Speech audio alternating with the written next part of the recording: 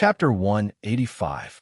When Mikoto strode into the indoor swimming pool, Wu Yin, who was happily swimming in the pool, suddenly froze and stood up from the pool. Why is she here? Wu Yin was stunned. If Mikoto can sense his electromagnetic field with the same ability, Wu Yin can also sense Mikoto's presence. In Wu Yin's perception, Mikoto is here. What? Why is she here? Shokuho Misaki stopped swimming and looked at Wu Yin in confusion. Who's here? Why do you have such a big reaction? Looking at Shokuho Misaki's starry eyes, Wu Yin felt a headache coming on. If these two meet, it's not going to end well. Seeing Wu Yin's expression, Shokuho Misaki seemed to have understood something. She raised her eyebrows and said, "It can't be." Wu Yin laughed awkwardly. Just as his guilty laughter sounded, a burst of beep beep beep sound entered their ears from not far away. Wu Yin froze. Looking at Wu Yin and Shokuho Misaki in swimsuits, Mikoto lowered her head. Her bangs covered her eyes. Everything above her nose was shrouded in shadow. From time to time, her body would emit sparks of electricity. An aura like a volcano on the verge of eruption rose from her body. Kuriko tilted her body and looked at Wu Yin in the pool at a 45-degree angle. She looked at him with contempt and disdain, as if she was looking at a scum. Listening to the beep beep beep sound, Wu Yin really didn't want to look back. But if he really did that, then he might really be a scum. He looked at Mikoto helplessly. Misaka-san, I didn't expect to meet you here. What a coincidence. Wu Yin, who was about to say something, was interrupted by this sweet voice. Before he could react, he felt his arm being hugged tightly. A very soft and comfortable feeling spread through his body. By the time Wu Yin reacted, Shokuho Misaki was already lying on top of him. Wu Yin slapped his forehead and sighed. Shokuho Misaki must be using him to amuse Mikoto. Sure enough, seeing Shokuho Misaki hugging Wu Yin's arm intimately, Mikoto couldn't hold back anymore and exploded. You. Mikoto's angry voice came out of her mouth.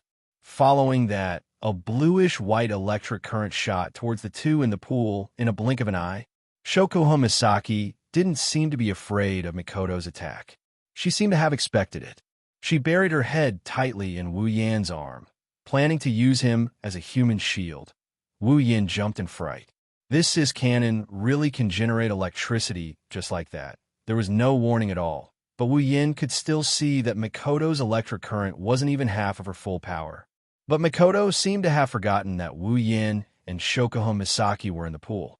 Wu Yin raised his hand and waved at the electric current that Mikoto shot at him. As if he was summoning something, the electric current accelerated, gathered together, and hit Wu Yin's hand before disappearing. Putting down his raised hand, Wu Yin looked at Mikoto and said helplessly, "I say, Mikoto, I know you're very angry right now, but you need to look at the situation before you lose your temper. Generate electricity. We're in the pool." Mikoto was stunned for a moment before realizing that they were in the pool. She quickly waved her hand. "So sorry." After apologizing, Mikoto was stunned again. "That's not right. She's here to criticize. Why did she have to apologize to the culprit? Still doing things your own way, Misaka-san." Shokuho Misaki raised her head and used a familiar tone to greet Mikoto. But it wasn't hard to hear the provocation in her voice. Mikoto glared at Shokuho Misaki. She knew that if she were to fight with Shokuho Misaki, she wouldn't be able to win even if there were 100 of her. So she ignored Shokuho Misaki and glared at Wu Yin. "Why are you with her?" Mikoto pointed at Shokuho Misaki and shouted at Wu Yin. "She invited me." Wu Yin's answer was simple and concise. "She invited you?" Mikoto glanced at Shokuho Misaki, who was covering her mouth with her hand, and turned to Wu Yin. She narrowed her eyes, and her tone turned unpleasant. "So, you went on a date with her? How did you know?" Wu Yin flinched as he looked at Mikoto in surprise. Mikoto raised her tightly clenched fist when she heard him. "How did I know?" "Of course I know. Not just me. The entire Tokuwadai knows that you're going on a date with the fifth. The entire Tokuwadai knows." Not only Wu Yin, even Shokuho Misaki was stunned. They didn't expect that in less than half a day, the entire Tokuwadai knows about their relationship. Yeah, everyone knows. Mikoto forced a smile, but her voice sounded like she was gnashing her teeth. She looked at Wu Yin with tears in her eyes. Why are you going on a date with this woman? Misaka-san, how can you say that? Shokuho Misaki hugged Wu Yan's arm and rubbed her face against Wu Yan's hand. Mikoto was furious. Isn't it normal to go on a date with your boyfriend? Boyfriend! Mikoto yelled. She couldn't believe the two hugging each other. Kuriko, who was playing the background role, laughed. That scum actually has a relationship with the person that Wani-sama hates the most. Now, that scum can't touch Wani-sama anymore. That's what she thought in her heart. Young lady, touch what? You've already turned black. Seeing Mikoto's dazed expression, Shokuho Misaki laughed happily. But then she felt a sharp pain in her forehead. Wu Yin retracted his hand that was about to poke Shokuho Misaki's forehead and rolled his eyes at her. Can you please do me a favor and stop provoking me? Shokuho Misaki grunted in dissatisfaction and turned her head away. But she didn't say anything else. She seemed to have heard Wu Yan's words. Mikoto, who was familiar with her, was surprised. Well, Mikoto, you know her surname. Don't listen to her nonsense. Today is the first time we met. Wu Yan's explanation didn't make Mikoto feel better. Instead, it made her even angrier. She pointed at Wu Yan. Mikoto was so angry that her body trembled. She stomped her feet on the ground. First time we met, and you went on a date. You can't help it. Wu Yin pretended to be wronged. He acted like he was the biggest victim in the world. Instead of admitting his mistake, he blamed Mikoto. Mikoto, you didn't want to go on a date with me. I can only find someone else. You still want to go on a date with Wani-sama? Don't even think about it. Hearing Wu Yan's words, Kuriko suddenly jumped out and yelled. But before she could finish, Mikoto punched her on the ground. She went silent. Mikoto looked at Wu Yin. Her face was completely red. With Kuriko around, I couldn't find a chance. That's why you can't blame me, Wu Yin said. His ability to twist facts has reached the point of perfection. Mikoto gritted her teeth. She glanced at Shokuho Misaki and then glared at Wu Yin. Even if you wanted to go on a date, you could have gone for Chuju. Even if there's no Chuju, you could have gone for Ikaros or Astria. Why her? Shokuho Misaki didn't mind Mikoto's words. Instead, she focused on something else. Chuju? Ikaros? Astria? Who's that? Shokuho Misaki's last sentence was directed at Wu Yin. Obviously, she was asking him. Wu Yin shrugged and looked at Shokuho Misaki. Someone important. Someone very important. Shokuho Misaki didn't ask anymore. She silently memorized the three names. With her means, it's not surprising that she can find out something. Once again, Shokuho Misaki didn't notice that she was starting to pay attention to this stranger she just met today. Chapter 186. Perhaps it's because Wu Yin admitted to Shokuho Misaki that he has a very important person in front of her. Mikoto's angry face calmed down a little. In any case, you need to leave that woman. She's not as simple as you think. You won't even know when she's going to sell you off. Wu Yin, of course, understands why Mikoto would say that. Indeed, with Shokuho Misaki's ability, if she really wants to sell someone off, the other party might even help her count the money. Mikoto is also reminding Wu Yin. With Shokuho Misaki's methods, she's the one who eats the most. Mikoto has been dealt with by her many times. That's why she hates Shokuho Misaki so much. It's just that it's not Mikoto's personality to speak ill of others in broad daylight. That's why she changed it to not simple. Actually, she's just worried that Wu Yin might be manipulated by her. Of course, Wu Yin won't be manipulated. Otherwise, he wouldn't have accepted Shokuho Misaki's invitation to visit her territory despite knowing her background. The main reason is because he has the same ability as Mikoto, immune to Shokuho Misaki's manipulation. That's why he dared to visit her. As the ace of Tokuwadai, Misaka-san's words are really rude. Shokuho Misaki, of course, knew what Mikoto was trying to imply. After all, she was planning to control Wu Yin to attack Mikoto. That's why she invited Wu Yin to visit her. Mikoto didn't hold back. It's not like this is the first time you've used this method. Isn't this rude? Are you afraid of being scolded? I don't care what you plan to do, Shokuho Misaki. If you dare to hurt the people around me, I won't forgive you. Shokoho Misaki narrowed her starry eyes and looked back at Mikoto without a care. I'm the one who wants to scold you, Misaka-san. Don't you think it's rude to suddenly intrude on someone's date? Mikoto laughed. Her laughter was so sarcastic that it surprised Wu Yan. At the same time, he sighed. Mikoto would never act like this in front of a person. One could imagine how much Mikoto hated Shokoho Misaki. Get involved in your date? Didn't you hear just now? Yin only went on a date with you because I didn't get to go on a date with him. You're just a backup.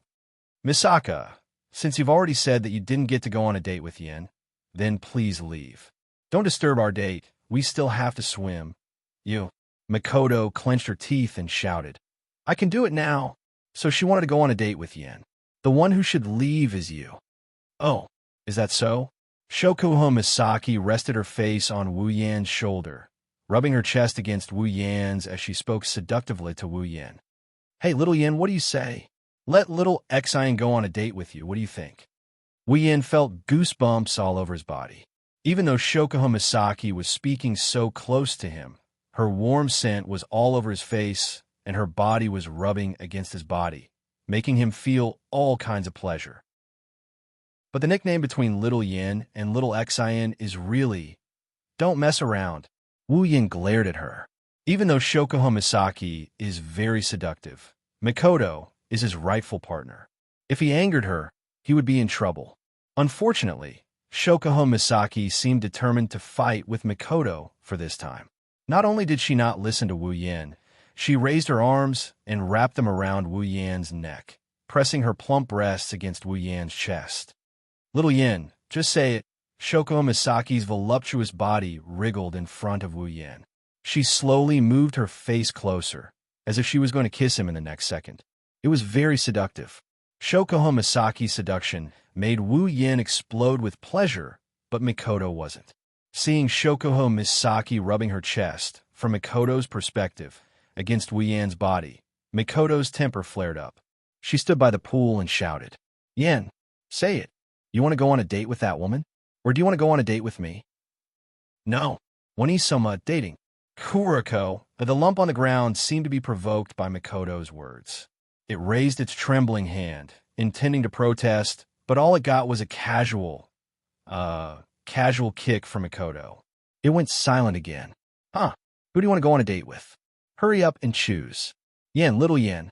X2 looking at the two girls staring at him. Wu Yan's mouth twitched. He couldn't stay calm anymore. With tears streaming down his face, Wu Yan screamed his heart. What the hell is this? How is this possible? Under the urging of the two girls' demon eyes of death perception, Wu Yan's scalp went numb. He had no choice but to make a choice. If I really want to go on a date, of course I want to go with Mikoto. The two girls reacted differently. Shokoho Misaki gnashed her teeth, as if she wasn't willing to give up. As for disappointment, well, I guess she's a bit disappointed. After all, Wu Yan left a mark in her heart. Mikoto, on the other hand, smiled happily, not only because she won against Shokoho Misaki, but also because she didn't misjudge him. In the end, Wu Yan may be a playboy, but he's not the type to abandon women.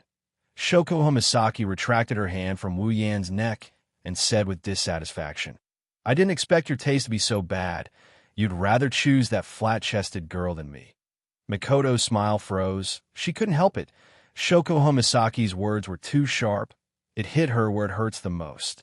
Wu Yan shrugged and smiled. Well, Mikoto is my woman. Of course, I'd choose her.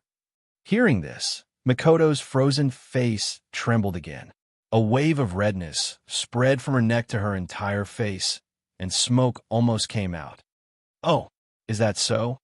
Shokoho Misaki paused for a moment, then returned to normal. She felt a little disappointed, but it was only for a moment. Wu Yan nodded calmly, then he laughed a little weirdly. Also, dating with Mikoto, you could do a lot of interesting activities. Yin. How could Mikoto not know what Wu Yan is talking about with that weird laugh and those words that seem to have a deeper meaning? She's experienced it herself. Recalling their last date, the scene at the cinema, Mikoto blushed and stuttered. Her mouth opened and closed, but she couldn't say anything. Shokoho Misaki isn't a simple-minded person, so of course she knew what Wu Yan was referring to.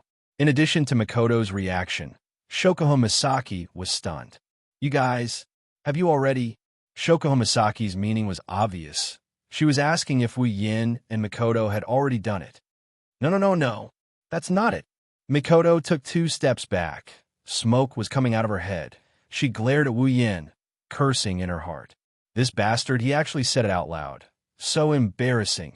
Shoko Misaki looked at Makoto's red face in disbelief, then looked at Wu Yin. A thick sense of jealousy rose from her heart. She still remembers how Wu Yin stood up for Misaka Makoto in front of her, claiming that Makoto wouldn't participate in her game, saying that her stage isn't here.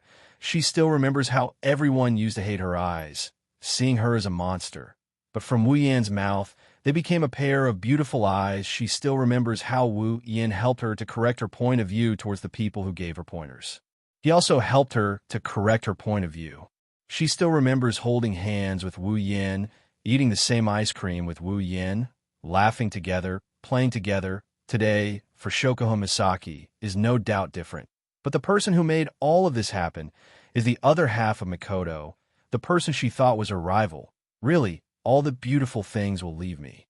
While thinking so, Shoko Misaki looked at the flustered Makoto with a flushed face. She gritted her teeth and grumbled in dissatisfaction. Such a bland taste. Yet you like this body. Am I not as good as her? Chapter 187. On the way back to Tokawadai, Wu Yin looked at the 2 girls who completely occupied his arms and hugged him tightly. He sighed as if he had a headache. One of his arms was being held by Makoto. One side of her face was red as she glared at Wu Yin's other arm. As for the other side, he was being held by Shoko Misaki. Compared to Makoto, who was glaring at him and blushing, Shoko Misaki's expression was filled with sweetness. She had a smile on her face as she rested her head on Wu Yin's shoulder. She looked very happy, but Wu Yin knew that there was a 99% chance that she was faking it. Feeling the soft bodies of the 2 girls while enduring the stares of the passers-by, Wu Yin's current situation proved that he was in pain but happy at the same time. As for who he's going on a date with, in the end, it's just a matter of course. Although he really wants to go on another passionate date with Makoto, he's still dating Shoko Misaki. How can he just abandon a girl he just went on a date with and go on a date with another girl? How can he do that? In the end, the date was gone and the swimming plan was ruined. Of course, Wu Yin was satisfied. After all, his desire to see Jusama in a swimsuit was fulfilled. It's just that, for some reason, Jusama kept using him as a public display of affection in front of Makoto. It's as if she's trying to steal Makoto's love away from her. Wu Yin is both speechless and enjoying it at the same time. However, he had to admit that Her Majesty Queen's plan was very successful. Just look at Sis Cannon's performance. Normally, Makoto would at most hold his hand in public. She would never wrap her arms around his hand intimately, of course. The one who benefited in the end was still Wu Yin. All right, we're here. Hurry up and let go. Seeing the Tokawadai dormitory appear in front of them, Wu Yin helplessly said to the 2 girls who were still in a confrontation. Along the way, Wu Yin's hands were almost numb. Makoto wanted to let go of Shoko Misaki's hand, but when she saw that Shoko Misaki didn't let go, she stopped and shouted at Shoko Misaki, "Hey, did you not hear? Let go of me." Not only did Shoko Misaki not let go, she hugged him even tighter, causing Wu Yin's hand to sink in her pair of plump breasts. "Misaka, classmate, Xiaoyan also told you to let go, so hurry up and let go. Let go first," Makoto said childishly. Childishly was a good way to describe her. At this point in time, there was no need to argue about who should let go first. At least, Wu Yin felt that she was too weak. Since Misaka, classmate, doesn't want to let go, then I don't mind either, Shoko Misaki said with a got-lucky expression. Actually, the one who got lucky is the one you hugged tighter and tighter. Looking at the shameless Shoko Misaki, Makoto felt as if a blue and white electric current flashed across her forehead. She also tightened her arms and shouted, "Hugging someone else's boyfriend's hand. Don't you have any sense of shame? Era, is Misaka, classmate, declaring your sovereignty?" Shoko Misaki giggled. She pointed out, You were the one who told your boyfriend to go on dates with Hinajiku, Ikaros, Astria, and so on, so she still remembers that. Makoto was also shocked. Her expression changed. She fidgeted for a while and then stomped her feet. They're different. What's different? Seeing that Makoto didn't want to reveal any information about the three girls, Shokuho Misaki's eyes flashed with disappointment. She smiled and said, "Since Misaka classmate allows your boyfriend to go on dates with other girls, then it's the same with me." "It's not the same." "Then what's the difference?" Makoto started stammering. In the end, she could only yell out, "Anyway, it's different. Let go of me." "No, hurry up and let go." "I'm not letting go." Seeing the two beauties bickering with each other, and the reason is because of him, Wu Yin felt a wave of pleasure in his heart, but soon his mouth started twitching. Didn't they notice that the noise below their dorm is getting a little loud? What Makoto and Shokuho Misaki didn't notice is that the windows on every floor of Tokuwadai's dorm are already open. Countless girls in Tokuwadai's school uniform are crowding around the windows, looking down at Makoto and Shokuho Misaki, who are intimately hugging the same guy and arguing loudly about something. They all looked like they saw a ghost, their eyes wide open. Am I seeing things? One of the girls from Tokuwadai rubbed her eyes, as if trying to dispel the illusion in front of her. She rubbed her eyes with all her might. "I think I'm seeing things." Another girl standing next to her said calmly. She's different from the girl who tried to dispel the illusion. She's convinced that everything in front of her is an illusion. Of course, it's not just them. The other girls from Tokuwadai also reacted from the series of events. They all looked at each other in disbelief. "Isn't that Misaka-sama and Shokuho-sama?" "Yeah, what are they doing?" "Seems like they're fighting over who should let go of that guy first." "That's impossible." "Misaka-sama, Shokuho-sama are hugging the same guy. This can't be real." "Who's that guy? Could it be the second or first among the LV5 players? He actually managed to win the hearts of our Tokuwadai's Electric Princess and Shokuho Queen." As more and more people started discussing, the voices got louder and louder. Gradually, the whispers turned into loud noises, echoing throughout the entire Tokuwadai dormitory. It also rang in the ears of the two girls who were arguing. The discussion got louder and louder until it reached the ears of the two girls. The two girls' argument got quieter and quieter until it was negligible. When they turned to look at the direction of the dormitory, the two girls froze at the same time. After regaining her senses, Makoto reflexively let go of Wu Yan's hand. Shokuho Misaki, on the other hand, regained her composure after seeing the scene in Tokuwadai dormitory. She openly hugged Wu Yan's hand. After seeing Makoto let go, she showed a victorious smile. Makoto gritted her teeth, listening to the discussion. Her face started to redden. In the end, she gave up and shouted, "Let go!" This time, Shokuho Misaki was obedient. She naturally let go of Wu Yan's hand. Her calm demeanor was a stark contrast to the flustered Makoto. This made Wu Yan sigh. But soon, his expression started to become unnatural. If that guy can win the hearts of Misaka-sama and Shoko-sama, what right does he have? That's right. He's not handsome, and he doesn't look like he's LVL5. I really don't know why the two girls are arguing over him. I think he used despicable means to win their hearts. Many men are like this, even in TV dramas. Then aren't Misaka-sama and Shokuho-sama in danger? No, we have to save Misaka-sama and Shokuho-sama. We have to destroy that bastard. Yes, we have to come up with a plan. We have to do it secretly. The more Wu Yin listened, the more cold sweat poured down his back. Seeing the Tokuwadai girls about to rush down, he quickly said to the two girls, "Since you're here, I'll take my leave first, that's all." Without waiting for the two girls to reply, he left a trail of smoke behind him and disappeared without a trace. The two girls froze for a bit before they came to their senses. They looked at each other before Makoto snorted and left. Shokuho Misaki stood there looking at Wu Yan's back as he left. Then, she looked at Makoto, who just entered the dormitory. Her lips curled into a smile as she mumbled to herself, We will meet again on the other side by the pool of an indoor swimming pool. A certain black and white ponytail girl was lying on the ground, her eyes rolled back. Her body twitched from time to time. She didn't struggle for a long time. She had been completely forgotten by them. Chapter 188.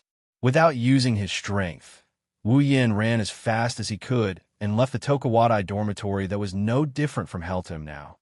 Until he could no longer see a corner of the Tokawadai dormitory, Wu Yin slowly stopped running and looked back. After confirming that no one was chasing him, Wu Yin sighed in relief and wiped the cold sweat on his forehead. When he saw Super Cannon and Majin before, Wu Yin thought that the girls in Tokawadai should be the kind of girls from rich families. After all, during the summer season, the Tokawadai girls who dressed up as maids were all as soft as water. After today, Wu Yin will no longer think so. The girls in Tokawadai are not water.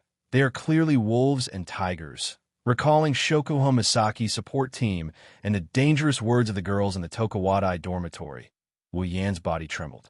He swore that if there is no reason, he will never go there again. It seems that the only girls in Tokawadai are probably those two who follow after marriage, Fufu Wanbin and Wan Nei Shirbao. Thinking of this, Wu Yin couldn't help but smile bitterly.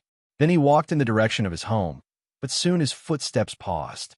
Of course, it was only for a moment, and then he stepped out unnoticed and walked back home as if nothing happened with his hands behind his head. Wu Yin casually moved his feet. If one were to look closely, they would notice that Wu Yin is purposely avoiding places with a lot of people. He's trying his best to go to places with less people. With Wu Yan's deliberate actions, the surrounding pedestrians became fewer and fewer. In the end, there were not many pedestrians around. At this time, in the corner behind Wu Yin, two people wearing black suits and sunglasses, dressed like gangsters, quickly caught up with Wu Yin and stood in front of him, blocking his way. Seeing these two people, Wu Yin took 2 steps back with a little fear on his face, but he pretended to be calm and said, "What are you doing? Robbing? Sorry, I don't have money." The two people in black suits looked at each other, then nodded. One of them took a few steps forward and said to Wu Yin in a low voice, "Someone wants to see you. Can you come with us?"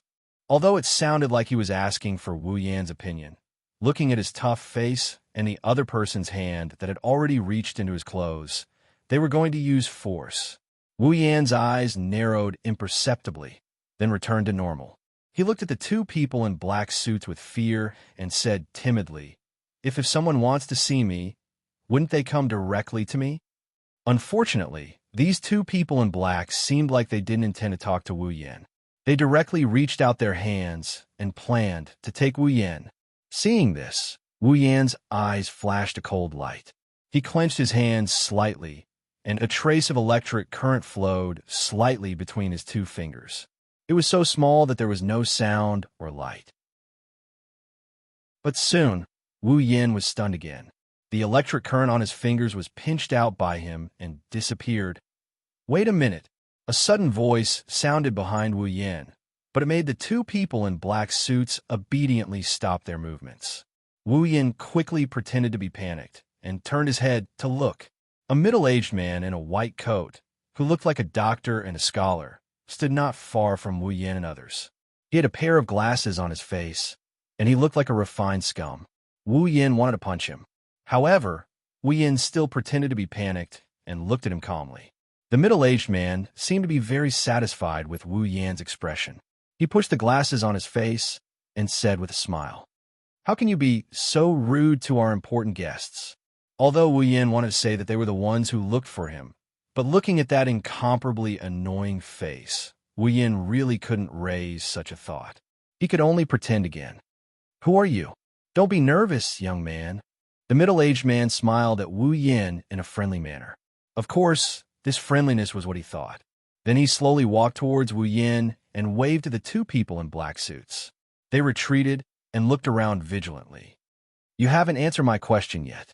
Who are you, and why are you looking for me?" Wu Yin looked at the middle-aged man with an expression of bullying the weak and fearing the strong.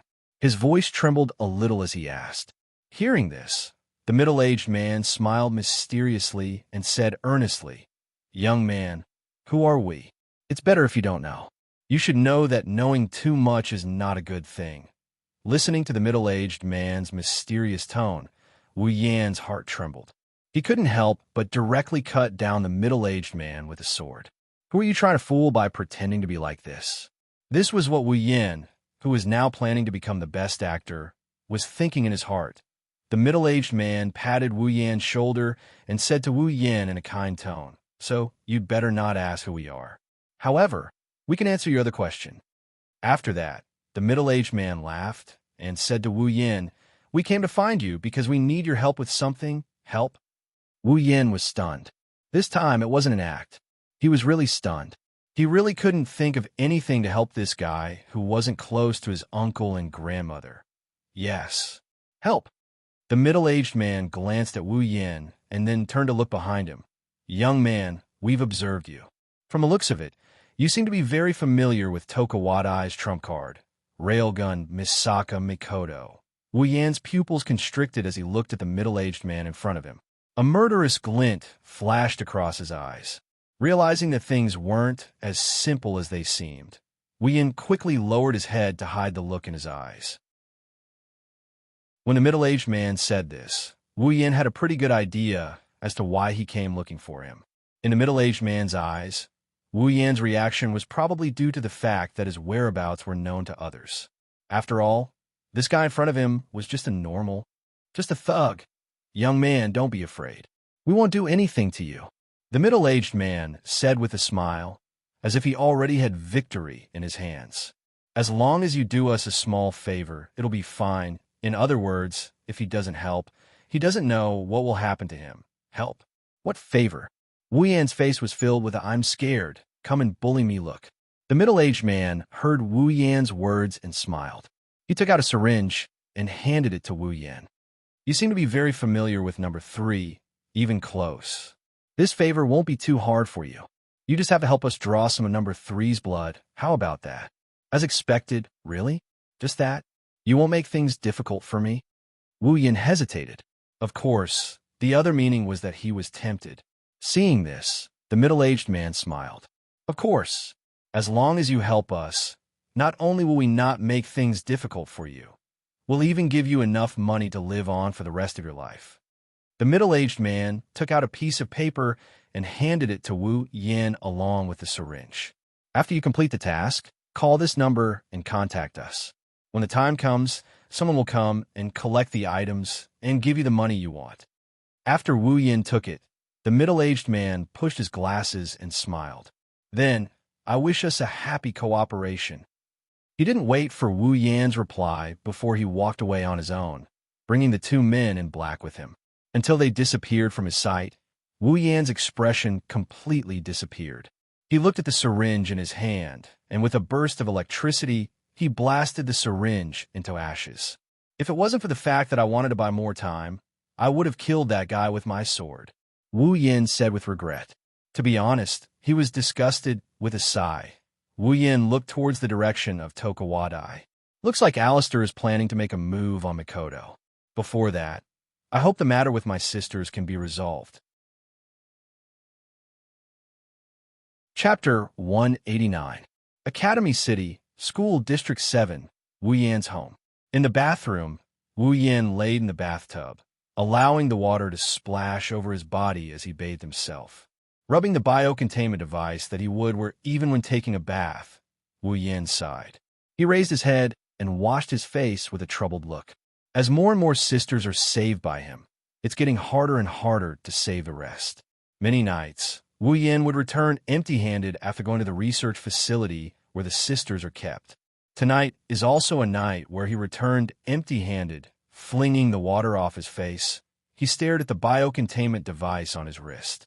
Wu Yan couldn't help but rub his hand against it as he mumbled, "Just a little more." Suddenly, the bathroom door opened and a figure walked in, startling Wu Yan.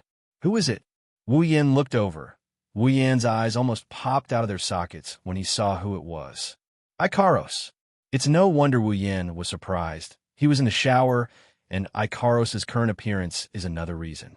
She was completely naked, with only a towel barely covering the area below her chest, and the area above her thighs. Ikaros was clutching the edge of the towel in front of her. Her hair that was originally tied into two ponytails had already been let down, and her pretty face was flushed red. She's extremely seductive. Wu Yin stared at Ikaros in disbelief. He didn't expect Ikaros to appear in front of him like this in the middle of the night. Doesn't she know he's in there? Ikaros, you not asleep yet? Wu Yin gulped and tried to change the topic. It's normal for him to ask this, since Wu Yin just came back from the research facility where the sisters are kept. It's already midnight, and Chuju and Astria are already asleep. Master, Ikaros is also embarrassed. Her usually expressionless face is now blushing. He knows that Ikaros' emotions aren't as slow as they used to be, but this look of hers almost blinded him. Afraid he'll turn into a wolf, Wu Yin turned his head and stuttered. Ikaros, do you want to take a shower? Just wait a little longer, I'll be done soon. And no, Ikaros whispered so softly that if there's any noise in the room, you won't be able to hear it. Ikaros, I'm here to look for Master. Look for me?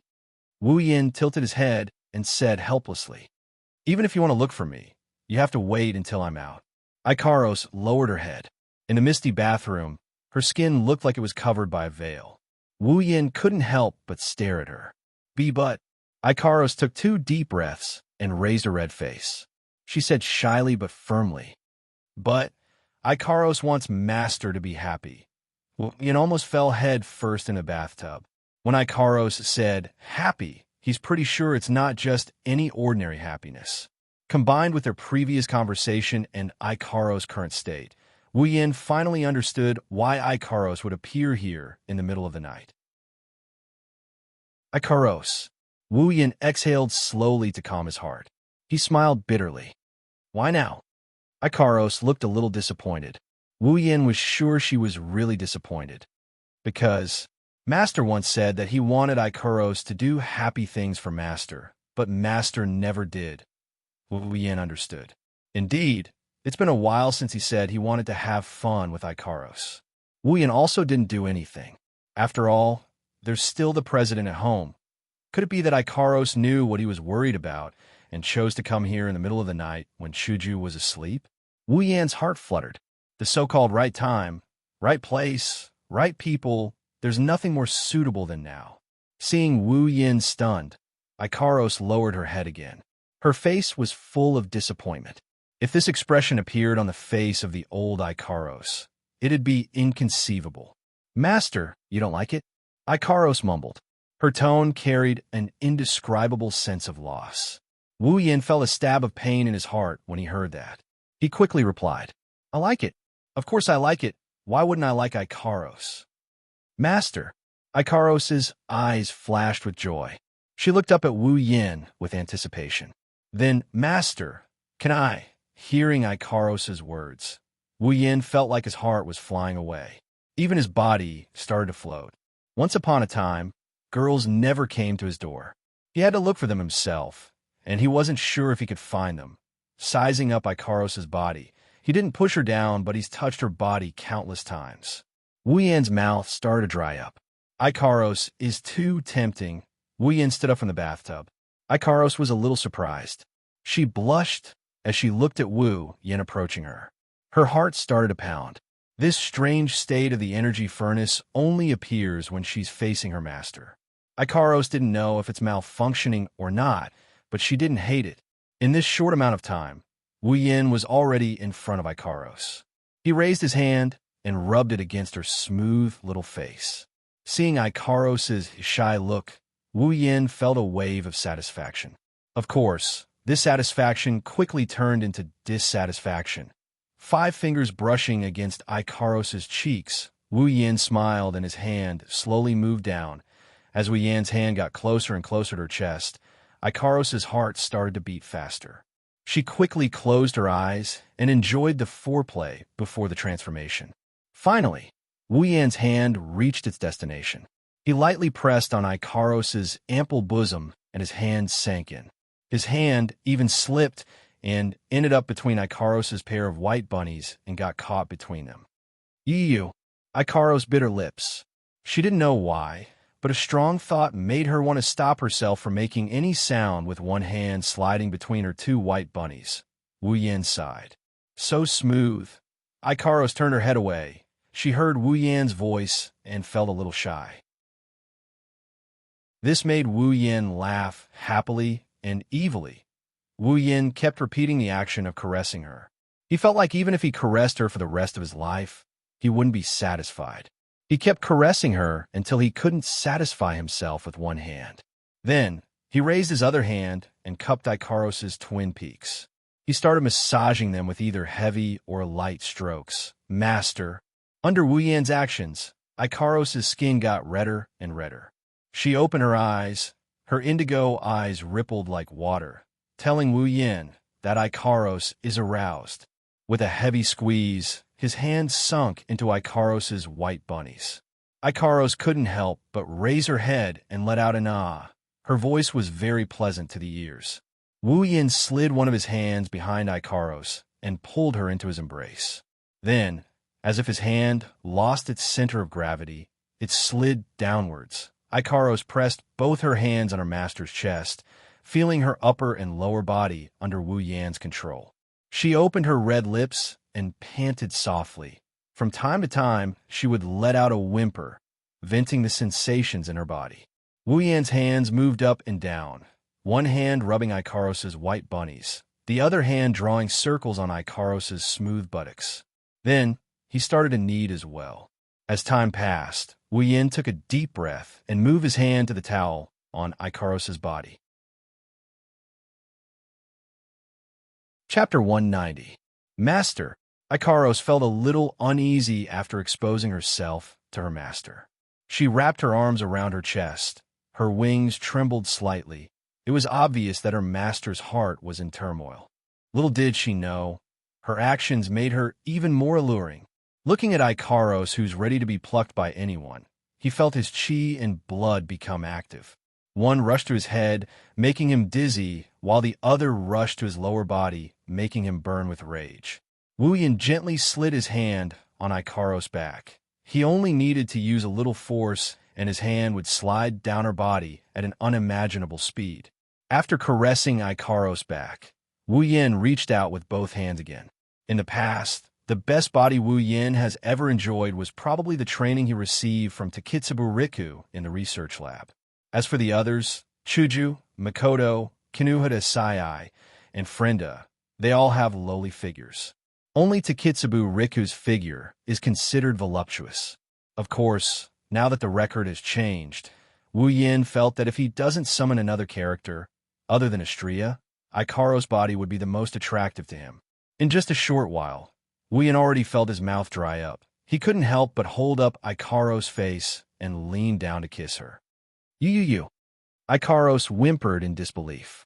Her eyes widened as she stared at Wu Yan's face.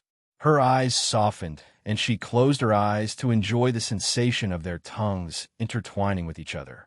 His tongue moved freely inside Ikaros' small mouth. Every nook and cranny was under his control.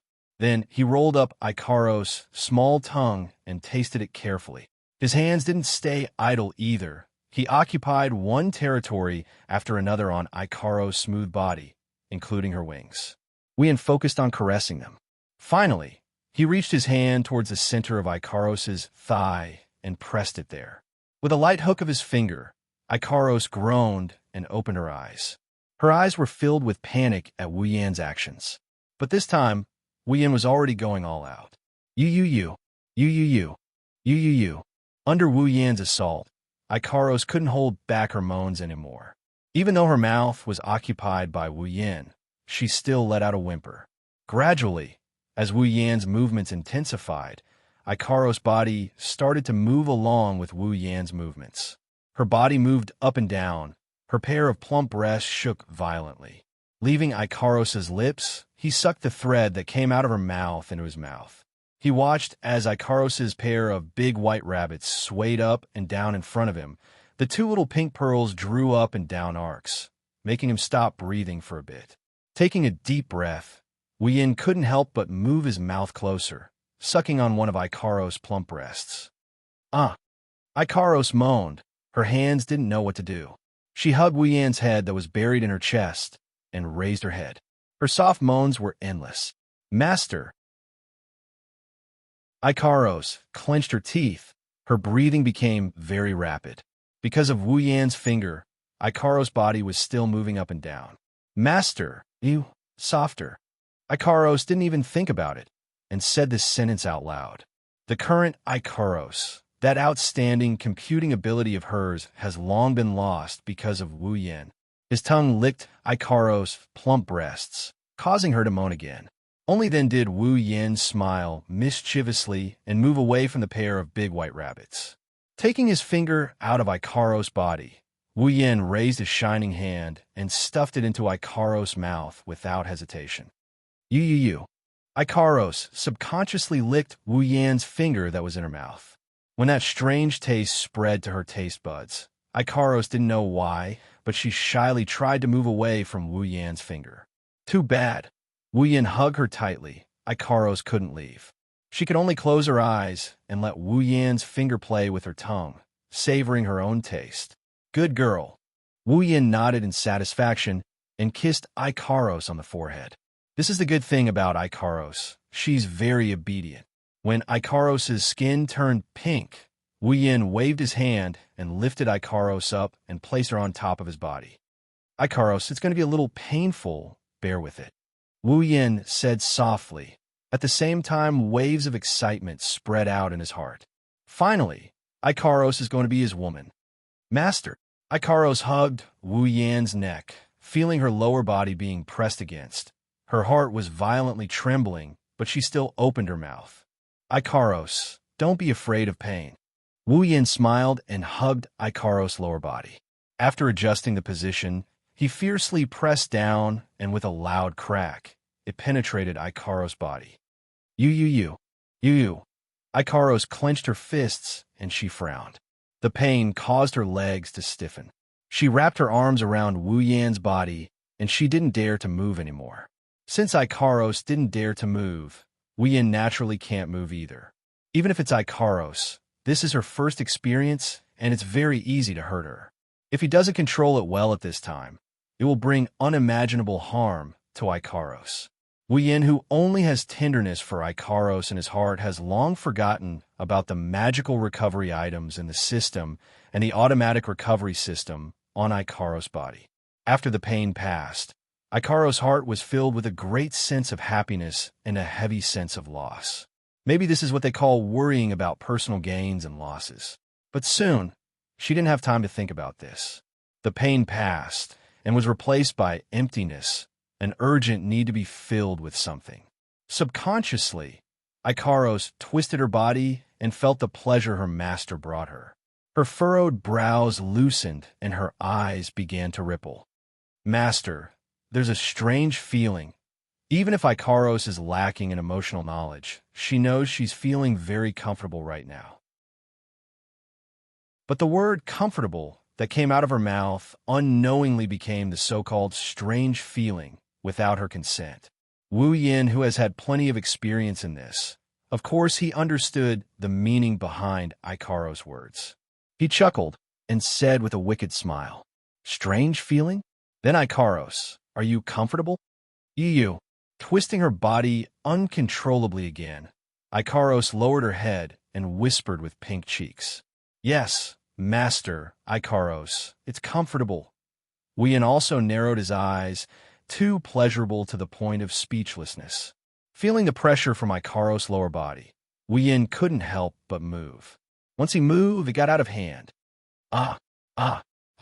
Ikaros' body swayed up and down. Her whole body hung on Wu Yan's body. She started moaning loudly, no longer suppressing her voice. Master.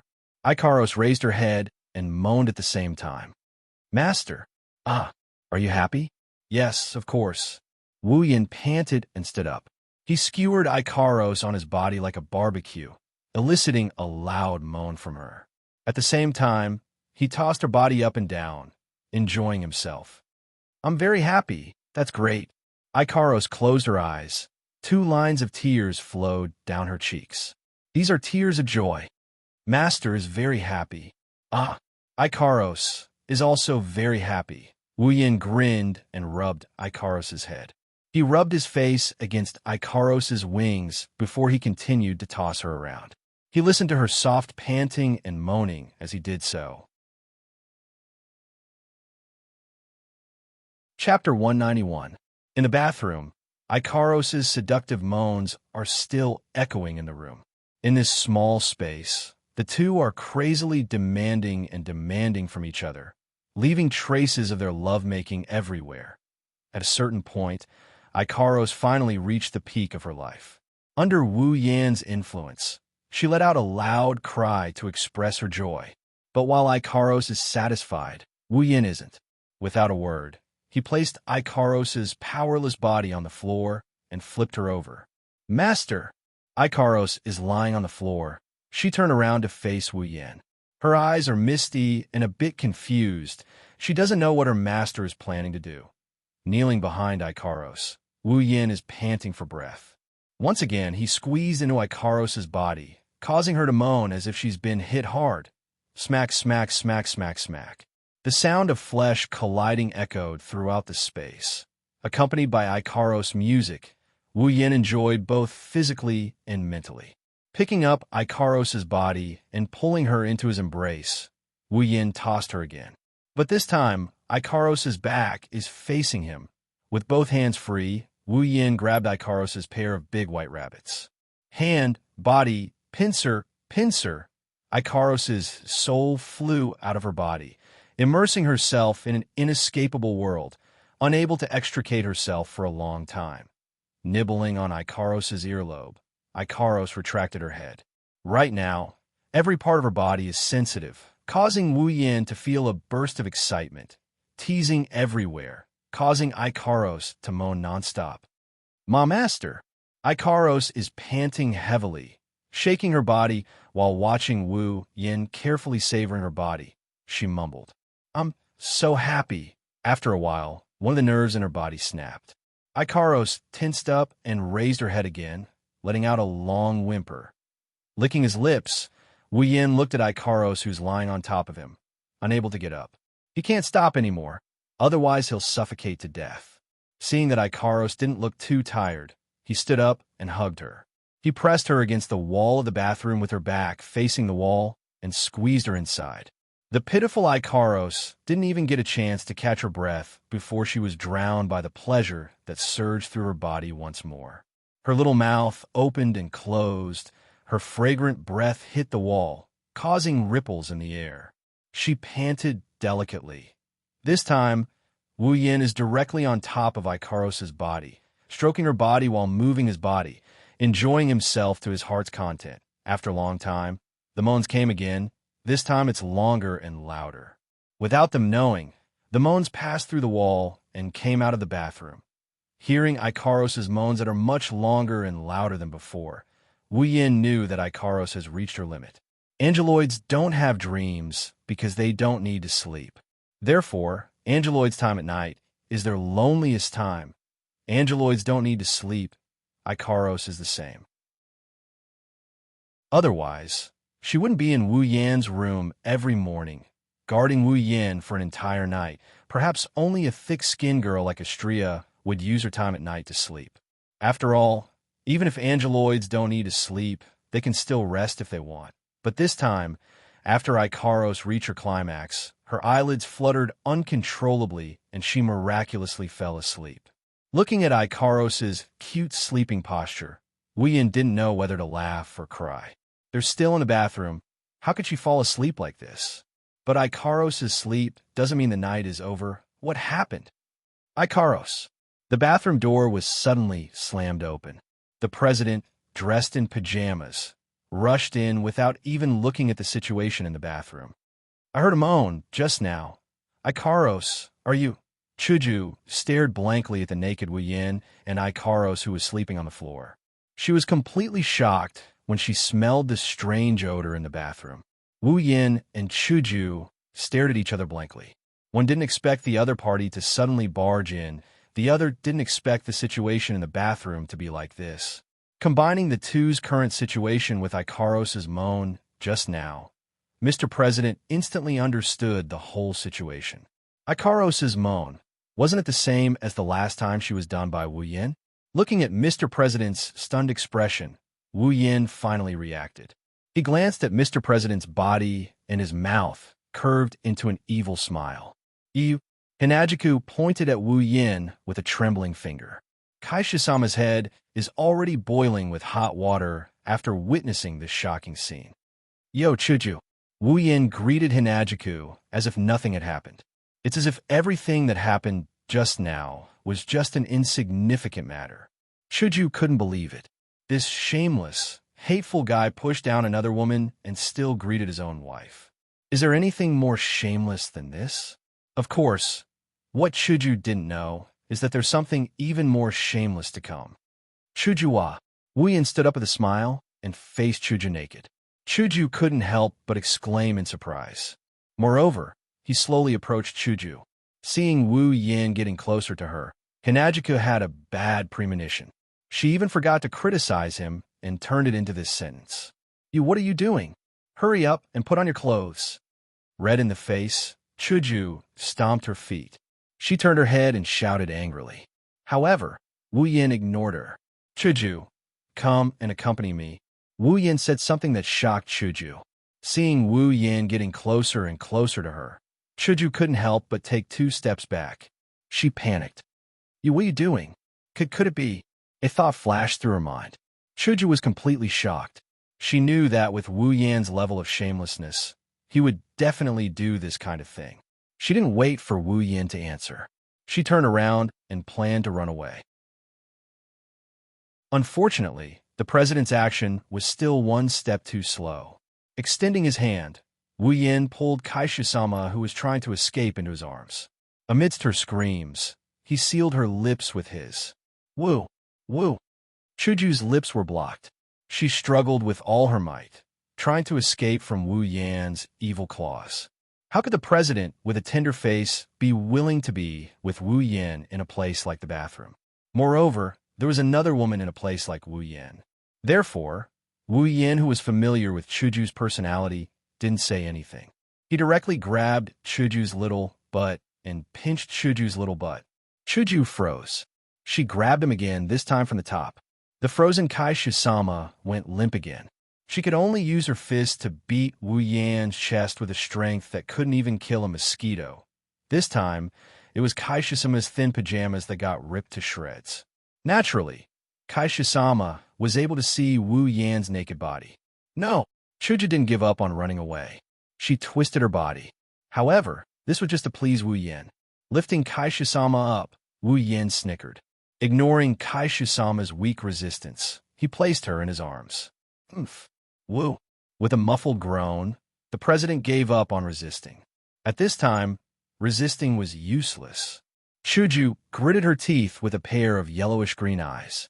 She softly moaned. Naughty, naughty, Wu, naughty, naughty. Wu Yin responded to Chuju with a fierce attack. A new nocturne was played in the bathroom again. In Astria's room, on the bed, the master of the bed was covered tightly with a blanket. Faint mumbling could be heard coming from the blanket. I didn't hear anything. I didn't hear anything. Nothing. Chapter 192. Academy City, School District 7. In his own home, Wu Yin is sitting in front of the table. Looking at the 2 invitation letters on the table, he scratched his head helplessly.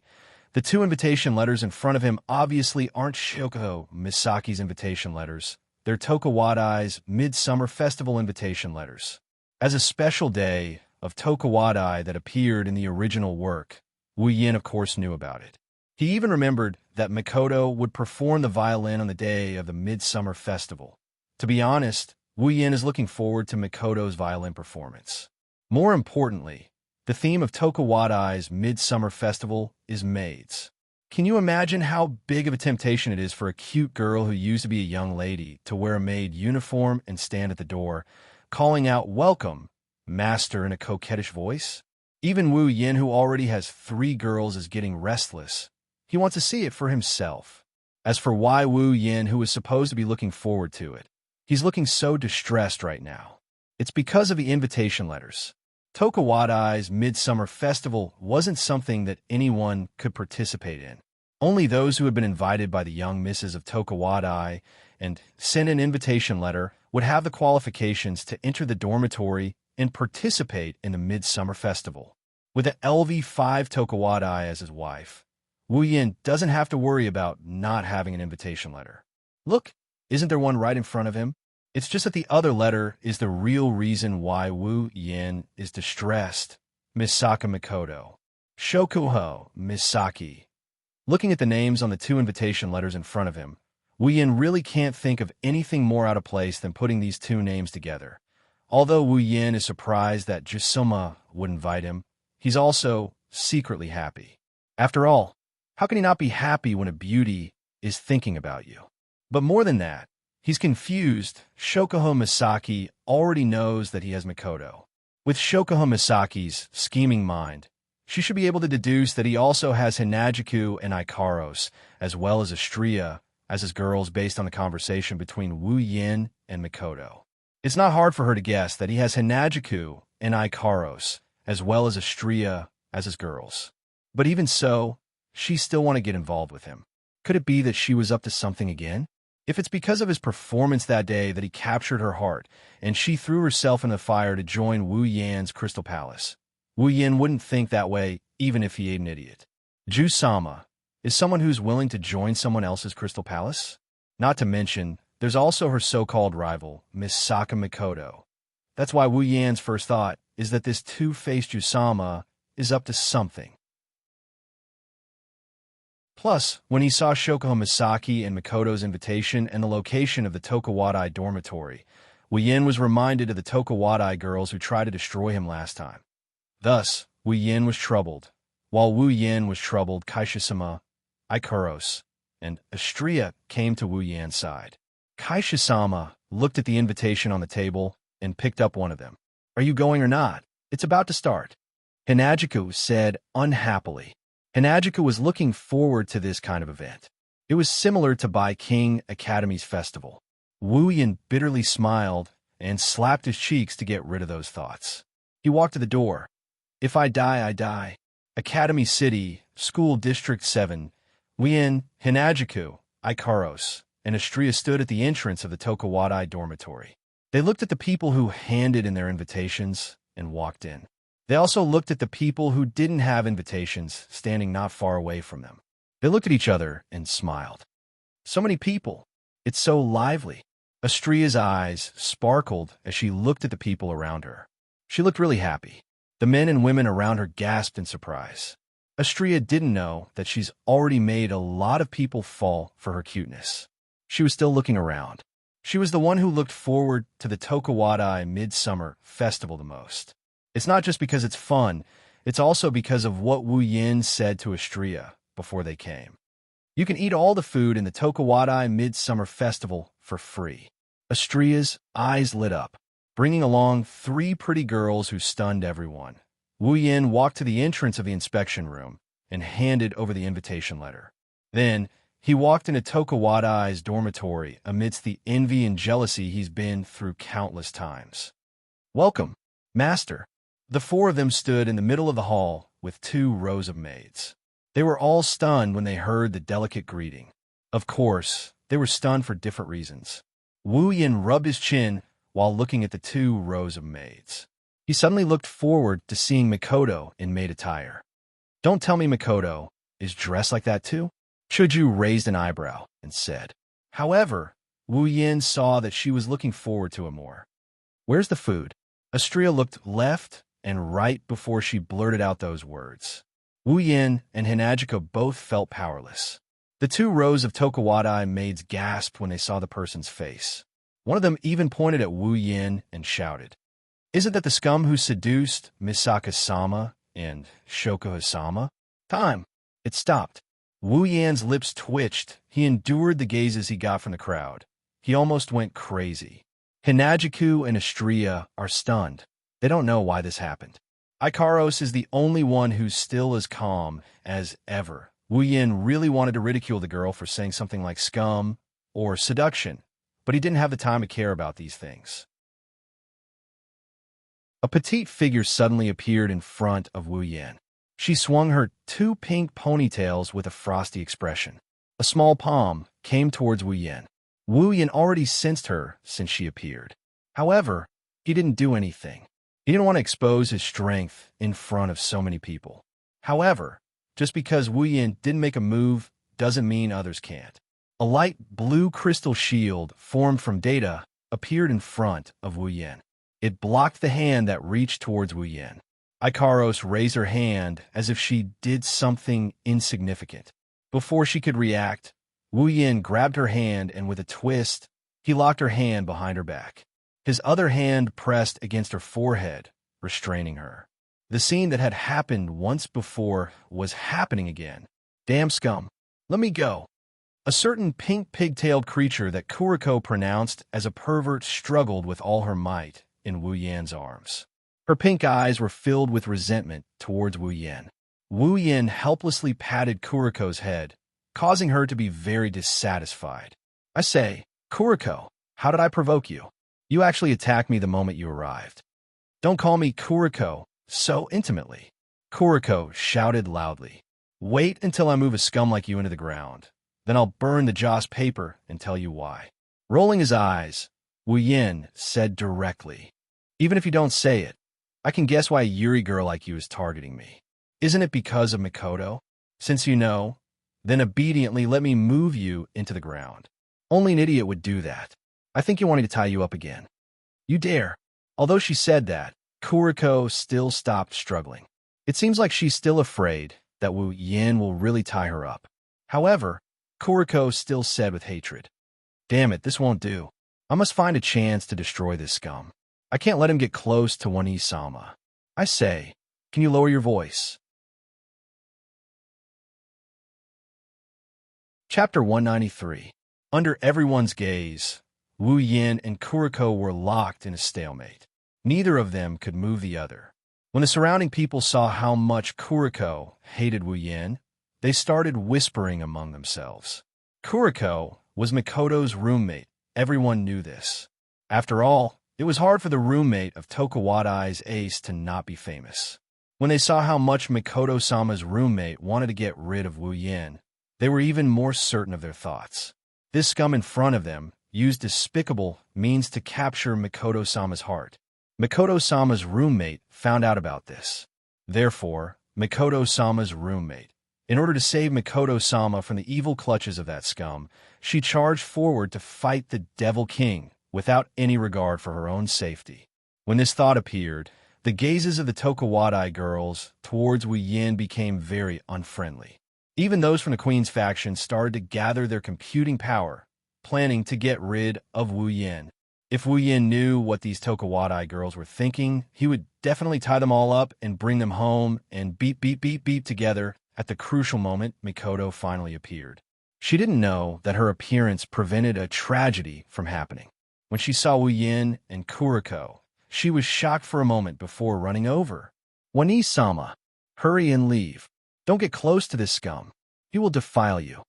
Kuriko immediately shouted when she saw Mikoto running over. Her words made Wu Yan's face darken. Mikoto, who was running over, almost tripped and fell on the floor. Wu Yan slapped Kuriko's head and ignored her cries of pain and protest. He looked at Mikoto's new appearance, and his eyes lit up as he nodded in satisfaction. She was wearing the exact same maid outfit that he saw on the screen before. Wu Yan had to admit that Mikoto at this moment was really cute. At this time, Wu Yan suddenly remembered that the maid outfit and apron he bought when he went out with Mikoto was still in his space ring. Looking at Mikoto, then at Shuju and Ikaros, Wu Yan's eyes flashed with an evil glint. It was decided, next time, he would definitely make the three of them wear maid outfits or aprons and have go with him. Shuju, Mikoto, and Ikaros didn't know about Wu Yan's evil thoughts, but Shuju and Mikoto both felt a chill down their spines. They felt a sense of danger approaching, making them paranoid. As for Ikaros, forget about maid outfits and aprons. She even tried wearing her angelic light armor to make love to Wu Yan, let alone maid outfits and aprons. Blackie, what the hell are you doing?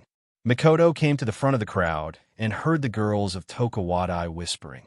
She thought that Kuriko had done something shameful again and immediately criticized her. When Isama, Blackie didn't do anything. Kuriko looked at Mikoto with a pure and innocent expression.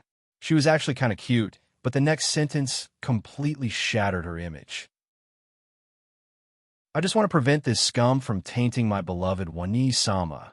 Blackie want to stuff this scum into the ground. You bastard.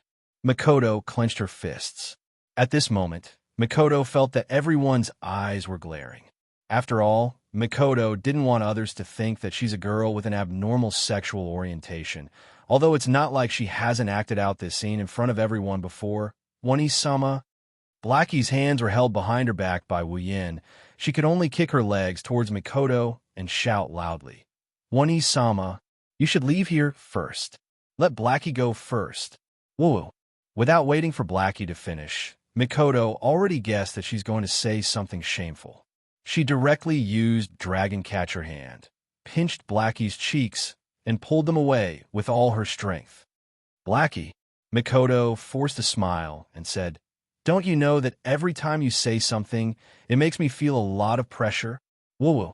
With her cheeks being pulled, Blackie could only spit out a few whimpers, tears in the corner of her eyes. She probably wants Mikoto to let her go. Your relationship is still as good as always. At this time, the sudden appearance of a voice finally saved Blackie. Ruko and Miharu stood not far away, as cute as always. But this time, the two girls didn't wear Sakugawa Middle School's uniform. Instead, they wore casual clothes. Zuitian-san, Waharu-san. Mikoto awkwardly let go of her hand, and Wu-Yin also let go at the same time. Blackie suddenly slid to the ground like a puddle of mud. Mikoto quickly shook her head. How is our relationship good? It's just playing around. Yes, that's right. Like this, it's more likely to make people suspect that you're a Yuri. Ruko and Waharu also laughed. Of course they know what's going on. They're just teasing Mikoto. Mikoto laughed dryly, speechless. Era, isn't this good? Hearing this familiar laughter, Mikoto's face suddenly froze, and everyone else was stunned, because the owner of the voice is a beautiful blonde girl. Shokuho Misaki. Looking at Shokuho Misaki in her maid uniform, elegantly walking towards him, Wu Yan's mouth twitched. Although he received Shokuho Misaki's invitation, Wu Yan didn't expect her to appear here. What's going on? In the original work, he didn't see Shokuho Misaki appear in the Midsummer Festival. The surrounding people were excited. Not only did Misaka-sama appear, even Shokuho-sama appeared in front of them. And at this time, they're already cheering. This scene is like a celebrity's appearance, appearing in the midst of cheers and supporters, full of aura. So beautiful. So cool. Ruko and Waharu looked at Shokuho Misaki with stars in their eyes. One is envious of her ability level, the other is envious of her aura. What a show. Should you also sigh? If everyone is sighing, then Mikoto is completely dissatisfied. You woman, why are you here? Shokuho Misaki giggled and walked to Wu Yan's side, and under everyone's stunned gaze, she hugged Wu Yan's arm and said intimately, Of course I'm here to pick up my little yin. Mikoto gritted her teeth, and Chuju, who doesn't know Shokuho Misaki, glanced at Wu Yan with a dangerous glint in her eyes, causing Wu Yan to shiver. I need an explanation. Chuju's eyes were filled with such intent, and Wu Yan could only nod helplessly. He looked at Ikaros, who also wanted to say something but stopped, and shook his head at her. Ikaros then returned to her original state. Wu Yan looked up at the sky and sighed. Even if he used his heel to think, he can guess what's going to happen next. Are you trying to provoke me? Mikoto's forehead flashed with electricity. She looked at Shokuho Misaki and said in a low voice. Shokuho Misaki didn't care at all and just smiled. Misaka-san, how can you say that? I invited little Yin here. Of course I'm here to pick him up. I'm not trying to provoke you at all. Who would believe you if you say that out loud? Wu Yin cursed in his heart. He felt helpless that the fire would spread to him so quickly. Sure enough, Mikoto turned to Wu Yin and said gently, Yin, did you come because she invited you? How can you believe that? Are you an idiot? Wu Yin clutched his head, indicating that he has a headache.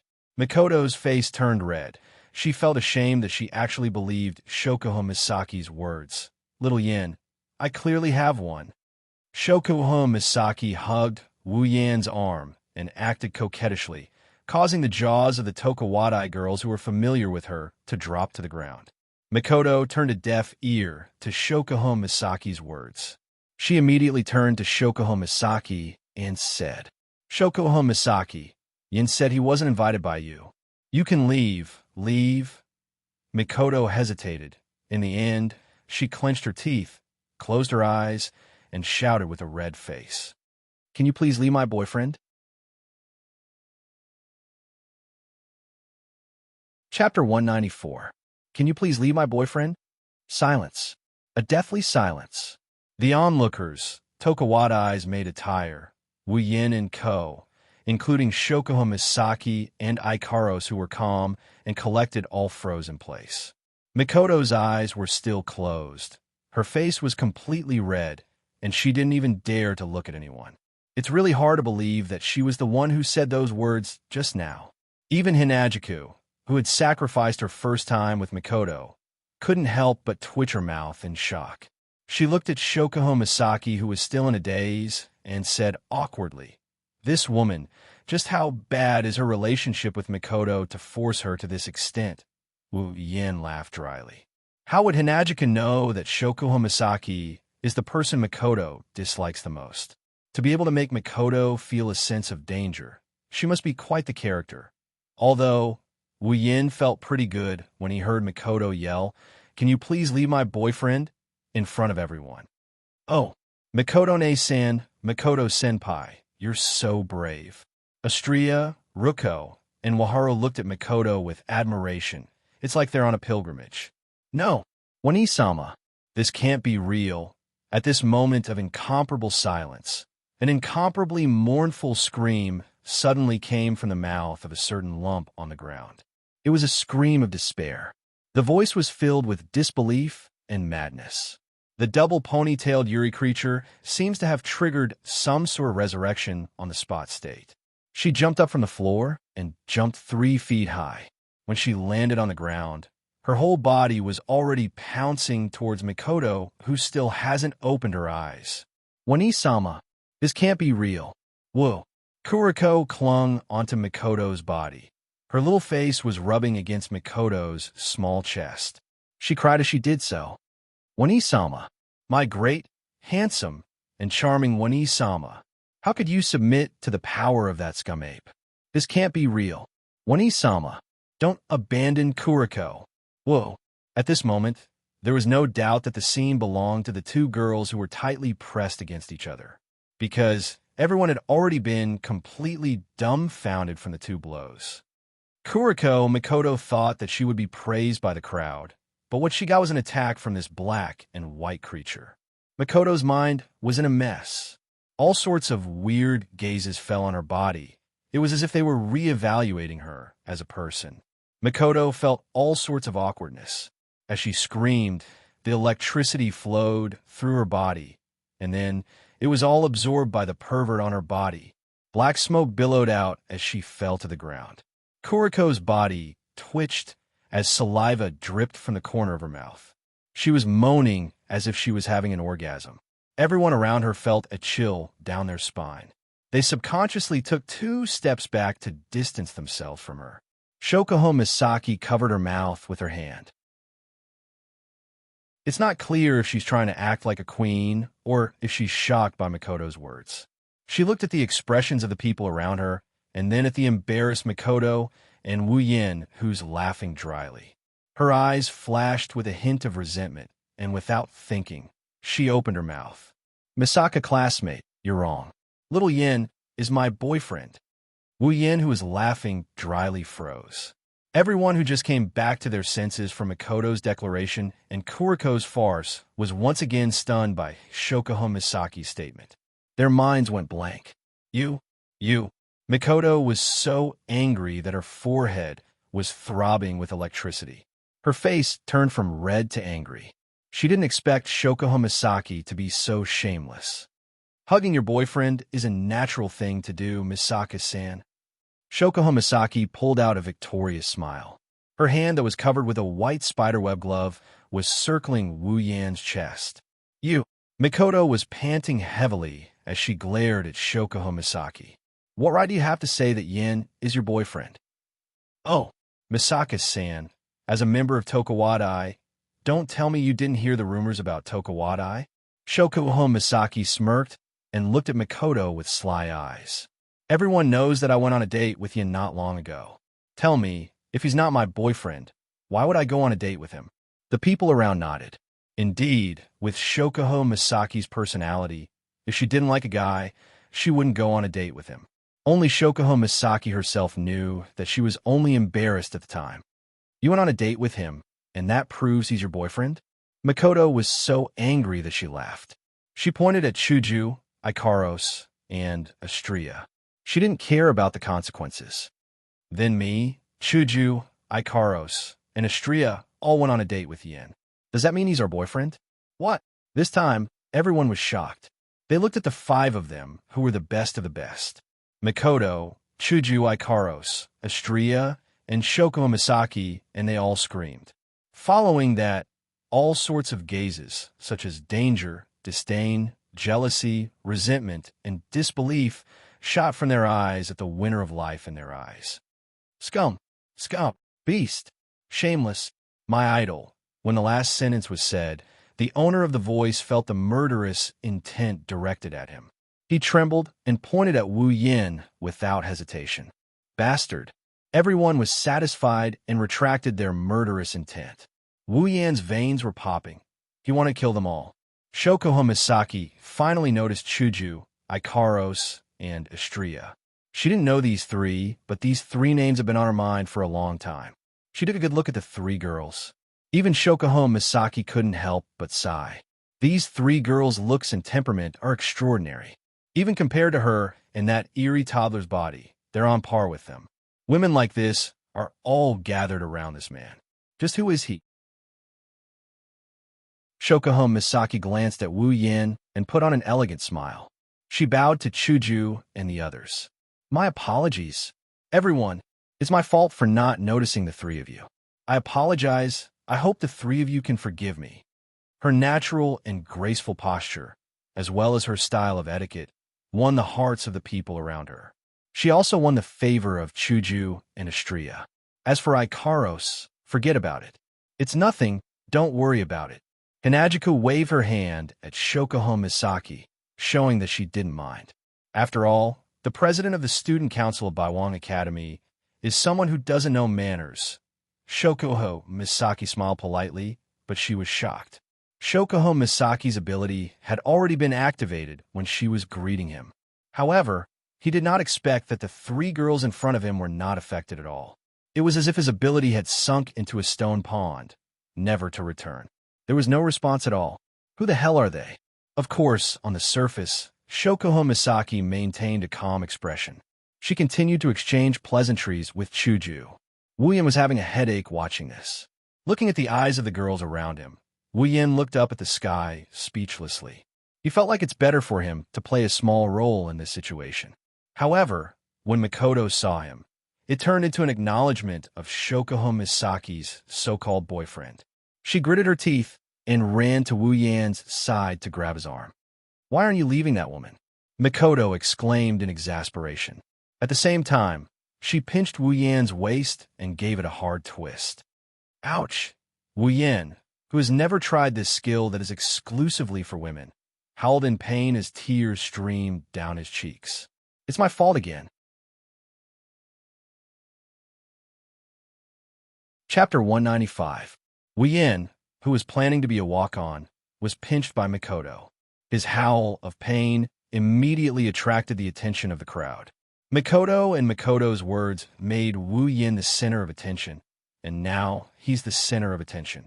Looking at the expressions of the people around him, he rubbed the bruised flesh on his waist. Wu Yin pursed his lips. He didn't expect Sis Cannon to do something so girly. With a sigh, Wu Yin freed himself from Shokuho Misaki in Mikoto's arms. He looked at Shokuho Misaki with a smile. Hey, Queen Sama, aren't you afraid that I'll take your boyfriend's words seriously? Shokuho Misaki was stunned for a moment before she smiled and hugged Wu Yan's arm again. What are you talking about, little Yan? We're a couple. How could you say that? Don't tell me. At this point, Shokuho Misaki's eyes were filled with tears as she sobbed pitifully. Don't tell me you're not going to admit it? Whoosh! Other than the two of them who were standing in the center of the room, the rest of the crowd turned their attention to Wu Yan. If looks could kill, Wu Yan would have died 1,000,000 times over. Shokuho Misaki's act is so convincing that the others couldn't help but believe her. Even Hinajiku and Ko are looking at Wu Yan suspiciously. They're imagining Wu Yan having an affair. Only Mikoto, who knew Shokuho Misaki very well, pursed her lips in disdain and retorted. Last time was the first time you two met. This is the second time, right? Would you call a guy you just met your boyfriend for the first time? Shokuho Misaki laughed and stared at Mikoto with an inexplicable expression. She looked at Mikoto as if she was looking at an ignorant elementary school student. Miss Saxon, have you never heard of love at first sight? You're so ignorant. Looking at Jisoma, who was on the verge of tears a second ago, and now she's smiling like a flower, Wu Yan silently ridiculed her. Mikoto glanced at her and mocked her. You fell in love with Yan at first sight. That's only possible if he thinks highly of you. F***CK. This is big trouble. Wu Yan knew something was wrong when he heard Sis Cannon's words. Queen Sama's eyes twinkled, and she said in a tender voice, Little Yan, tell me, did you fall in love at first sight with me? Mikoto immediately turned around and hugged Wu Yan's other arm and glared at him. Tell me, are you interested in this woman or not? Both his arms lost again. Wu Yan Mikoto help him. Mikoto, or Ikaros, could save his life. Mikoto. Ikaros couldn't help but take a step forward. She was about to say something when Hinajiku stopped her. Smiling sweetly at Wu Yan, Chuju whispered, Actually, I want to know the answer too. Why am I always the one getting hurt? Looking at the sweet-looking Shokuho Misaki and the serious-looking Mikoto, Wu Yan sighed. He rolled his eyes and leaned closer to Mikoto and whispered something in her ear that almost made her jump. Mikoto, if you want to know the answer, promise me that you'll bring me to your dorm later. Wear what you're wearing and do it with me. Blood started spreading from Mikoto's neck upwards. In a short while, Mikoto's entire face was as hot as boiling water. Even her head felt a little dizzy. You actually, how about it? Promise me? Wu Yan grinned at Mikoto. Mikoto was starting to suspect that Wu Yan had been planning this all along. Is that all you've been thinking about? Mikoto clenched her teeth. Her face was red as she suppressed her urge to go berserk. Then do you promise me or not? Wu Yan didn't deny it. If you don't promise me then, you bastard. Mikoto's blushing face kept changing. Her heart was beating so fast. How was she supposed to answer this question? The surrounding people looked at the two who were whispering to each other suspiciously. Looking at Misaka Mikoto's bashful face, they started to think about it. Shokuho Misaki, who was closest to the two, pricked up her ears, trying to listen for something. Unfortunately, Wu Yan and Mikoto's voices were muffled. She couldn't hear anything clearly. This made her anxious. Mikoto also saw Shokuho Misaki's actions. Thinking of Wu Yan's answer, she panicked. She looked at Wu Yan and whispered, I promise. That's it. Wu Yan, who had an evil grin on his face and was probably laughing in his heart. After getting Mikoto's answer, he turned around and looked at Shokuho Misaki. I say, Jusama, let's make things clear today. Wu Yan smiled at Shokuho Misaki. His expression made Shokuho Misaki frown. What? Shokuho Misaki pretended to be calm as she glared at Wu Yan. Wu Yan's expression right now is exactly the same as the first time they met when he stood up for Misaka Mikoto. You already know Chuju, Ikaros, and Astria, right? Wu Yan waved his hand at Hinajiku, Ikaros, and Astria. The three girls came over with confused looks on their faces. Jusama, Misaka Mikoto is my woman. Mikoto's face turned red again. Shokuho Misaki was still looking at Wu Yan. She knew Wu Yan had more to say, but Wu Yan's next sentence stunned her. Goe Chuju is also my woman. Why did you say that? Chuju was stunned. Her face was burning. She didn't expect Wu Yin to suddenly say something like that. The crowd went into an uproar. Ju-sama was also stunned. She couldn't stay calm anymore. Unfortunately, Wu Yin seemed to want to challenge her bottom line. And Ikaros is also my woman. Ikaros's face turned red, and she lowered her head. As for the audience, they were already in hysterics. What is the meaning of this?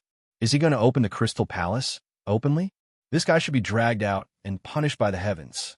Wu Yin ignored all the discussions and looked at Shokuho Misaki, who was stunned by his words. As you've heard, I have 3 women who love me very much, and I love them very much too. Therefore, Your Majesty, if you still insist on the idea of I'm your boyfriend, then you're welcome to join us. Boom! That one sentence made the crowd go crazy. He actually said that he would welcome Ju-sama from Tokuwadai, the number 5 Shokuho Misaki, to join his Crystal Palace. Also, Tokuwadai's Electric Princess, the number 3 trump card, Misaka Mikoto, is also a member of his Crystal Palace. The world has gone crazy. At this time, Wu Yin didn't care about the gazes of the people around him anymore. He looked like he didn't care at all. It's as if the words he just said didn't come out of his mouth.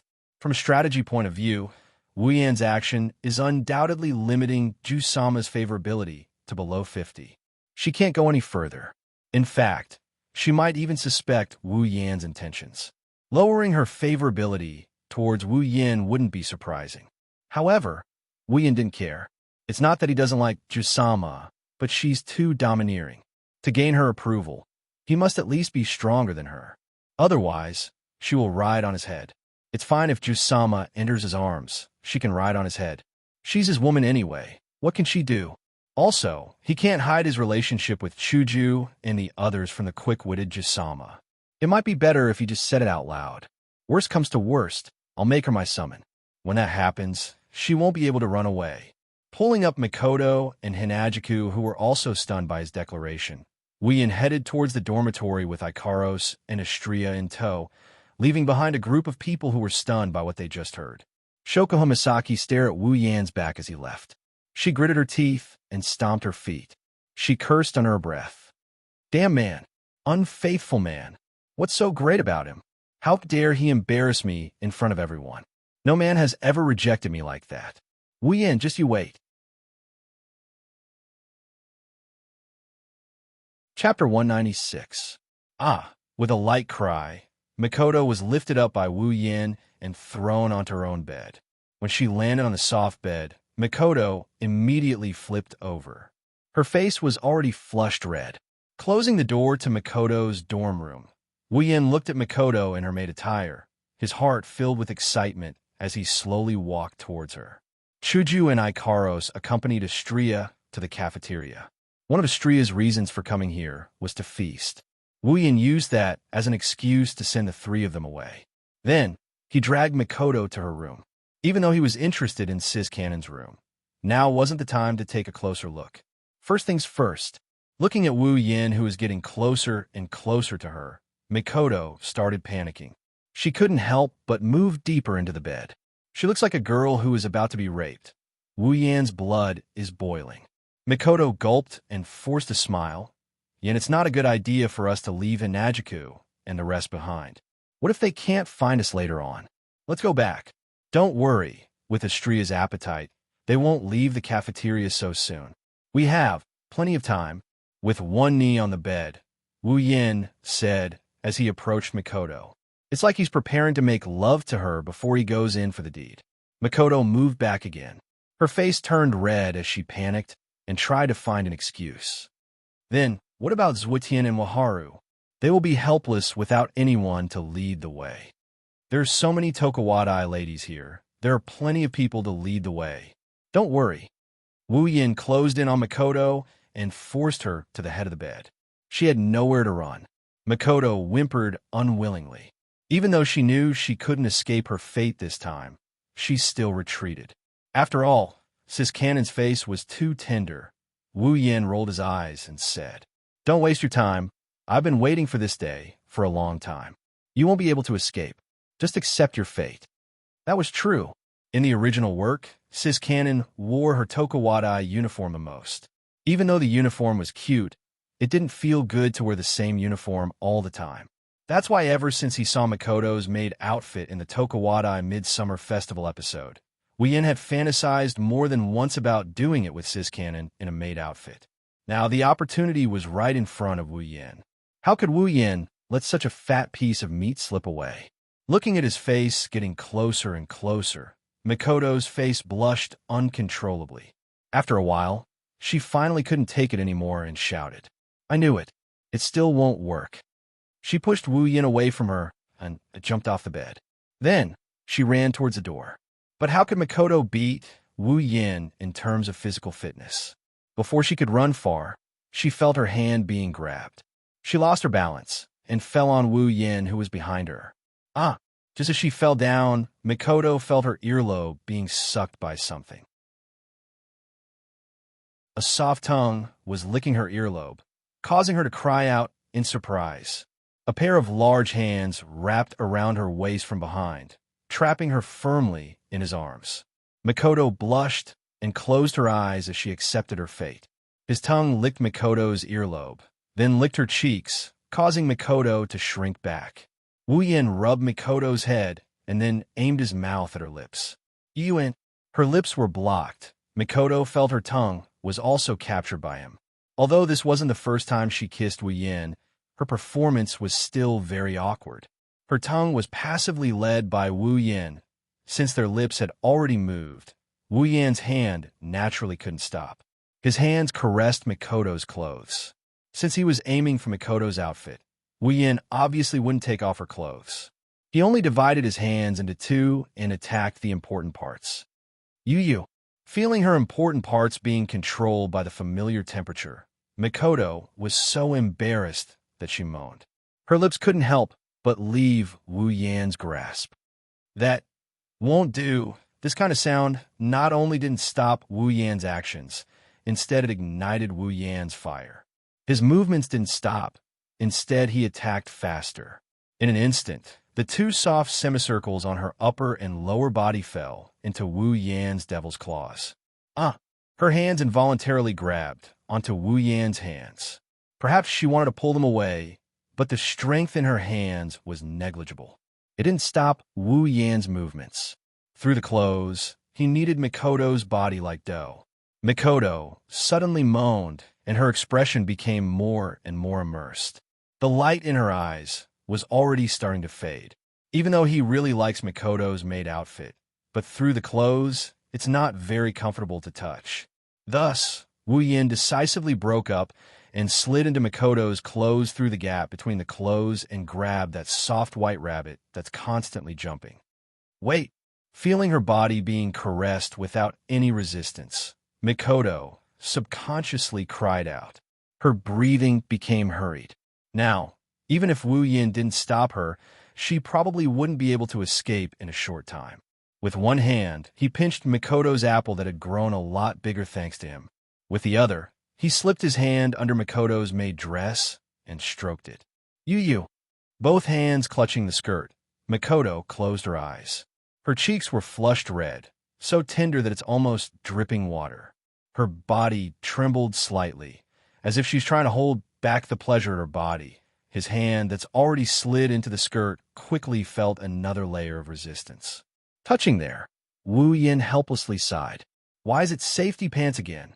Hearing that, Makoto immediately opened her eyes and glared at him. Her face was still red. Doing this kind of action is too cute. Plus that maid outfit, it's so cute.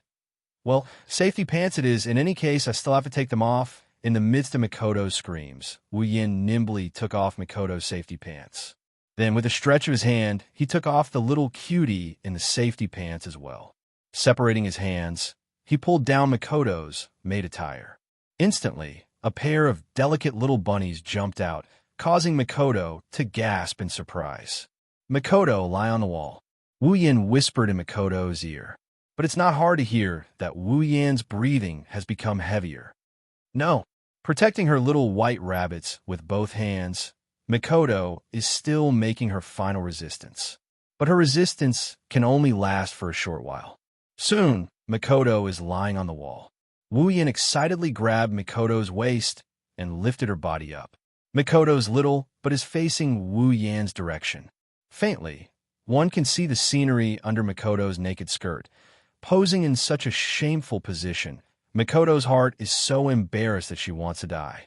The degree of humiliation is even worse than that time in the movie theater. But when Wu Yin enters the zone, he's invincible. When Mikoto enters the zone, she'll also turn into a soft girl. One hard and one soft. Naturally, the hard one wins, and the soft one has no power to resist. Five-Finger Mountain climbed up to the butt position, removing the last cover. The enemy's gate is right in front of them. Our spearmen are already waiting at the gate. The spearmen were like a hot knife through butter as they forced their way into the enemy's gates. When the spearmen forced their way into the city, the enemy let out a cry of defeat. Their final struggle was crushed by the spearmen's strength. Lying on Mikoto's back, Wu Yan's hands are holding two little white rabbits. He's pinching and squeezing them. Mikoto's head is raised and moaning. Following Wu Yan's movements, moaning sounds keep coming out. Who would have thought that Tokuwadai's ace, Academy City's number 3, Railgun's Misaka Mikoto, the Misaka-sama in Tokuwadai's mouths, is currently being conquered by a man in her own dorm. Moaning sounds, begging for mercy, echoes in this room. There's still a lot of time.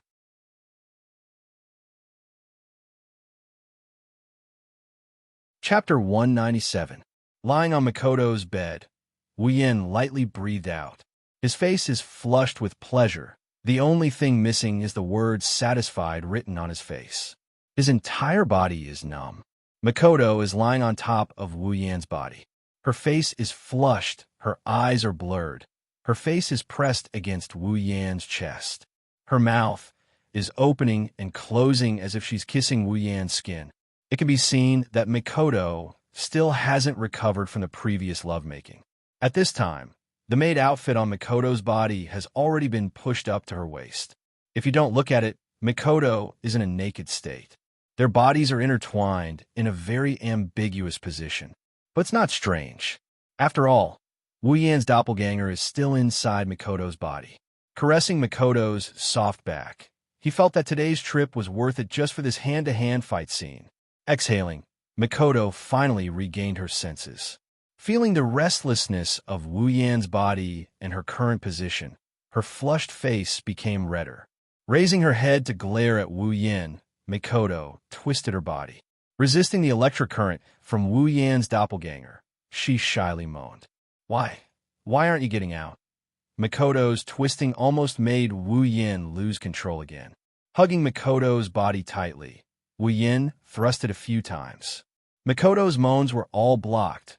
Her moans turned into soft gasps. Mikoto, you're getting more and more mesmerizing. Hugging Mikoto's body, Wu Yan said while thrusting. At the same time, he felt the pleasure of Mikoto's body. In. No. In. Don't. Ugh. Come. Humph. Her body moved with Wu Yan's thrusts. Mikoto, who no longer has the strength to cooperate, can only look at Wu Yan in a daze and beg for mercy. Of course, these begging sounds were already heard before. Oh, Wu Yan didn't listen to her.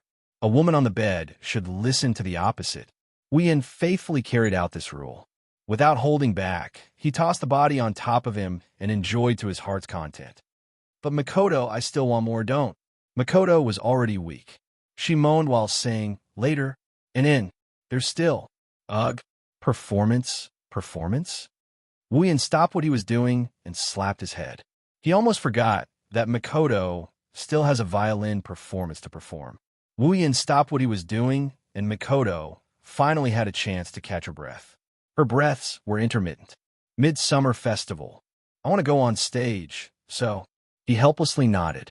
Since Mikoto still wants to perform, there's no point in continuing this scene. Although it's a bit of a pity, Wu Yan already enjoyed himself to the fullest. At most, he'll find another chance to play again. After all, he still has a set of maids in his interspatial ring. Wu Yan lifted Mikoto up and straddled her. Once again, he tossed Mikoto's body. As the moans continued, Wu Yin said, "Then Makoto, you have to do your best. If you mess up, there'll be punishment." What else can Makoto say? She could only moan and nod her head with difficulty and beg for mercy. Otherwise, she really won't have the strength to go on stage. However, with Wu Yan's interruption, Makoto's nervousness about going on stage flew out of her head. It's not a bad thing. After tossing a few more times, Wu Yan really didn't want it to end like this. So he used all his strength and pounded Makoto's soul out of her body, making her unable to control herself. Even if it ends, it'll have to wait until after this. When Wu Yin and Makoto arrived at the cafeteria, Chuju immediately noticed them. She grumbled at them. "Where did you guys go? If you didn't come back, we would have gone looking for you." Wu Yin scratched his head and smiled. "Well, don't mind us. We just want to play a game. We're back now." When she heard Wu Yin say game, Makoto, who was still thinking about what happened in the dorm, blushed again. But when she saw the mountainous pile of plates in front of Astria, she felt awkward again. "You're a glutton as always, Astria." Wu Yin laughed dryly and sighed helplessly. "Thank goodness I have enough gold coins. Otherwise, I don't know how I'm going to feed this angel." Chuju curled her lips in disdain and pointed in a direction. "Astria's place is nothing. Look over there, that's the real deal." Everyone looked at where Hinajiku was pointing. When they saw the scene, they were shocked. If Astria's pile was as big as a mountain, then that pile was as big as 10 mountains. Makoto looked at the table over there, and then at Astria's table. Her mouth twitched. "That's really nothing." As for Wu Yin, who is standing at the side, he is completely speechless with an awkward expression. If he wasn't mistaken, the person buried under the plates is a little girl with long silver hair, wearing a nun's habit. Wu Yin found out the truth of the matter when he saw the hedgehog head sweating profusely at the side. "I didn't expect you to be so free, Misaka Makoto." At this time, an unusually low female voice entered everyone's ears. Everyone who was stuck in the world of plates was stunned. When they looked towards the source of the voice, they were stunned again. Wu Yin frowned. "You are?" Makoto hesitated for a moment. She looked at the strange girl, who looked like someone owed her money. "Misaka Makoto, Tokawadai's Railgun, Academy City's number 3. You don't know me, but I know you very well." Standing in front of the crowd, the girl wearing a blue one-piece school uniform said. The girl had a head of slightly curly blue hair that reached her shoulders. Her face was tense, and her eyes were like the eyes of fish. She looked like she didn't care about anything. Makoto frowned when she heard the girl's words. She had a feeling this girl didn't come looking for her for a simple reason. "Who exactly are you? We can talk about this later. Right now, I have something more important to tell you." The girl glanced at Wu Yin, Hinajiku, and the others. Her intention is clear. She's going to leave this place. "What is it? Can't you just say it?" Chuju looked at the girl. She didn't feel any danger, but she was still a stranger. It was better to be cautious. The girl glanced at Chuju and turned to Makoto. "This is very important. I hope you can come with me." Makoto hesitated for a moment. Just as she was about to go up, Wu Yin suddenly spoke up. "No need. Just say it here. There's nothing to hide." Nobinaga. Nobinaga's expression finally changed. She looked at Wu Yin in surprise. "You know me?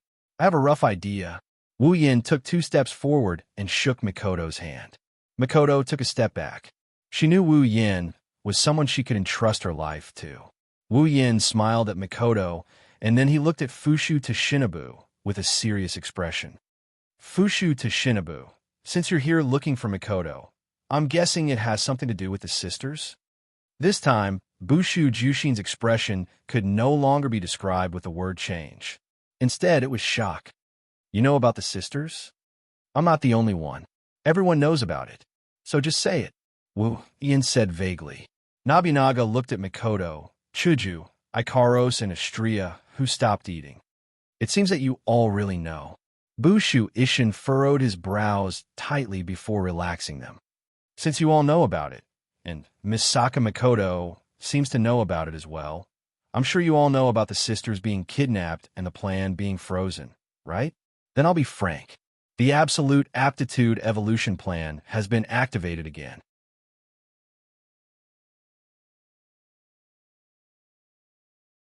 Chapter 198. That's impossible. Wu Yan's first reaction was to smile. Even though he's smiling, his heart sank because he knows who this Fukuoka is. Fukuoka is responsible for half of the sisters' current state of mind. Fukuoka was the one who gave the sisters their current mindset. That's why Wu Yan wouldn't believe it if someone else said it. But since it's Fukuoka, he has to believe it. Mikoto doesn't know who Fukuoka is, but she heard the words Absolute Aptitude User Evolution Plan clearly. She panicked when she heard that this nightmarish plan was restarted. Are you telling the truth? Tell me. Mikoto yelled. If it wasn't for Wu Yan and the others, she wouldn't be able to hold herself back and grab Fukuoka's collar. Grabbing Mikoto's hand, Wu Yan pulled her to his side and consoled her. Mikoto, don't panic. Let's hear what she has to say first. Yan. Mikoto looked at Wu Yan worriedly. She nodded and backed away. Her eyes were glued to Taishin's body. She didn't look away at all. Fukuoka looked at everything coldly until Mikoto calmed down. Then she looked at Wu Yan. Looks like Misaka Mikoto trusts you a lot. Wu Yan smiled but didn't say anything. He asked in a low voice, Can you tell me what's going on? Why is the Absolute Aptitude User Evolution Plan restarted? Clearly, there are very few sisters left, and they can't support the plan at all, right? Shinobu gave Wu Yan a deep look. She's very confused. How did this young man know so much about such a highly confidential matter? The plan itself is the same. The sisters are also the same. Also about the sisters being kidnapped. Actually, I don't know why. Fukuoka thought for a while and said. Her voice was flat, but it wasn't hard to hear the helplessness in it. I don't know why. Hearing this, Wu Yan couldn't help but frown. He didn't know why this plan that couldn't produce a result was actually started again. What was going on? Could it be Alistair's idea again? If that was the case, then what exactly was he planning? Seeing Wu Yan's distressed face, Mikoto couldn't help but feel a bit of heartache. It was all because of her fault that she came up with this plan, and Wu Yan not only brought her hope of salvation, but also put in a lot of effort for her sisters. Mikoto knew that all of this was for her sake. Mikoto's lips curled into a smile as she held onto Wu Yan's hand. A pair of tea-colored eyes met with Wu Yan's. There was an unprecedented gentleness in them. Wu Yan was almost sucked in by her gentle brown eyes. After all, Mikoto had never looked at him with such eyes before. Of course, this gentleness didn't last long. Mikoto turned her head away embarrassedly. Her cheeks were a bit red. Wu Yan found it funny. Mikoto looked at Fukuoka and hesitated for a while before asking softly, Why are you telling me this? Fukuoka went silent. She didn't answer Mikoto's question and instead looked at Wu Yan. Originally, I had a plan. I wanted to give the sisters mature thoughts and use their own resistance to the experiment to stop it. However, the hunter who suddenly appeared took the sisters away. I don't know what method he used, but the sisters were cut off from the Misaka Network's data transmission. I lost track of the sisters' whereabouts, so this plan could only be buried deep. Hunter? Hunter is the code name given by the higher-ups of Academy City to the culprit who took the sisters away. Since they had no way of knowing the culprit's identity and whereabouts, they gave him the code name Hunter. Wu Yan could only smile bitterly. Fukuoka saw Wu Yan's bitter smile, and for the first time, she smiled peacefully and changed her tone. Originally, I was worried about what the hunter would do to the sisters and what his goal was, but now, Fukuoka stared at Wu Yan and said, I'm not worried anymore. I think the hunter wouldn't hurt them. He was exposed. Wu Yan helplessly shrugged.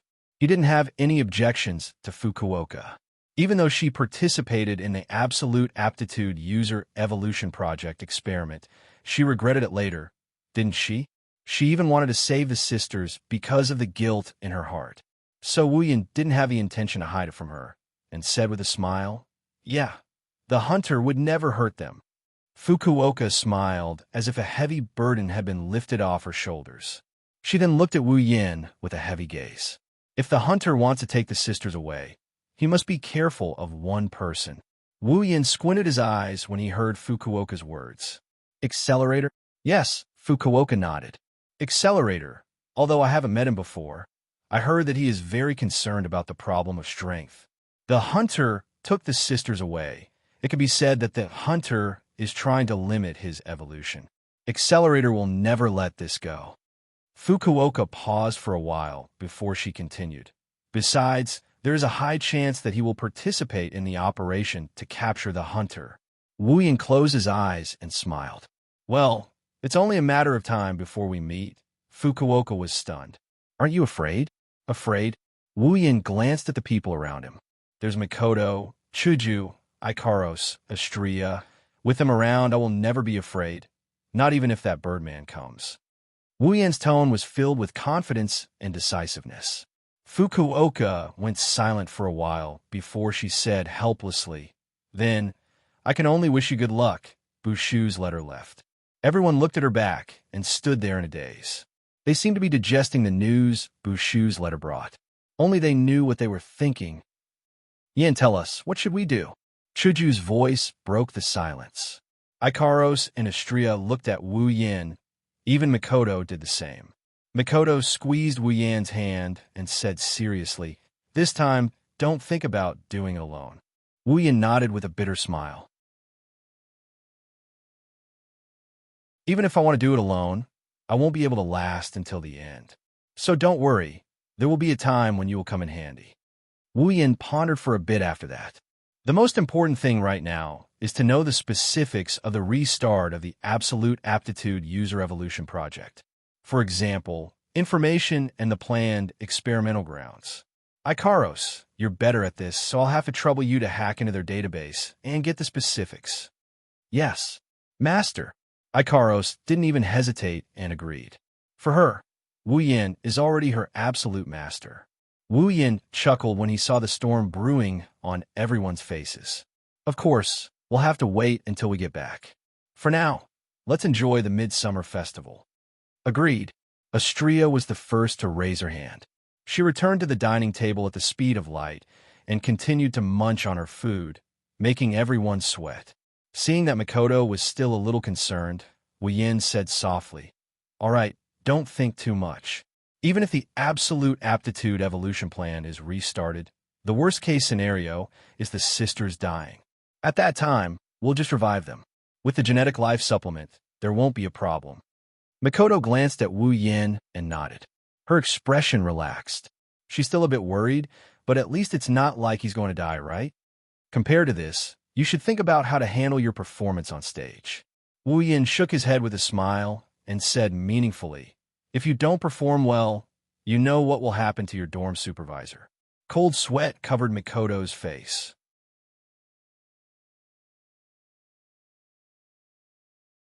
Chapter 199. The Midsummer Festival slowly came to an end with Mikoto's elegant violin playing. When they left the Tokuwadai dorm, Shokuho Misaki appeared. She didn't say anything. She just made a shooting pose at Wu Yin like she was aiming at her next target. Wu Yin broke out in cold sweat. The first thing Ikaros did when she got home was to hack into the Research Institute's database and steal information on the Absolute Aptitude Evolution Project. The Absolute Aptitude Evolution Project has been restarted, using the reason that even if the number isn't enough for the first one to reach LV6, it can still shorten the time needed for the first one to reach LV6. The remaining sisters are included in the project. What a lame excuse. But it's undeniable that the Absolute Aptitude Evolution Project has been restarted. This is an indisputable fact. Soon, the sisters will be hunted down again. Currently, the experiment was being reorganized. Once the reorganization was complete, the Absolute Ability User Evolution Project would begin. Such an outcome made everyone heave a sigh of relief. At least, there was still some time for everyone to prepare. Ikaros didn't just discover information about the Absolute Aptitude Evolution Plan. She also discovered information about 2 other plans. Although they're called projects, they're more like objectives. Wu Yin knows one of these objectives as well. It's for the higher-ups to reacquire Mikoto's DNA in order to complete the Absolute Aptitude Evolution Project. If he could obtain Mikoto's DNA before all of his sisters died, then the Absolute Aptitude Evolution Project would definitely continue. Even if they can't get Makoto's DNA before the sisters die, they'll continue with the Absolute Aptitude Evolution Project. So now, other than saving the sisters, Wu Yin and the rest have an additional mission, and that's to protect Makoto. With Alistair's methods, even if Makoto doesn't want to provide her DNA, he'll still do it in a roundabout way. Those guys who came to Wu Yin for help were just a small trick. In the original work, Makoto was useless to Alistair other than providing him with DNA and a bit of combat power. But here, she's basically the center of the storm. Of course, with Makoto's current strength, Accelerator wouldn't be able to do anything to her even if he wanted to. It's possible to defeat her, but to kill her like in the original, that's impossible. What Wu Yin had to guard against was only Alistair's secret methods, as well as Alistair's strongest fighter, Iwaz. As for the other objective, Wu Yin was more or less surprised.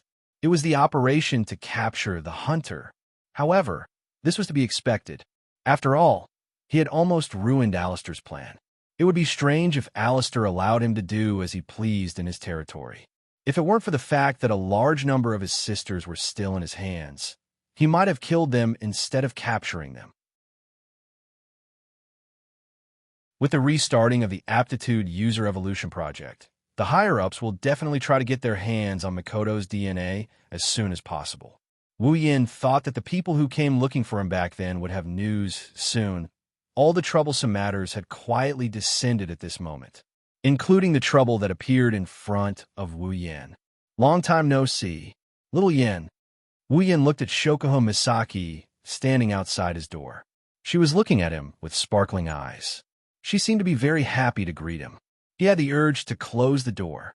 I say, Jusama. Wu Yin looked at Shokuho Misaki strangely and forced a smile. I think I made myself very clear the other day. You came looking for me at this time. Do you really want to join my Crystal Palace?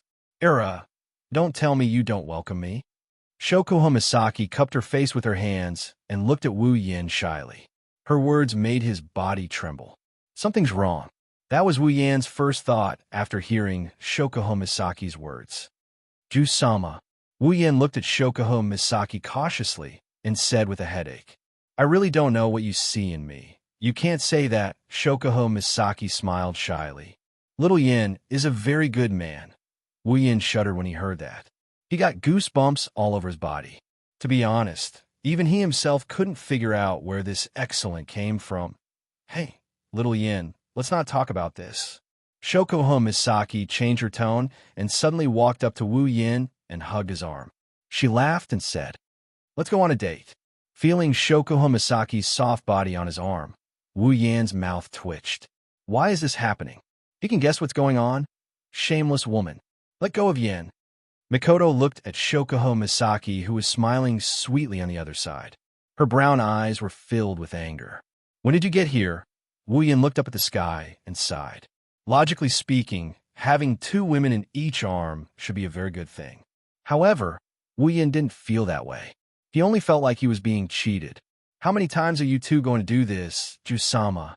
Wu Yin sighed and complained. Can you stop playing around? I'm serious about going on a date with you. I'm not playing around. Shokuho Misaki turned her head away in dissatisfaction.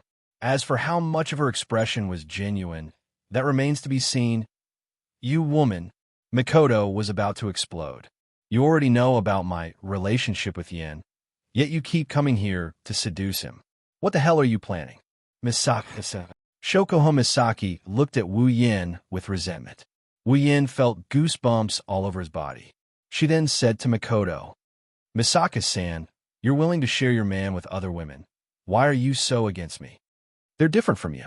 Makoto said without hesitation. Chuju and the others aren't as bad as you. Shokuho Misaki blinked and said something that made Wu Yin and Makoto almost vomit blood. I'm so innocent. How can you say I'm bad?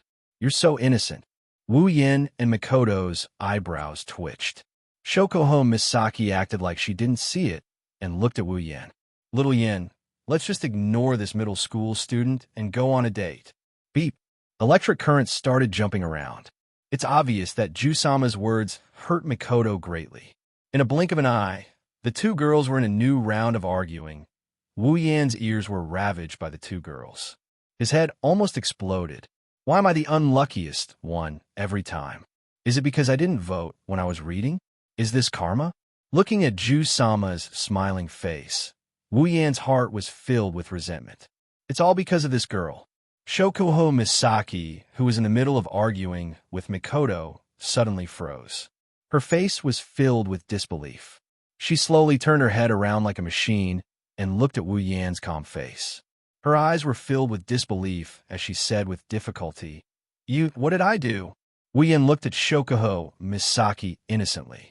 Shokuho Misaki almost went berserk. As for Mikoto, she was puzzled. What is this girl up to now?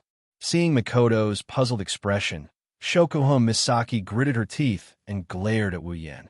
She said word by word, "I don't do." Is that so? Then that's good. Wu Yan showed a brilliant smile, which made Shokuho Misaki want to punch him.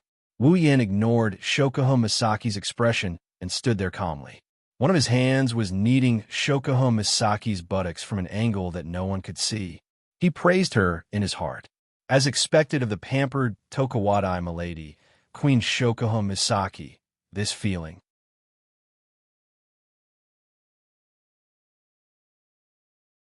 Chapter 201. Since you're not willing to give up your blood sample, then I'll have to take it myself. Kakin Taidaku's tone was very calm when he said this. It was as if his next opponent wasn't Railgun, who was only one rank lower than him, but LVL 0 powerless.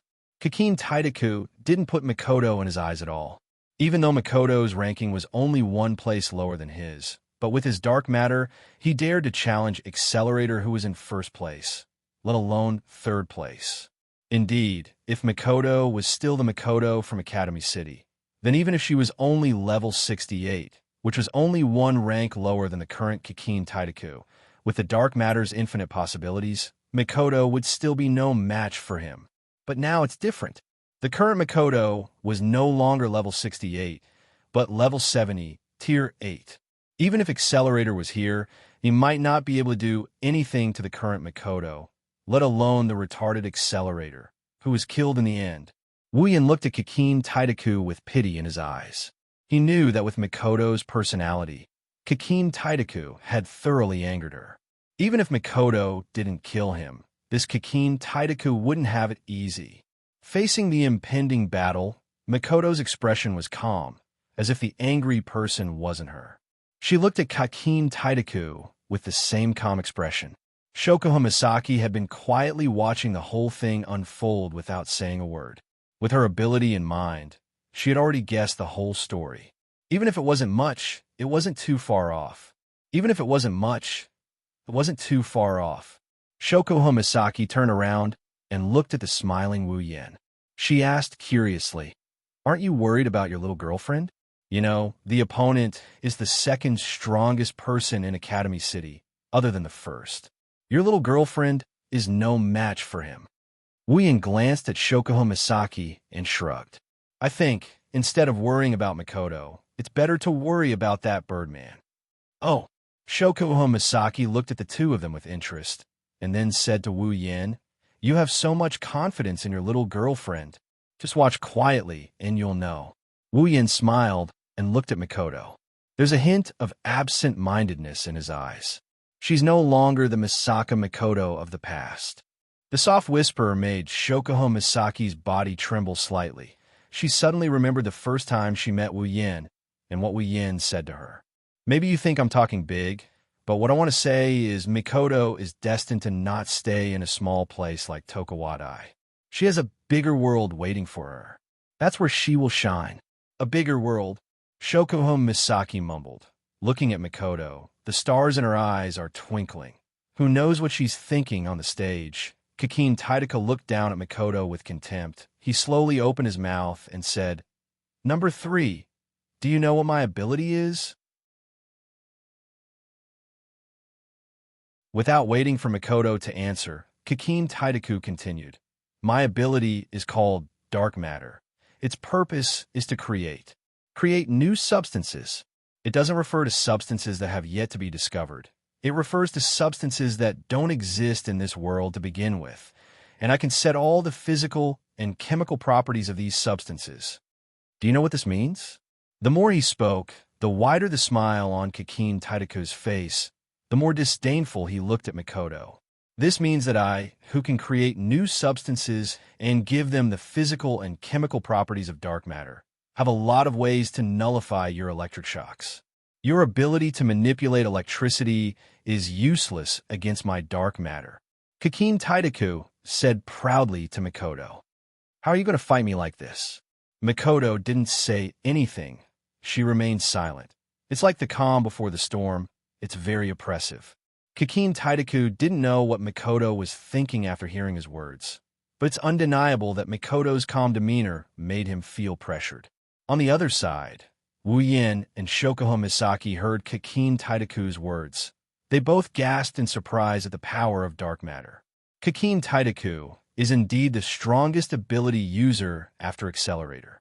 He can create substances at will, even if they don't exist in this world. But to be able to touch upon the field of creation, even if it's just a little, it's already extraordinary. Kakin Taitaku, who had the dark elemental substance, was like a golden armament that only a golden armament of the 9th stage was qualified to wear. Even if a Tier 8 fighter with a gold armament can't win against a Tier 9 fighter, but in the realm of Tier 8, he's at the pinnacle. Just like Ikaros, she's invincible within Tier 8. And Kakin Taitaku with dark matter is the same. In the realm of Tier 7, he's at the pinnacle of the pinnacle. It's no wonder that even an idiot like Accelerator would be fooled by him. Even Mujino Shizuri, who's only 2 tiers lower than Kakin Taitaku, was almost beaten to a pulp by him in the original work. Kakin Taitaku does have the qualifications to be arrogant. Of course, it's only in the realm of Tier 7. Beep beep beep. Blue and white electricity, ferociously flowing on Mikoto's body. Tokuwadai's school uniform danced from the flow of electricity, the electricity illuminating Mikoto's body. It also illuminated Mikoto's face. The electricity circled around Mikoto's body, then under Mikoto's control, the electric gun shot out towards Kakin Taitaku, who's flying in the sky. Kakin Taitaku turned a blind eye to Mikoto's taser gun. His wings fluttered and rolled up like a spider's legs, blocking Kakin Taitaku's front from the attack. The electric shock spear struck the wings of the dark matter. The electric current circled around the wings before it was extinguished into nothingness. The wings automatically returned to their original position, and Kakin Taitaku's face reappeared in front of everyone. He cracked a smile. Your ability is useless. It's not too late to regret now. I just need a little blood sample. Looking at the unharmed Kakin Taitaku in the sky, Mikoto didn't answer him. Instead, she used her actions to prove herself. She closed her eyes, then opened them again. The electricity around her body surged. Her computing power was fully activated. The ear-piercing sound of electricity rang in Kakin Taitaku's ears like glass, causing him to feel pain in his ears. Mikoto's body was surrounded by a large amount of electricity. Her bangs fluttered even though there was no wind, making her look like the god of thunder. The original bluish-white electric current had become much brighter at this moment. Moreover, it was faintly silvery white. Seeing this, Kakin Taitaku's pupils shrunk. His eyes hurt from the bright electricity, and he couldn't help but close them. Shokuha Misaki, who was beside him, was also shocked. They could feel that at this moment, Mikoto had become even stronger. Only Wu Yan's lips curled into a smile. His eyes flashed with excitement as he looked at Mikoto. Mikoto is finally going all out. If Mikoto lowered her head and looked at Kakin Taitaku with her electrified face and said softly, if your ability is what gives you the right to do whatever you want, then Mikoto took out a small token from her pocket and placed it in her hand. Countless electric currents surged towards Mikoto's token, forming a small white dot. At the same time, she raised her hand towards Kakin Taitaku. Let me destroy it.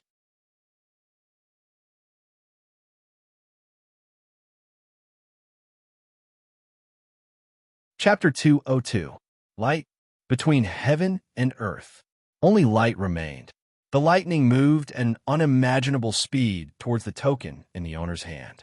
The small token glowed with a bluish-white light, and the powerful aura changed the direction of the wind.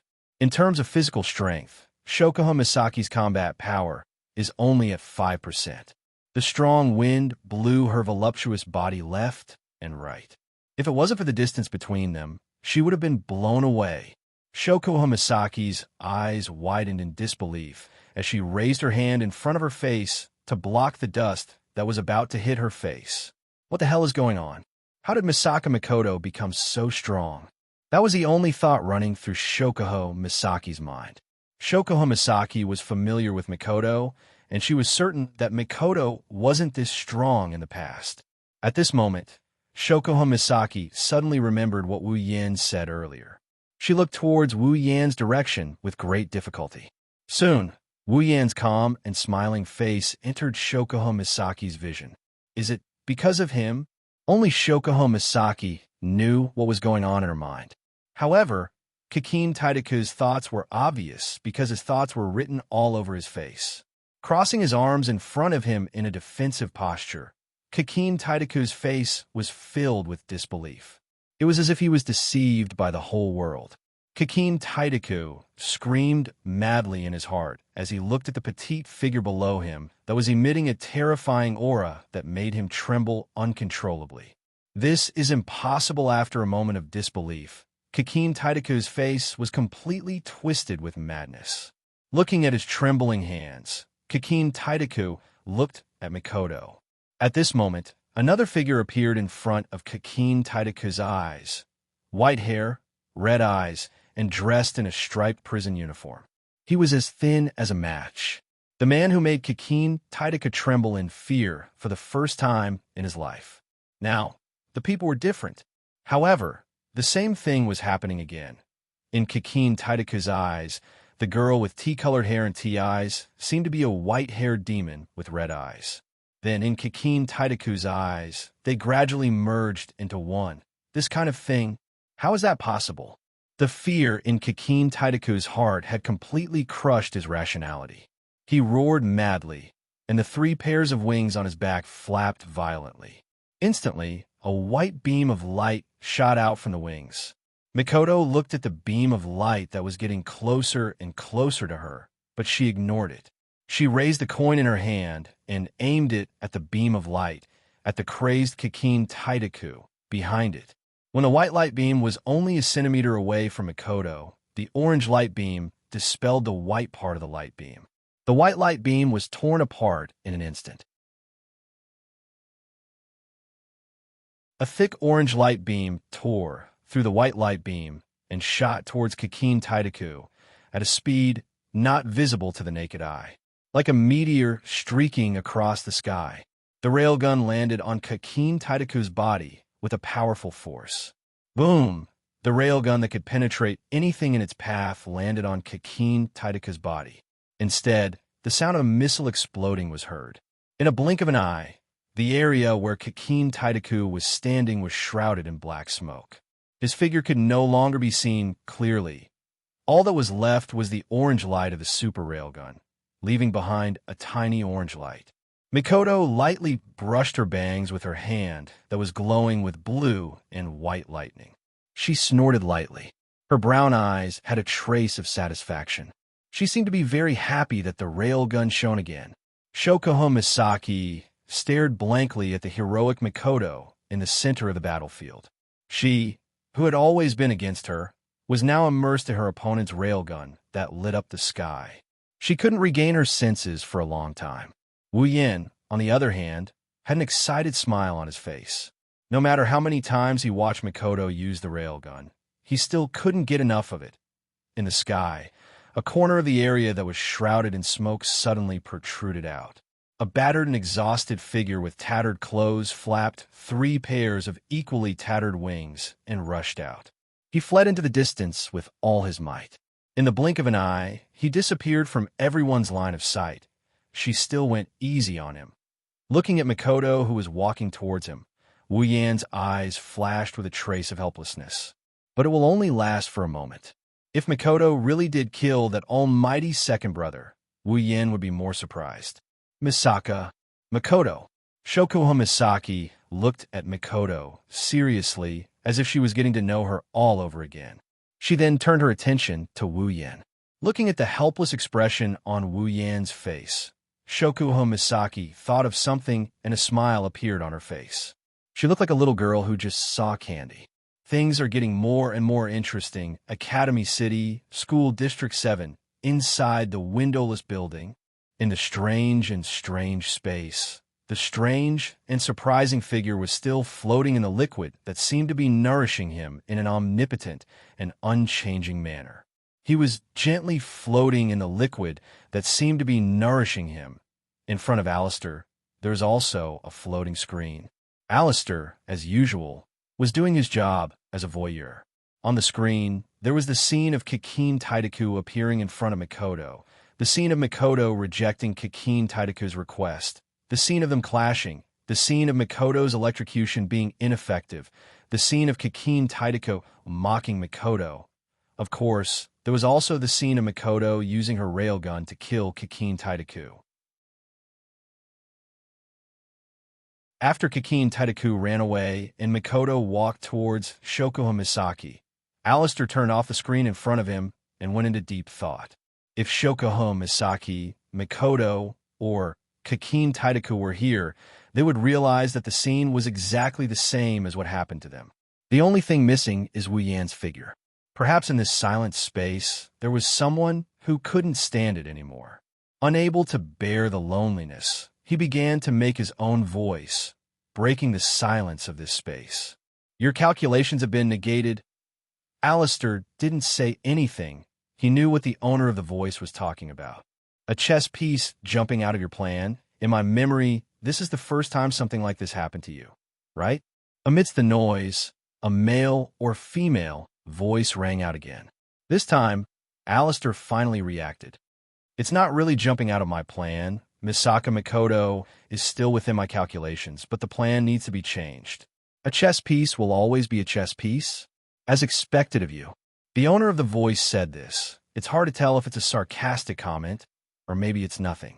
When Alistair heard this, he immediately closed his eyes.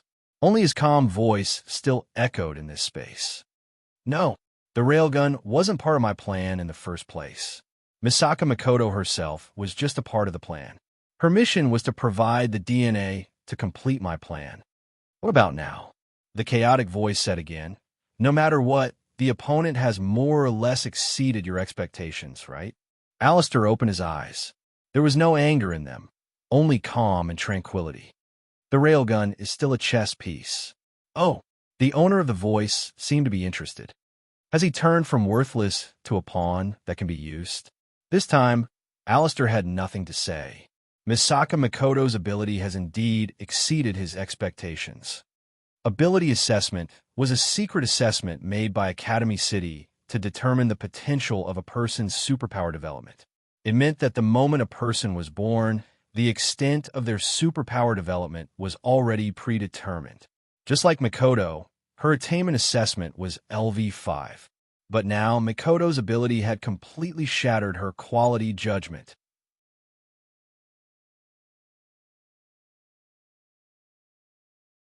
Chapter 203. The owner of the messy voice knew about the accomplishment judgment as well. It could be said that as long as Alistair knew about it, there was nothing she didn't know. However, the owner of the voice didn't know what Alistair was thinking. After all, he was stronger than Alistair, but in terms of intelligence, the owner of the voice had never met anyone who could surpass the person in front of him who had been with him for a long time. That's why when Alistair fell silent, the owner of the voice knew that Alistair must be thinking about something. Thus, the owner of the voice also fell silent. Alistair recalled the day when the first Misaka's sister was stolen. Ever since that day, his plan that had never deviated from its original plan was messed up. The theft of the Misaka sisters was the first time in his life that he had miscalculated. Inside Academy City, no one could escape his control. Because of the existence of the hovering loop, Alistair was able to control every single change in the city. On the other hand, The disappearance of Misaka's sister had completely destroyed Alistair's confidence in the hovering loop. With Alistair's personality, of course, he would not be angry about it. Instead, it was a harsh reminder. It reminded him not to rely on the hovering loop too much. Since then, Alistair had gradually organized an effective intelligence network. Combined with the hovering loop that had not diminished in function, he had once again brought everything that happened in Academy City into his control. He thought that, with his calculations, his plan would be back on track soon. Who would have thought that Misaka Makoto's strength would once again exceed his expectations? Alistair realized that ever since the disappearance of the first Misaka's sister, everything seemed to be revolving around a central point and gradually changing, as long as he could control that central point. Recalling the series of events that didn't make sense, Alistair closed his eyes again. The hunter. At the same time, in the sky above Academy City, a shocking piece of news suddenly appeared on the screen of the floating airship that had never been seen descending. Makoto's picture appeared on the screen of the airship. Beside it was a message: Academy City's third-ranked railgun, Misaka Makoto has won the battle against Academy City's second-ranked dark matter, Kikine Taidaku. From today onwards, Academy City's LVL5 ranking has been reorganized. Super Railgun, Misaka Makoto has risen to second place. Kikine Taidaku, the dark matter, fell to third place. When this message appeared on the screen of the floating airship and was seen by everyone in Academy City, the entire city was in an uproar. The super electromagnetic gun had risen from third to second place. The impact of this matter was not small, especially to those who were in the dark and knew about the accomplishment judgment. This was like a heavy bomb to them. It bombarded them until their minds went blank. Misaka Makoto, who was supposed to be third place and unable to surpass the first two, suddenly broke the judgment of accomplishment judgment and tree diagram designer. He had overturned his own estimation. What did it mean to overturn the judgment of accomplishment? This meant that the so-called trash that they had treated as ants and casually abandoned in the past was very likely a mistake. As for those white mice that they treated as treasures and studied every day, it was very likely that they would become a huge flaw in their research. The research that revolved around the topic of ability would be beaten black and blue. And in Academy City, wasn't the topic of ability the most important topic? All the research related to accomplishment judgment and the use of accomplishment judgment would all be overturned. How could the scholars who had become famous because of this research and were currently researching it not go crazy? Of course, all of this only happened in the dark side of Academy City. On the bright side of Academy City, where hard work is the key to improving one's ability, there wasn't as much of a commotion. Other than Tokawadai. On this day, in Tokawadai, Makoto's picture was hung all over the screens and walls of the school. The girls of Tokawadai were also celebrating their trump card becoming the strongest existence in the entire Academy City other than the number one. Those Missy who already had a crush on Makoto to begin with fell even deeper into the trap now. Strangely enough, Tokawadai's other LV5, Shokuho Misaki, seemed to be acting strangely regarding the fact that Makoto had become the second most influential person in Tokawadai. Shokuho Misaki, who viewed Misaka Makoto as her greatest rival, was actually acting like she didn't care at all. Shokuho Misaki, who was usually in charge of the Queen's faction, suddenly acted like she didn't care at all. As for why this happened, only Shokuho Misaki herself knows the answer to that question. Academy City, School District 7, Wuyan's house. Cheers. Wuyan, Makoto, Chuju, Ikaros, Astria, Kuriko, Ruko, and Ueharu gathered together and raised their drinks and clinked them together. Misaka-senpai, congratulations on becoming number 2. Ruko said to Makoto in high spirits. Ueharu, beside her, also smiled happily. It was obvious that they were really happy about Makoto's ranking. Thank you. Makoto rubbed her head embarrassedly. Wu Yin was speechless. She was the one who wanted to celebrate her ranking. Humph. With Wani-sama's ability, becoming number 2 is only a matter of time. Kuriko proudly put her hands on her hips. For someone who likes Makoto the most, she was the happiest one here. The second place is only temporary. Soon, One-sama will defeat the first place and become the strongest metahuman in Academy City. Kuriko clenched her fists in anticipation. Her eyes were filled with stars as she looked at Makoto in a daze. Ah, One-sama, my beautiful and powerful One-sama. Please allow me, Kuriko, to use my loving embrace to express my excitement.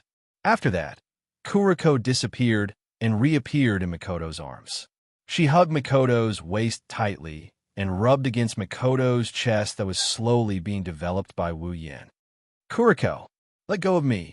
Being hugged by Kuriko in such a hurry in front of everyone, and even Wu Yin, Makoto is both embarrassed and angry.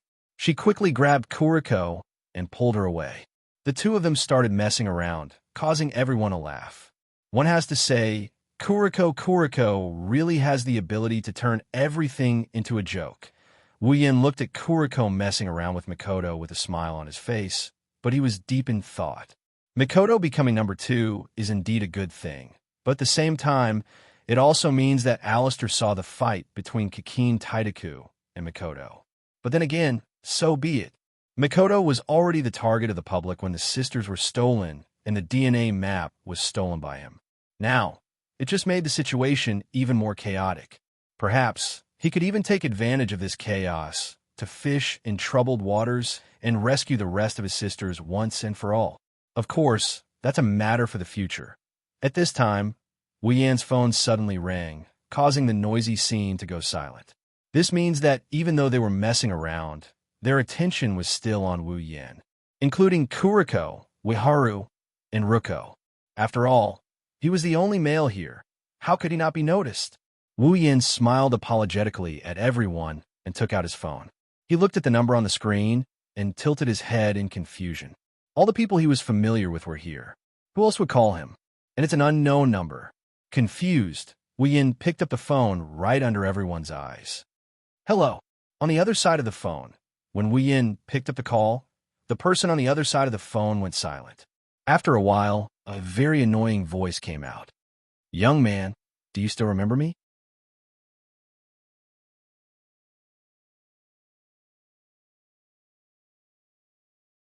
Chapter 204. When he heard the voice on the other side of the phone, Wu Yan's eyes narrowed. Everyone looked at Wu Yan, who suddenly acted strangely, and looked at each other. Wu Yan does recognize this voice. The only person who would use such an annoying term like young man and have the same annoying voice is the one who came to him that day and asked him to take Makoto's blood. That guy with the eyes.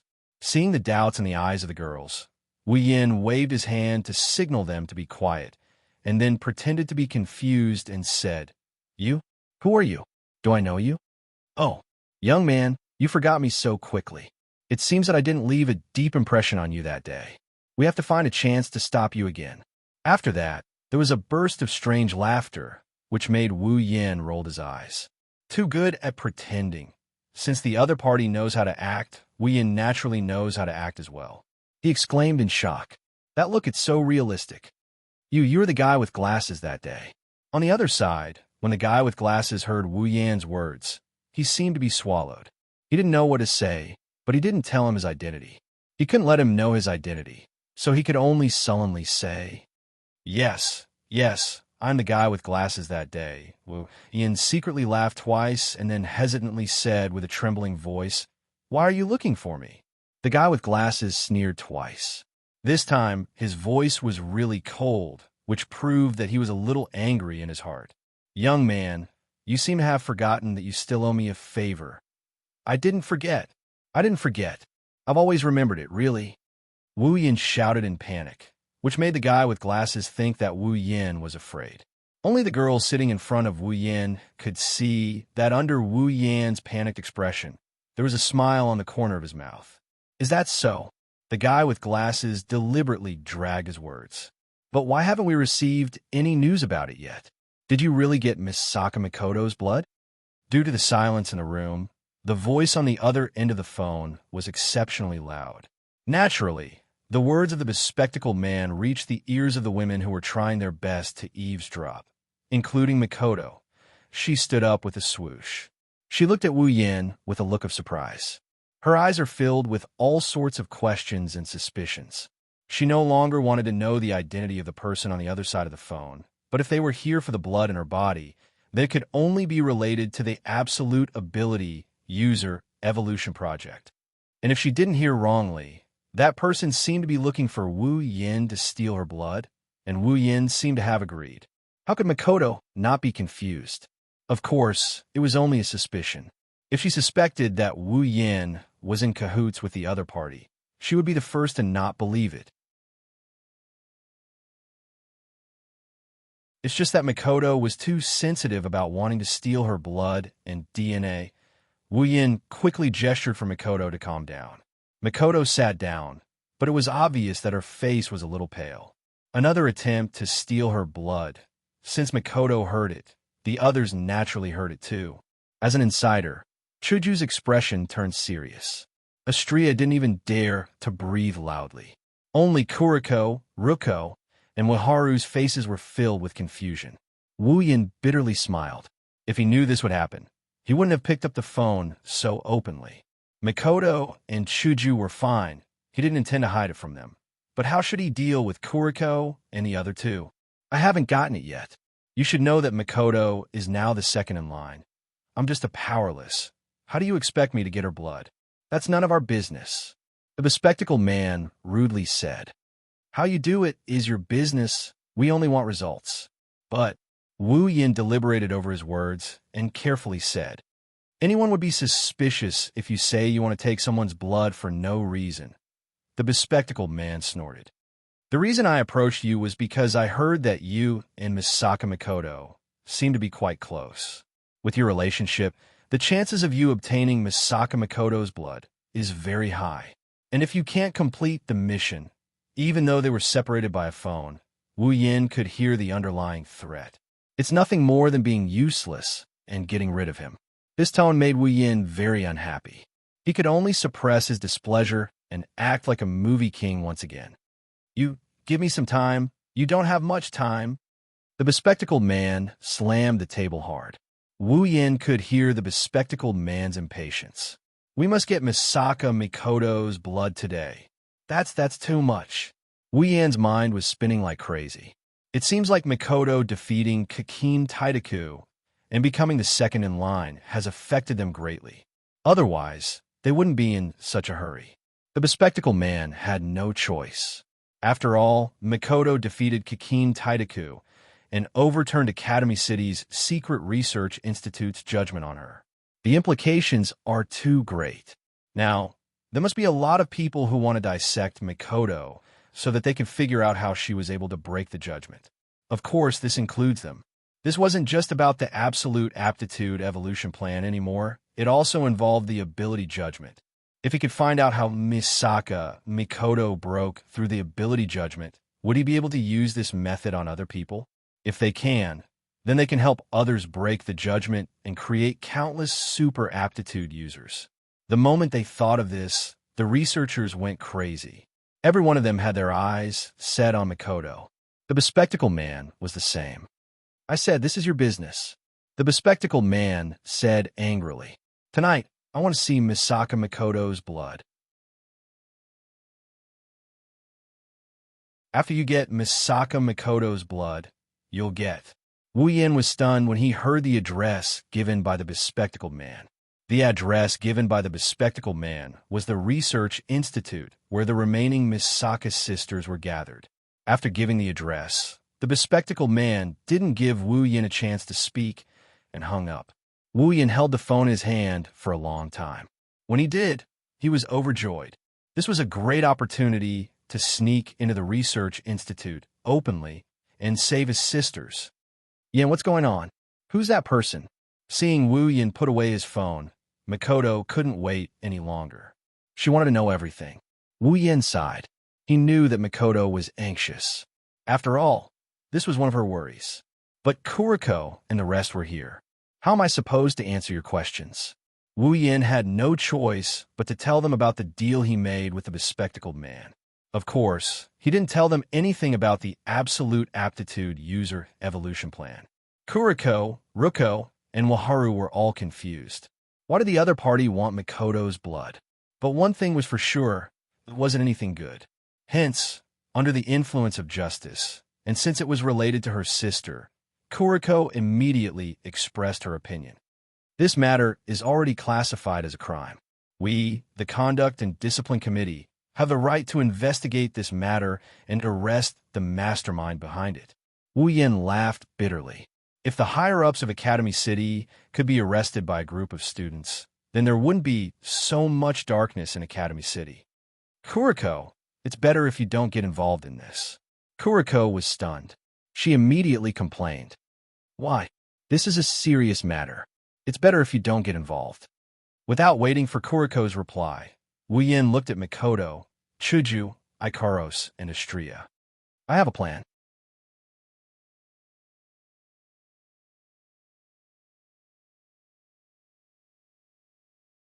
Chapter 205. At night, Wu Yin went to a research facility alone. Actually, Wu Yin has been to this facility quite a few times already. Almost every night, he would come here at least once. Back then, he was sneaking around. This time, he came here in broad daylight. Looking at the tall building in front of him, Wu Yin's eyes flashed, and then he walked up. Almost at the same time, the door of the Research Institute opened. Two security guards came out from inside, holding batons in their hands, looking at Wu Yin, full of vigilance. The two security guards looked at each other, then without hesitation, put the batons in their hands in front of Wu Yin and stopped Wu Yin. This is a private area. We don't accept visitors. Please don't come any closer. Hearing this, Wu Yin took 2 steps back and said to them, I was invited by the people here. That's why I came here. When Wu Yin said this sentence, on the side of the door, there was a device like a doorbell, and the owner of the voice was the glasses man. He was invited by me. Bring him in. The 2 security guards quickly said yes, and then brought Wu Yin in. One of them led the way, and the other stood behind Wu Yin. It felt like they were escorting him. Along the way, Wu Yin passed by a lot of robots that looked like garbage cans, and even passed by layers of guards. Looking at the heavily guarded Research Institute, Wu Yin hated it so much that his teeth itched. Almost every time, it was these hateful guards and endless precautions that made him return empty-handed for many nights. And he couldn't save even one of his sisters. If it weren't for his sisters still in this Research Institute, Wu Yin would have been annoyed by them and directly attacked. Of course, attacking by force was definitely not a good idea. After all, the number of sisters was very small, and the people in the Research Institute had a lot of opportunities to transfer the sisters while he was attacking. At that time, he would return empty-handed. But today was different. As long as he could sneak into the Research Institute, Wu Yin had enough confidence to rescue his sisters. Soon, Wu Yin was brought to a room. The bespectacled man was sitting in the room, pacing anxiously. When he saw Wu Yin, he revealed a happy smile. He casually waved his hand and dismissed the 2 security guards who were leading the way. It seemed that the bespectacled man had a very high status in this Research Institute. Young man, you really keep your word. The bespectacled man walked in front of Wu Yin, patted his shoulder, and said earnestly. That pretentious look made Wu Yin almost unable to hold back and beat him up. He could only pull out an ugly smile. Since you're here, it means that you've obtained Miss Saka Mikoto's blood, right? The bespectacled man couldn't wait any longer. His eyes were shining with fanaticism. The way he looked at Wu Yin was exactly the same as the way Gakuo looked at the controlling brain. However, Wu Yin knew that the bespectacled man wasn't interested in him, but Mikoto's DNA. Don't tell me you didn't get it. The bespectacled man retracted his smile when he saw Wu Yin's silence. His face was filled with murderous intent. If Wu Yin dared to say the word no, the bespectacled man wouldn't go easy on him. Wu Yin finally reacted. He lifted his head and grinned at the bespectacled man. Then, he punched the bespectacled man's face. The bespectacled man's nose bled, and he fell to the ground. He twitched twice and fainted. I've been wanting to beat you up for a long time now. Wu Yin kicked the bespectacled man twice to vent his anger. Then, an electric current flashed across his forehead. Outside the research institute, in a corner, Mikoto, Chuju, Ikaros, and Astria were hiding here. Chuju was looking in the direction of the research institute, while Mikoto had her eyes closed. Nobody knew what she was doing. At a certain moment, a blue and white electric current suddenly flashed on Mikoto's forehead without warning. She opened her eyes almost as soon as the electric current flashed. Yan's signal? Chuju asked. Mikoto nodded. Chuju, Ikaros, and Astria exchanged glances with Mikoto. They all took out a crystal-like scroll. Return scroll. Without hesitation, the four girls crushed the scroll in their hands. The fragments of the scroll turned into specks of light and attached themselves to the four girls. Then, in a flash, the four girls disappeared. Inside the research institute, in front of Wu Yin, white specks of light crawled out from the ground like fireflies. More and more of them appeared. Soon, the specks of light turned into light and illuminated the entire room. When the light dimmed, Mikoto, Chuju, Ikaros, and Astria appeared in front of Wu Yin. Wu Yin chuckled and casually threw away the brick in his hand. After all, the teleportation point of the town return scroll can't be set on a person's body. Wu Yin could only resort to trickery and set the teleportation point on the brick before bringing it in. The four girls saw Wu Yin and immediately ran to Wu Yan's side. Mikoto looked at the unconscious, bespectacled man on the ground and frowned. She said unhappily, "Is he the one who wants my blood?" Wu Yin nodded. Mikoto smiled sinisterly and shot out a taser gun. The unconscious, bespectacled man's body was char-black. He twitched nonstop and turned into a frog in his sleep. Wu Yan's mouth twitched. Sis Cannon sure knows how to hold a grudge. Wu Yin quickly stopped Mikoto when he saw that she was going to use another taser gun. All right, he'll suffer. Let's find the sisters first. Mikoto reluctantly stopped when she heard about the sisters. Wu Yin let out a sigh of relief. He was really afraid that Mikoto would kill the bespectacled man. Although he also wanted to, looking at the bespectacled man on the ground and the girls, Wu Yin said in a low voice, "Let's proceed with the plan." When Wu Yin said that, Mikoto immediately turned her unwillingness into her boss's unwillingness. Are we really going to ask that woman for help? Wu Yin couldn't help but smile bitterly. Yeah, in this situation, she's the most suitable person to do it, but Mikoto was still a little reluctant. We have a systems item list. There should be something suitable in there, right? There's indeed something suitable in the item list. But at this time, it's better to let a professional do it. After all, what we're going to do is more human-like. Wu Yin tried his best to persuade her. If possible, he wouldn't want an outsider to get involved. But to be safe, this is necessary. Plus, the other party probably wouldn't go around telling others about this. Probably, all right. I understand. For the sisters, I'll bear with it. Wu Yin could only smile bitterly again. He crushed a return scroll and disappeared from the spot. Not long later, a familiar light appeared in the room. When the light faded, Wu Yin appeared with a woman. "Era, I didn't expect that you would do something so illegal. I'm really surprised." As soon as the woman appeared in the room, she immediately taunted Mikoto. Mikoto clenched her teeth and told herself to bear with it. "All right, Jusama, you should hurry up and finish your business." Wu Yin could only remind her. Otherwise, she might really attract attention. Shokuho Misaki pursed her lips and stopped trying to attract Mikoto's aggro. Instead, she turned her head and looked deeply into Wu Yan's eyes. She was simply too curious. How did the man in front of her bring her here in an instant? Teleportation ability?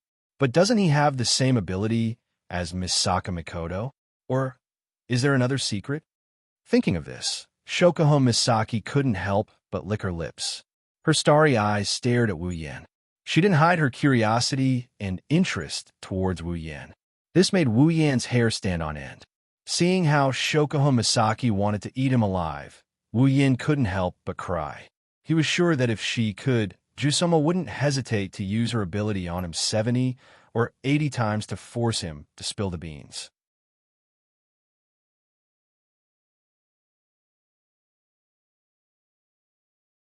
Chapter 206.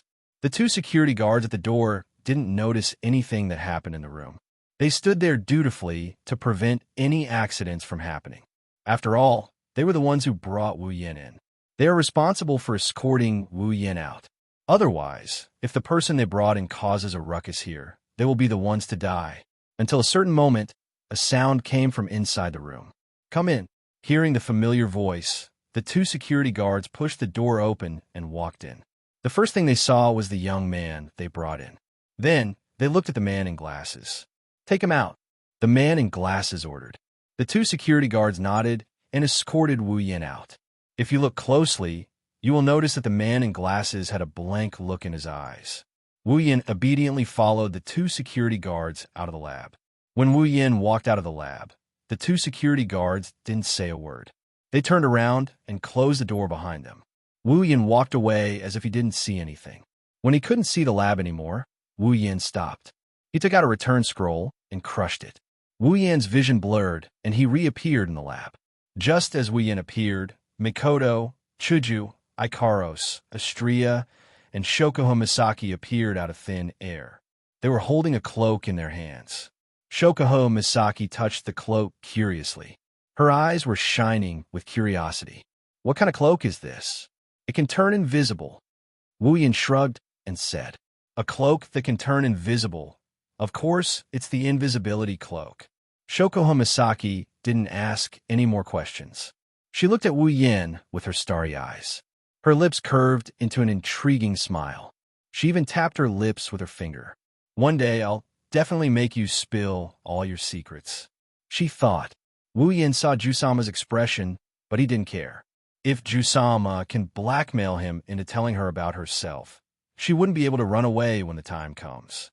With that in mind, Wu Yin turned around and looked at the man in glasses. "So what happened to this guy?" Shokuho Misaki said. The part about your memories and today's events are mostly deleted." Wu Yin released a sigh of relief, and he smiled at Shokuho Misaki. "Thank you, Queen." Shokuho Misaki covered her mouth and giggled. "No need to thank me. Remember what you promised me." After hearing this promise, Mikoto expressed her dissatisfaction, and Hinajiku was also quite displeased. The two girls turned their heads away, out of sight, out of mind. Wu Yin smiled sheepishly. "Of course I won't forget. No matter how I look at it, I'm the one who got the better end of the deal. He went through a lot of trouble to get Jusama to help him, and in the end, he got a date with her." Wu Yin didn't know what Shoko Misaki was up to, but he's the one who got the most out of this. "I'm looking forward to it." Koho-sama covered her smile and took out a crystal scroll. She looked at it curiously and looked at Wu Yin with a bit of reluctance. "What an interesting thing. You have to give me more next time, little Yin." Wu Yin rolled his eyes. He knew that Shokuho Misaki's attention to him had increased by 100% due to the series of magical items. However, Koho-sama was smart enough to know what to ask and what not to ask. She held herself back from asking. After Shokuho Misaki crushed the return scroll and disappeared, Mikoto and Chuju turned around and looked at Wu Yin with serious expressions. Mikoto even looked a bit excited. Finally, she could be of help. Wu Yin nodded at everyone when he saw them looking at him. "Let's do as we said. Mikoto and I will sense the location of the sisters and rescue them. This time, I must save all the remaining sisters." The girls nodded with determination. Wu Yin smiled in relief. However, his smile soon froze on his face. He was completely stunned. Beep. Special event detected. Sudden mission issued. Sudden mission. Absolute Aptitude User Evolution Project restarted in advance. Under the arrangement of the researchers, Accelerator was heading to the experimental site. There, the military clone, Sister Misaka, was on the brink of death.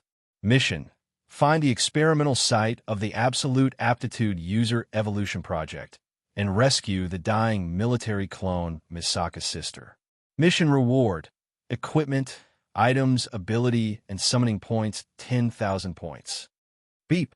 Special event detected. Dungeon Mission 2 restarted in advance. Dungeon World. Magic Catalog. Dungeon Mission. Rescue. Mission 1. Save 20,000 Misaka sisters.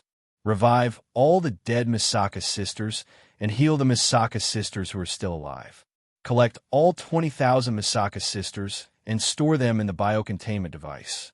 Mission reward: equipment points, item points, ability points, summoning points 100,000 each.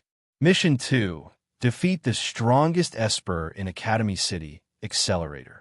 Mission reward: randomly summon a character. Mission 3 locked. How did this happen? Wu Yin was speechless. The sudden activation of the Absolute Aptitude User Evolution Project caught Wu Yin off guard. He was supposed to rescue the remaining sisters, wasn't he? Yin, what's going on? Why did the experiment suddenly start? Wu Yin still hasn't recovered from the sudden turn of events when Mikoto yelled at him in a panicked manner. If it weren't for the fact that he did something beforehand, her voice would have attracted the attention of the people in the research facility. Hearing Mikoto's words and the serious expression on the girls' faces, Wu Yin was taken aback.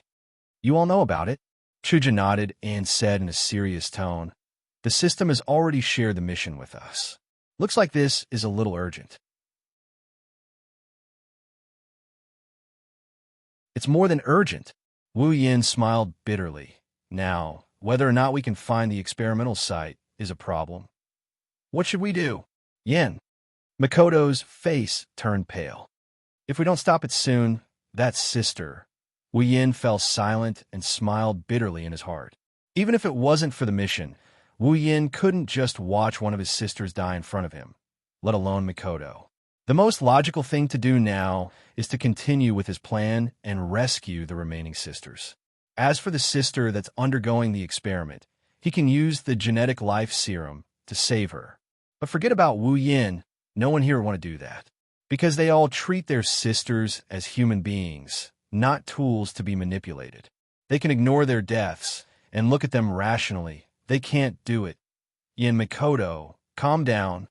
Seeing Wu Yin and Mikoto in a panic and unable to calm down, Chuju quickly stepped forward to stop them. Hurry up and think of a solution. That's the most important thing. Yes, there's a way, there's a way. She said that, but her expression didn't calm down. She's still running around in circles. Wu Yin, on the other hand, calmed down first. Looks like we have to split into two teams. One team will stay here and rescue the sisters. The other team will go and stop Accelerator. Wu Yin pondered for a moment and finally said, let me go to Accelerator. You're going? Hinagiko frowned. Yin, Accelerator is definitely a Tier 8 fighter. You're only a Tier 7. You're no match for him. Wu Yin smiled bitterly. Chuju's words hit his weak spot. But Mikoto and Chuju don't know anything about Accelerator. He's the only one who knows a thing or two about Accelerator. If I don't go, who will?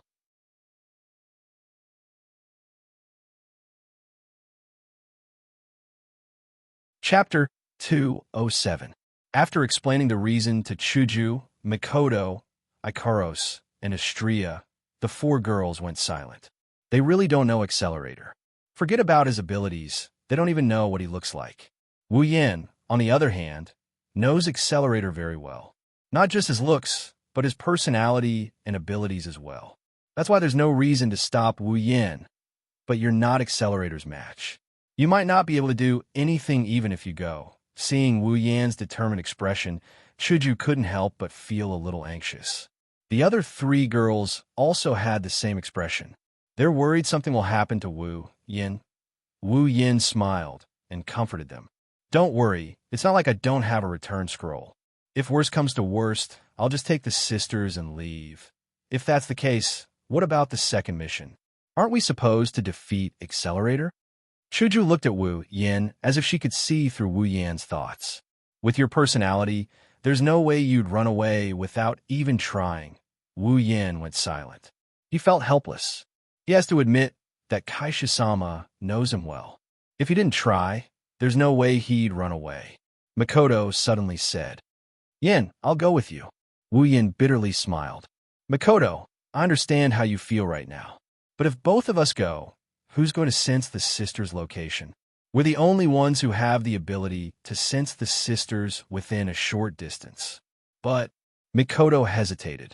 She doesn't want him to take the risk alone. But there are sisters on both sides. How do you expect her to choose? No buts. Wu Yin held Makoto's shoulder and said solemnly, "Leave that sister to me. You have to save the other sisters. That's our promise." Makoto lowered her head when she saw Wu Yan's irrefutable look. But that doesn't mean the others will too. Wu Yan felt something tugging at his back. He turned around and saw Ikaros looking at him with her indigo eyes. There was even a hint of pleading in her eyes. "Master," it was just a sentence, but the meaning behind it was clear to everyone. "Ikaros, you can't go either." Wu Yan ruffled Ikaros' hair. "You're the strongest among us. We only have one accelerator. But if you're exposed, you'll have to face the entire research facility." Wu Yan's gaze then turned to Ikaros. "At that time, you, who have an unparalleled advantage in group battles, will definitely be the best candidate to deal with them." "But, Master," Ikaros' expression slowly turned into one of deep worry. Her expression is so sad that anyone who saw it couldn't help but feel pain in their heart. Wu Yan felt the same way. "Don't worry, it'll be fine." Wu Yan softly comforted Ikaros. "If it comes down to it, I'll run away. Don't worry, okay?" Ikaros' eyes fluctuated rapidly. Her inner struggle was evident. Looking at Wu Yan's gentle gaze, Ikaros could only nod. In return, Wu Yan smiled. Astrea stood in front of Wu Yan and she yelled at him. "Then, Master, let Astrea accompany you." Astrea even waved her arm to show off her strength. "That Fong-something guy, Astrea won't lose to him." This time, Wu Yan didn't object. It's true that with his own strength, defeating Accelerator would be extremely difficult. If he didn't know the original author and have a good understanding of Accelerator's abilities, it wouldn't be difficult at all. He might have even fallen into despair. After all, Accelerator's ability is terrifying. Vector manipulation. As long as he touches it through his skin, he can freely manipulate the direction of kinetic energy, heat energy, electrical energy, etc. He can reflect all physical attacks. In theory, even a nuclear explosion wouldn't hurt him. He can even temporarily affect the rotation of the Earth. To be honest, if it was just him alone, even if he knew Accelerator's weakness, he wouldn't have the confidence to beat him. However, with Astrea on his side, it's a different story. As a melee angel, even Ikaros can't compare to Astrea in terms of melee combat ability. In theory, Astrea can't defeat Accelerator, who can reflect all physical attacks. However, with Astrea's understanding of melee combat, it won't be hard for her to defeat Accelerator. As long as Astrea can execute an attack that exceeds Accelerator's computational ability, Accelerator won't be her match. With two rare armaments that are infinitely close to gold armaments, Wu Yan believes Astrea can defeat Accelerator. Thinking of this, Wu Yan didn't object. "All right then, Astrea, you're coming with me." Astrea's face lit up. "Yes, Master." Chuju didn't say anything about Wu Yan's decision. It's not that she isn't worried about Wu Yan. It's just that she's the weakest in the group other than Wu Yan. She won't be of much help even if she goes with them. Chuju had no choice but to ask. "Then, how are you going to find Accelerator?" Wu Yan lowered his head and thought for a while. After a while, he touched the biocontainment device in his hand. "Looks like I can only rely on my sisters." "You're thinking of," Wu Yan nodded. He touched the biocontainment device, and a figure identical to Makoto appeared in front of everyone. She looked around in a daze, and when she saw Wu Yan, she froze in place. "Misaka found a weirdo," Misaka said in surprise. Wu Yan's face twitched. "Why are you calling me a weirdo?" "Because you're the thief who stole the Misakas and the good person who healed them. But you're also a pervert who locked them up in a dark place to sleep. That's why I'm calling you a weirdo." Misaka tried to explain to the weirdo in front of her why he's a weirdo. Even at this critical moment, Wu Yan was still stunned by Misaka's sister's powerful speech. However, Misaka's sister didn't pay attention to him anymore because she noticed Mikoto. "It's Wani-sama," Misaka said in surprise. "I'm happy to be able to meet Wani-sama." Hearing this, Mikoto felt a surge of warmth in her heart. At the same time, Her determination to save her sisters grew even stronger. I'm happy to be able to meet you too. But, sister, I have something I need your help with. You're the only one who can help me. After Makoto finished her explanation, Misaka's sister was silent for a long time before she lifted her head and spoke. Why do you want to save the Misakas? Their bodies are borrowed and their hearts are fake. They only cost 180,000 yen per body.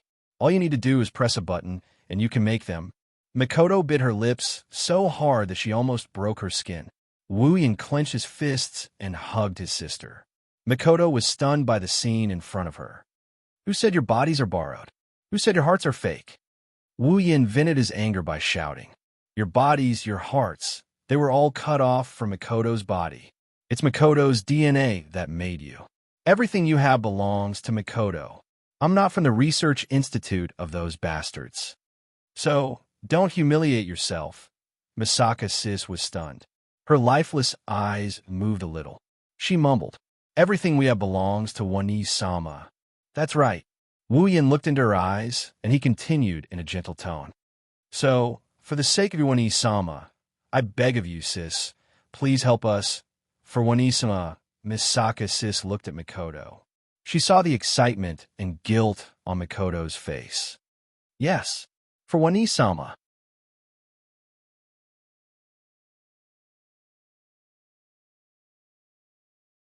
Chapter 208.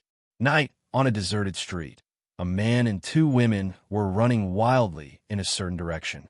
One of the women was even carried on the man's back due to lack of physical strength. Misaka's sister had her eyes closed. Every once in a while, she would open her eyes and point in a certain direction. Wu Yin and Astria were running in that direction, hoping to catch up to the experiment before it starts. The biocontainment device on his hand disappeared. Wu Yin gave it to Makoto. Ikaros, Makoto, and Chuju are there, so Wu Yin wasn't worried about them. He just needed to focus on this side. If it weren't for Wu Yin and Astria's strong bodies, they would have collapsed from exhaustion by now. Until a certain point, the sister finally said something. It's right in front, Misaka said confidently. Wu Yin didn't speed up. Instead, he stopped and allowed Astria, who was running behind him, to crash into Wu Yin. Her voluptuous breast pressed against Wu Yin's back and bounced off Wu Yin. Wu Yin stumbled and almost fell to the ground from Astria's voluptuous breasts. He didn't know what to feel. Was he glad that he put Misaka's sister down first? Or was he hoping that Astria crashed into Misaka's sister? If it wasn't for the timing, he might have screamed in pleasure. Master! Astria acted like nothing happened. She looked at Wu Yin in confusion. She didn't understand why he suddenly stopped. The same goes for her sister. Wu Yin sighed helplessly when he saw Astria's confused expression. He just told her something, and she forgot about it. What should he say to her? Wu Yin didn't explain. He took out a capsule from his inventory. Astria was enlightened when she saw the capsule. She took out a capsule from her inventory as well. Transformation capsule changes the user's appearance and physique to 100%. The user must consume a reversion capsule to restore their original appearance. 2,000 item points. The transformation capsule is the item Ikaros and Astria use to stop the hounds and item. If possible, Wu Yin doesn't want to expose himself. After all, it's easier to do things while hiding in the shadows. The moment Wu Yin and Astria consumed the polymorph capsules, their figures and appearances changed completely. Even if someone familiar with them came here, they wouldn't be able to recognize the two of them. Ignoring Misaka's sis, who was calmly yelling that the weirdo and his companions transformed, Misaka's sis exclaimed in shock. Wu Yin ran forward. Astria and Misaka sis quickly followed after him. Soon, a barren rocky ground appeared before their eyes. The rocky ground was very spacious, and Misaka's sister, who was about to conduct her experiment, stood in the middle of it all, as if she was afraid that no one would be able to find her. Where's Accelerator? Is he not here yet? Wu Yin looked around and didn't see Accelerator. He let out a sigh of relief. At the same time, he felt a little disappointed. After all, Accelerator was his second mission. Misaka's sister saw Wu Yin and the others running towards her. She asked, "Are you guys here to save Misaka?" Misaka said with an inexplicable feeling. Is Accelerator not here yet? Wu Yin wasn't surprised that Misaka's sister knew he was here to save her and accepted his rescue. After all, Misaka's sisters are connected to the Misaka network. Whatever he said to one of them, she would know as well. Wu Yin nodded when Misaka's sister nodded. Wu Yin looked at the two identical sisters and asked, "Which sister are you?" Misaka is a military clone. Her serial number is 00001. Misaka answered honestly. She was unhappy that the weirdo didn't know her serial number. This is the Misaka's sister who led the way. Wu Yin didn't expect to get 00001 out of a random sister. Or should I say his luck. Misaka is a military clone. Her serial number is 10032. Misaka introduced seriously. This is the sister who is going to conduct her experiment. However, her serial number surprised Wu Yin. 10032. Isn't that the sister who was saved by Tumei in the original work? What a coincidence. She's the one who will be restarting the experiment. Looking at Misaka 10032, Wu Yin didn't see anything special about her. She was saved by Tumei in the original work, and now he saved her. She's pretty much the same as the other sisters. Ugh, that's nonsense. All right, sisters. Wu Yin only used their serial numbers to identify them. Wu Yin was against calling them by their serial numbers. You should leave this place first. It will be dangerous if you stay beside the battle later. Wu Yin could have just left with the sisters. However, this is related to his second mission. Wu Yin didn't want to leave without trying anything. At least with Astria around, they still have hope. Misaka 00001 nodded. Misaka 10032 asked, "Are we going to Wani-sama's place?" Misaka asked expectantly. That's right. Wu Yin stuffed a return scroll into Misaka 10,032's hand and said with a smile, "Go find your Wani-sama. She's waiting for you." Misaka 10032 nodded. Her eyes flickered as she accepted the return scroll from Wu Yin. Astria's crimson eyes flashed. She looked at a corner and called out to Wu Yin. "Master, you're here?" Wu Yin slowly turned around and looked at the direction Astria pointed at. There, a figure slowly walked out from the shadows. White hair, red eyes, striped clothes like a prisoner. His body was as thin as a stick. He looked like he could be pushed down by a strong gust of wind. If it wasn't for the vicious expression on his face, no one would believe he's the strongest ability user in Academy City. Accelerator. Accelerator. Level 70, Wu Yan's pupil shrunk. He's level 70, Tier 8. Accelerator was stunned when he saw the two Misaka sisters and two strangers. He said impatiently, "What's going on? Who are you two? Are you here to inform me that I have to kill 2 more puppets for today's experiment? I don't care." Anger flashed in Wu Yan's eyes. The way he looked at Accelerator also turned hostile. Even if it wasn't for the mission, just because of what he said just now, Accelerator must be beaten up today. Wu Yin lowered his head and ignored Accelerator. He said to the two sisters, "You two, leave first." The sisters looked at Wu Yin and then at Accelerator. They nodded and crushed their scrolls before disappearing into thin air. Spatial ability? Accelerator looked at the spot where the Misaka sisters were standing and said in shock, "What's going on? How did those puppets know how to use spatial abilities?" Puppets. Wu Yin closed his eyes and calmed his emotions. He looked at Accelerator with a calm expression. Wu Yin's expression showed how angry he is. When Accelerator was about to say something, his phone suddenly rang. He frowned and picked up the phone impatiently. "Hey, what's going on?" The person on the other side of the phone said something, and Accelerator's impatience disappeared. When the call ended, Accelerator was expressionless. He looked at Wu Yin and Astria with a sinister smile. "I see. You want to stop me from becoming invincible? Then prepare to die."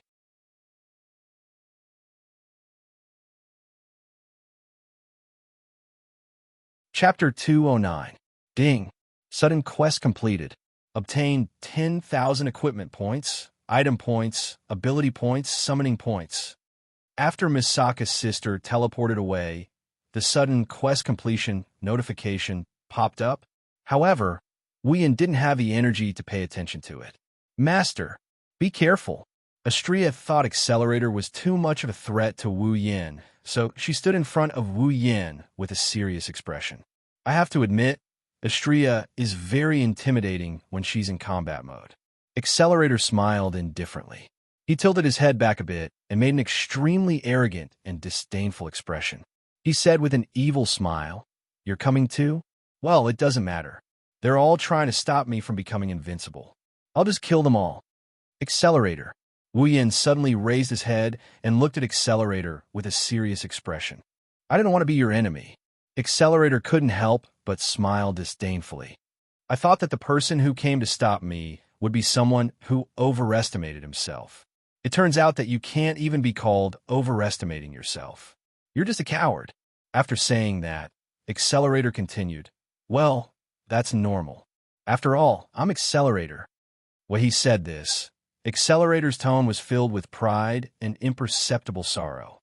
Then, he laughed loudly, and his laughter was particularly unpleasant to the ears.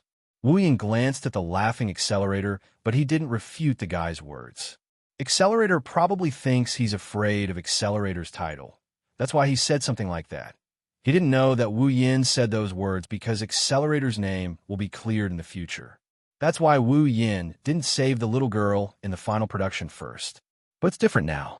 Even though Accelerator will be cleared in the future, he treated his sister like trash, a puppet, and an existence that can be killed at will. That alone is reason enough for me to beat him up. Accelerator's laughter got softer and softer. He looked at the man and woman in front of him who didn't react at all. He pursed his lips and smiled sinisterly. "Then, before I hunt those mannequins, let's do a warm-up." With that, Accelerator raised his foot and gently stomped on the ground. A violent shock wave spread out. The shock wave spread across the ground. With Accelerator as the center, the ground within a 5-meter radius crumbled into dust. The ground shook violently. Wu Yin and Astria quickly stabilized themselves. They jumped back a few meters and looked at Accelerator at the same time.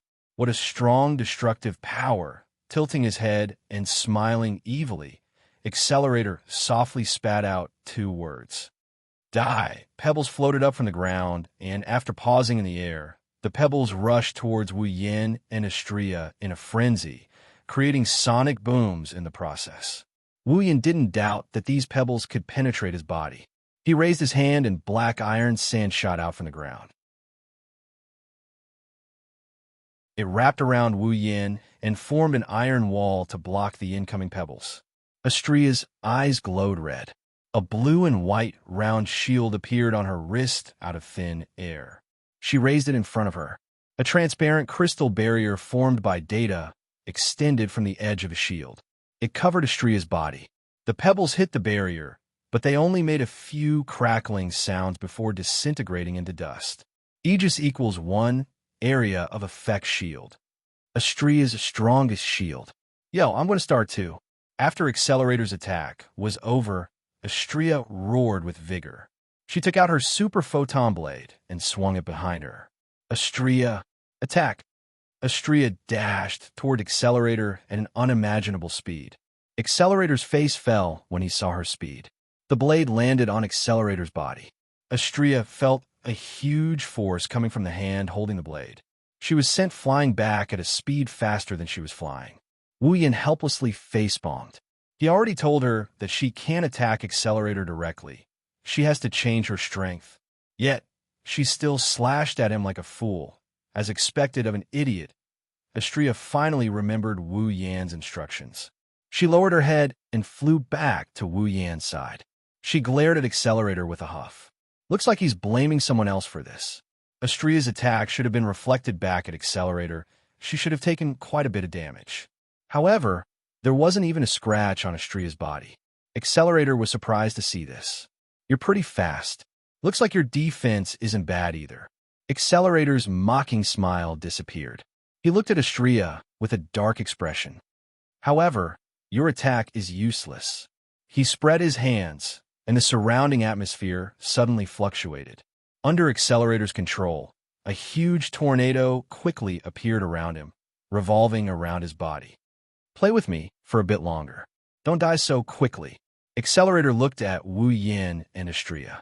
Then, the tornado headed towards Wu Yin. Why me?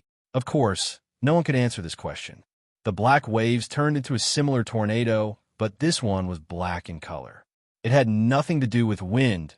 It was just a sand wave made of iron sand. The iron sand tornado collided with a real tornado. Wind and waves spread out in all directions. The two tornadoes canceled each other out. They didn't deal any damage to each other. However, the ground shook and rocks rained down on Wu Yin. A golden figure stood in front of Wu Yin. He raised a small round shield, and a data shield appeared at the same time, blocking all of the rocks. Wu Yin saw Astria blocking Accelerator's attack for him. He clenched his fist, and an iron sand sword formed in his palm. Wu Yin rushed out from Astria's side and appeared in front of Accelerator in an instant. The man appeared in front of him in the blink of an eye. Accelerator was surprised. Of course, he was surprised by the man's speed. How are these two so fast? However, Accelerator didn't care about the iron sand sword coming at him. Instead, he flashed Wu Yin a disdainful smile, as if he's mocking something. With Reflect, who can hurt him? The black iron sand sword stabbed viciously at Accelerator's chest. When it came into contact with Accelerator, the iron sand sword was shattered by an unknown force.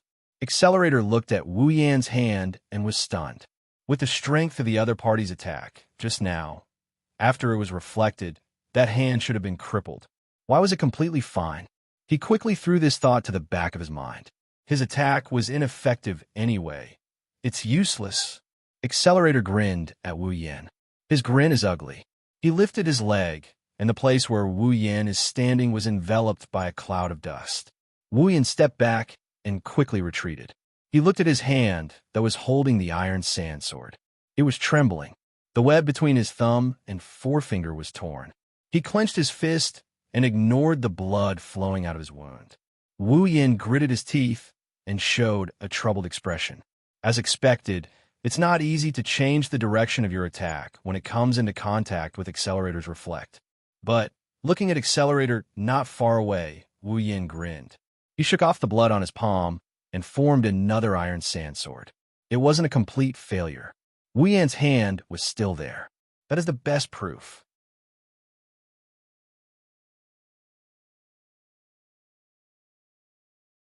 Chapter 210. It hadn't even been a minute since the battle started, but the originally intact rocky ground had been destroyed into a mess, as if it had been plowed by something. The one who did all this is the man standing in front of me, Accelerator. It had to be said that Accelerator's ability was truly terrifying. He only needed to exert a little bit of force, and he could magnify it countless times, causing such great destruction. Any attack that comes into contact with Accelerator will be reflected back at him. Both his attack and defense are terrifying. There's no way to deal with him.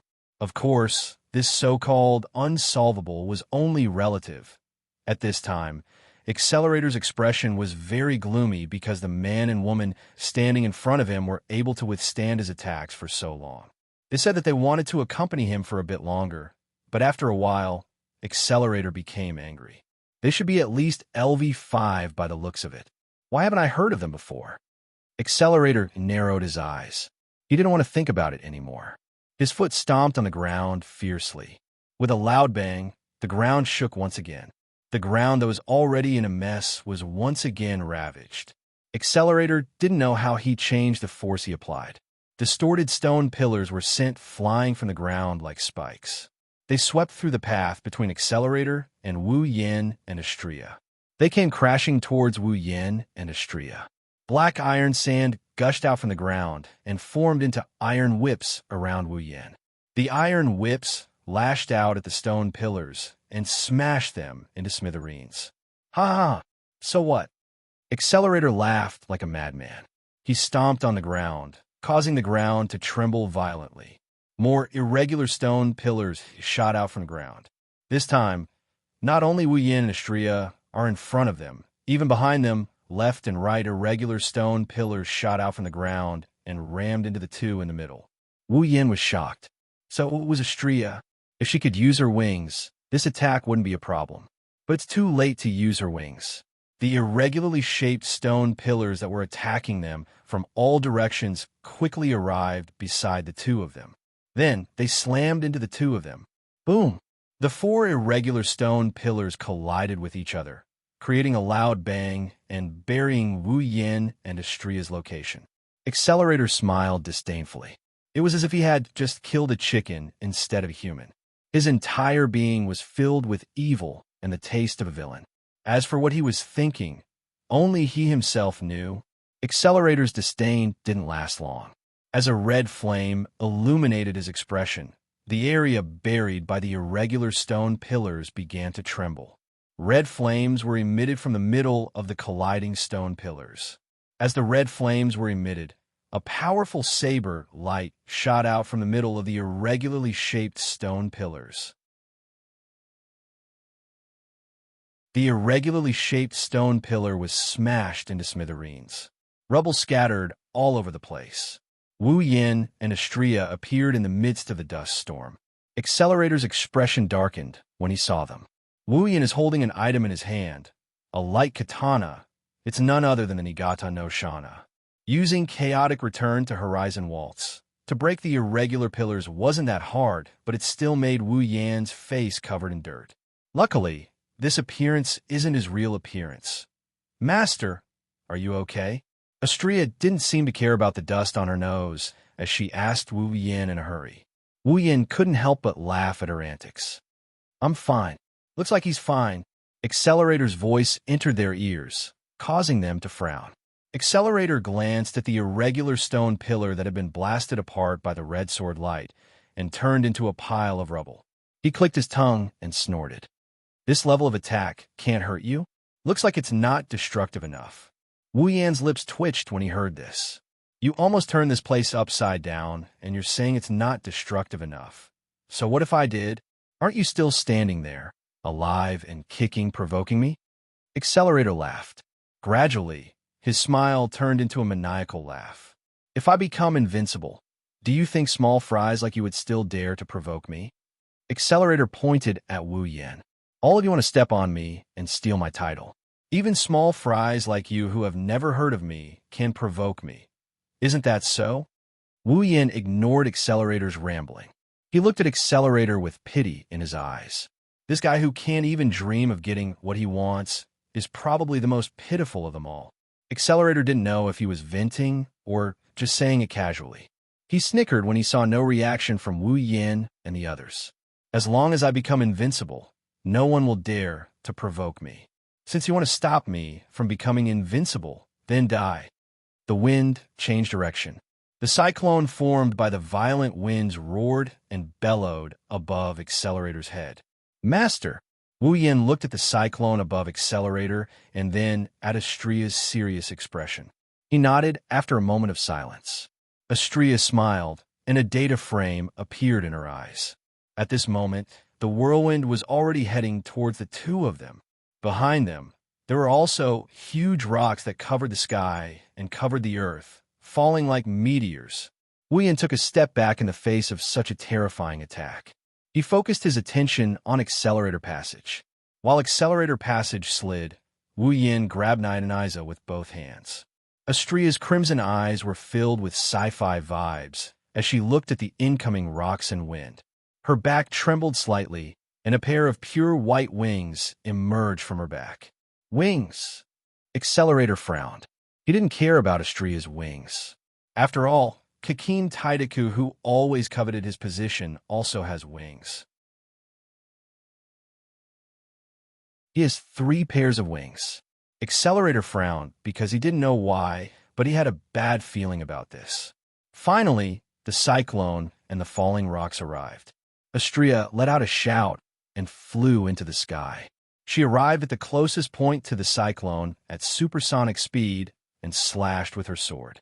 A bright light shone from the cyclone and Astrea's lightsaber. At the same time, Astrea sliced the cyclone apart with a single slash. The tornado was sliced apart, and turned into wind blades. The wind blades scattered on both sides of the ground. When the tornado was sliced apart, the falling rocks also arrived in front of Astrea. Aegis equals 1, area of defense. Activate. Astrea's shield shone brightly, and a crystal-like wall of data emerged from the shield. She looked at the data in front of her eyes, and the shield shone brightly. The range was several times wider than the Aegis equals L area-type protective shield that he had used before. Boom, boom, boom, boom. The continuous barrage of boulders slammed into Astrea's Aegis, AoE defensive barrier, causing a series of loud explosions before shattering into pieces. The Aegis, AoE defensive barrier, let out a few muffled thuds, but they couldn't damage Astrea's Aegis, AoE defensive barrier, in the slightest. As a number of large rocks decreased, the small meteorites that were falling from the sky also disappeared. Accelerator's face turned gloomy again. He knew that he had underestimated his opponent again. His strength, attack power, and defense power.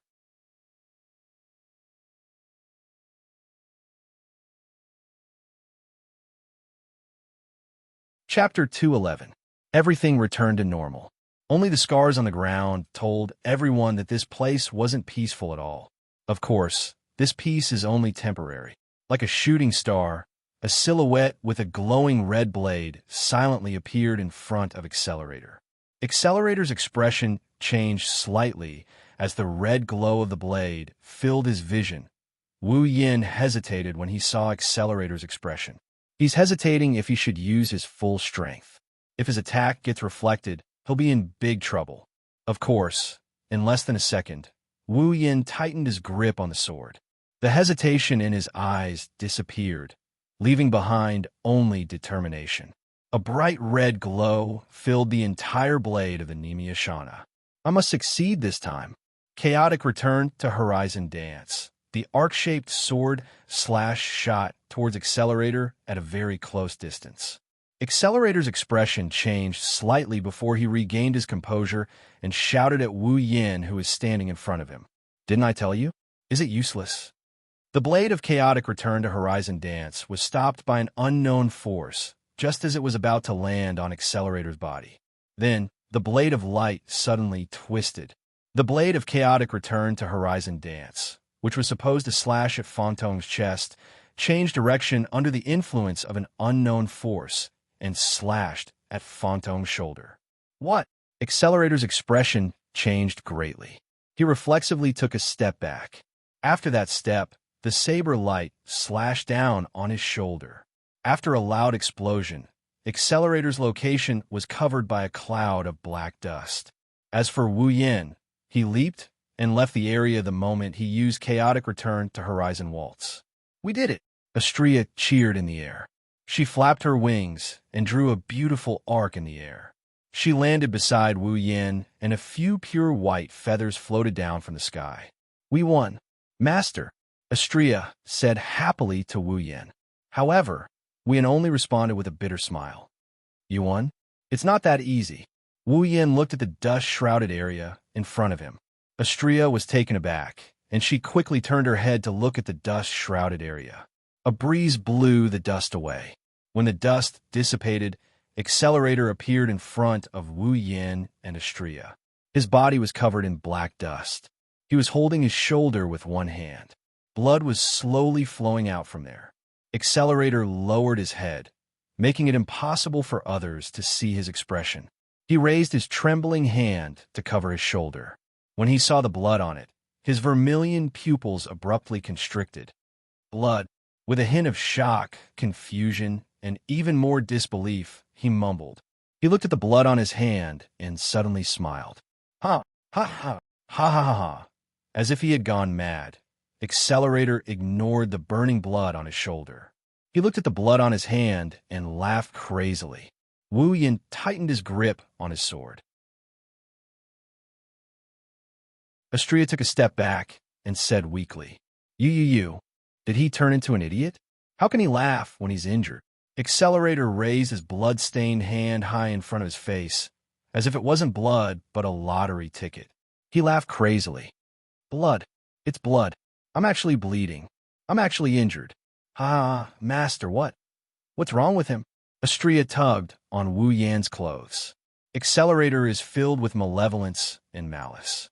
Astrea couldn't help but feel a little intimidated by the eerie atmosphere around him. Wu Yin smiled bitterly. He looked at Accelerator in silence. He felt something was wrong with Accelerator. Accelerator's laughter stopped abruptly. He turned to Wu Yin and said expressionlessly, "Hey, you injured me."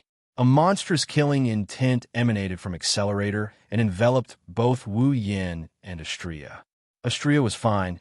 She just narrowed her eyes.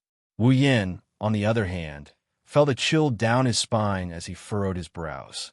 Wu Yin and Astrea's expression changed. Astrea reacted the fastest. She hugged Wu Yin before he could react. She flapped her wings and flew into the air. In the next second, the place where Wu Yin and Astrea were standing was reduced to rubble. None of the rubble was bigger than a finger. Wu Yin and Astrea looked at the ground in shock. On the ground, with Accelerator as the epicenter, not a single piece of land was left unscathed. Wu Yin gulped. Other than Ikaros, Wu Yin has never seen such destructive power before. Master! Astrea's voice pulled Wu Yin back from his daze. When Wu Yin regained his senses, he looked up. Countless rubble filled his vision. Astrea flapped her wings. Hugging Wu Yin, she couldn't use her Aegis-type shield. She could only rely on her outstanding maneuverability to dodge the incoming rocks. Soon, countless tornadoes appeared behind the rubble and charged towards Wu Yin and Astrea, who were still in midair. "Ah, this is so annoying," Astrea screamed. She flapped her wings and tried to distance herself from the tornadoes to avoid getting hit by the rubble and tornadoes. The tornadoes have caught up with the speed of the rubble. The tornadoes sucked the rubble into the tornadoes. The tornadoes blew Wu Yin and Astrea's hair into the air. If this continues, it's only a matter of time before they get hit. With Wu Yin as a burden, Astrea can't go all out. Wu Yin shouted, "Astrea, let go of me." Astrea was stunned for a moment before she shouted, "Master, we are in the air." "All right, don't worry about it. I have a plan. Let go of me." Astrea's expression changed as she hesitated. Her speed actually slowed down for a moment, allowing the tornado to hit her. Startled, Astrea could only grit her teeth and release Wu Yin. She raised her small round shield and activated Aegis equals L, AoE shield. The debris and tornado hit the Aegis, area of effect barrier, but they were all stopped. I have to admit, Astrea's defense is definitely on par with Accelerator. After using Aegis equals L to defend against Accelerator's attack, Astrea looked at Wu Yin and she released a sigh of relief.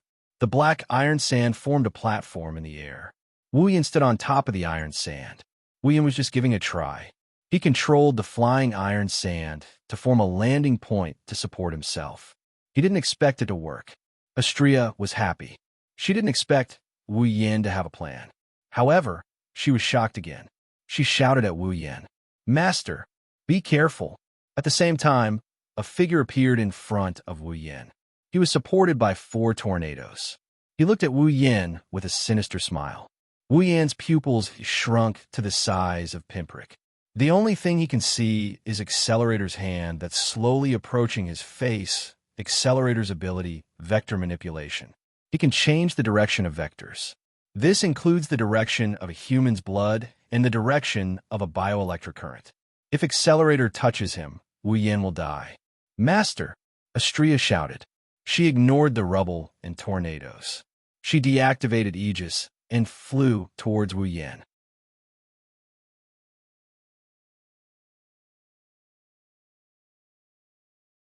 Chapter 2:12.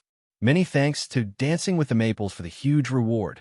Book friends have created a group, 389999078. If you're interested in chatting with everyone, you can join. Time seemed to have stopped at this moment. All that was left was the trembling of the collapsed ground and the roaring of the air. It was as if there were only 3 people left in the world. One was standing on a floating mass of iron sand with a frozen expression on his face. One was riding on 4 tornadoes with a sinister smile on his face. His hand was raised towards that frozen face, One was frantically flapping his pure white wings and flying toward the two people who were facing off. Behind him, there were rocks falling from the sky and violent tornadoes chasing after him. At this most dangerous moment, the mental dragon armor in Wu Yan's mind trembled violently. A wave of energy spread out from the small mental dragon armor and passed through Wu Yan's body. A transparent dragon-shaped armor suddenly formed from the energy wave and covered Wu Yan's body. At this crucial moment, it blocked Accelerator's seemingly weak but fatal hand. Accelerator was stunned. The front of his hand was blocked by this strange transparent armor, causing him to be unable to react for a moment. Looking at Accelerator's hand that was blocked by the mental dragon armor, Wu Yan sucked in a breath of cold air. He had never felt that death was so close to him before. The sound of Wu Yan sucking in a breath of cold air woke up Accelerator, who was unable to react. It made him realize that his attack was blocked once again. Immediately, Accelerator's face turned angry. The hand that was close to the mental dragon armor grabbed fiercely. He instantly used the vector manipulation ability, and the vector in his hand suddenly changed. With a bang, the mental dragon armor that saved Wu Yan's life shattered into countless transparent fragments. They turned into formless waves and returned to Wu Yan's mind. This time, Wu Yan finally realized what was going on. He waved his hand fiercely and slashed Accelerator's body.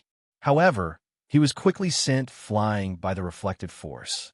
He smashed into the ground full of rocks and was buried by them. TSK Accelerator spat when he saw Wu Yan using his own strength to increase the distance between them. His face was filled with displeasure. Compared to injuring his opponent, he wanted to kill him in an instant more. Accelerator's body flashed, and he wanted to control the tornado behind him to chase after him. However, at this moment, a figure accompanied by the sound of wind explosions appeared behind him.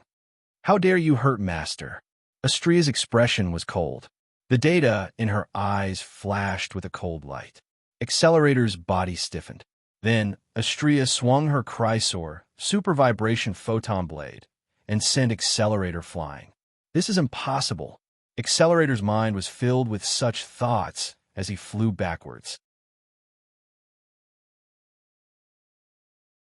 As he felt the intense pain coming from his body, Accelerator finally understood that his reflection had lost its effect for the second time. The first time was fine. Even though Accelerator's reflection didn't reflect Wu Yan's attack back, it at least changed the direction of the blade that was supposed to hit his chest. This proved that his reflection still worked. But this time, it didn't work at all. Accelerator's consciousness was still in a state where his reflection didn't work. Astria flapped her wings and appeared in front of him again. The data in her eyes flashed coldly. Accelerator's expression changed. Bam!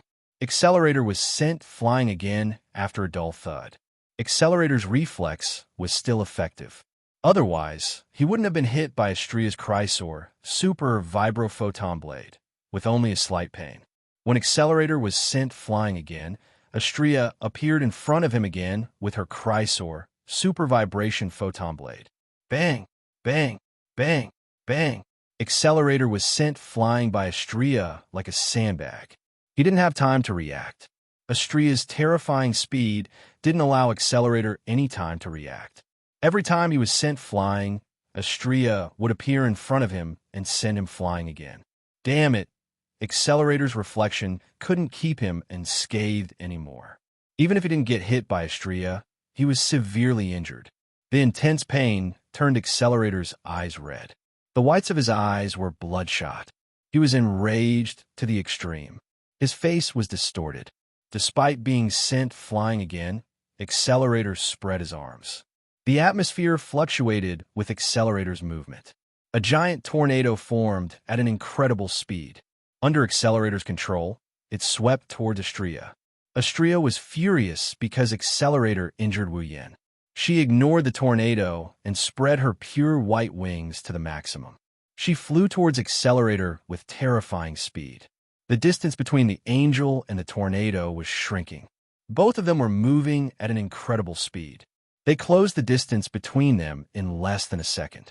A giant tornado descended upon them. Astrea remained expressionless. She raised the small round shield in her left hand and activated Aegis equals L, area of effect shield. Astrea braced herself against the tornado with Aegis equals 1, area of effect barrier. She flapped her wings, and the Aegis equals 1, area of effect barrier, tore the tornado apart. Suddenly, the angelic girl in the sky braved through the tornado and tore it apart. Then, she rushed toward Feng Xingjian without slowing down in the slightest. Accelerator's expression changed again and again. However, he couldn't stop Astrea from coming. The angel wielding the lightsaber mercilessly sent him flying again. After several hits, Accelerator finally coughed up a mouthful of blood. He crashed into the ground and got buried under the rubble. He suffered the same fate as Wu Yan. Astrea didn't even pant after such an intense exercise. She glanced at the spot where Accelerator landed with an indifferent gaze. Bam! The rubble that buried Accelerator's body exploded. Accelerator stumbled and stood up shakily from the rubble. It was obvious that he had taken quite a bit of damage. Feeling the sharp pain and powerlessness in his body, Accelerator almost didn't dare to believe that he, who had never been injured before, had suffered all the injuries that he should have suffered in the first half of his life today. Not only did that man injure him, even that woman who could fly almost broke his bones. Accelerator coughed up another mouthful of blood as he looked at the angel in the air. His clothes and mouth were stained with blood. Accelerator trembled as he looked at himself. I know I'm not strong enough. I'm not strong enough. If I'm strong enough, I won't get hurt. If I'm strong enough, those ants won't appear. If I'm strong enough, no one will provoke me anymore. If I'm strong enough, no one will hurt me anymore. It would be great if I was invincible. That way, there wouldn't be people who overestimate themselves and come here to be hurt by me. If I have to hurt people, then I'll hurt them until the day I become invincible. I will become invincible. A crazy roar resounded through the night sky. A gust of wind began to swirl around Accelerator's body. Accelerator unleashed all his computing power and began to manipulate the wind in the air. Inside Academy City, some of the windmills that were set up on the roadside or outside the buildings started to spin wildly, as if they were malfunctioning, swinging around randomly. The wind in Academy City was visibly blowing towards a certain direction, and the center of this direction was the directional passage. The howling wind gathered together under Accelerator's manipulation. Under Astrea's shocked expression, a small ball of white ions appeared at the center of the wind.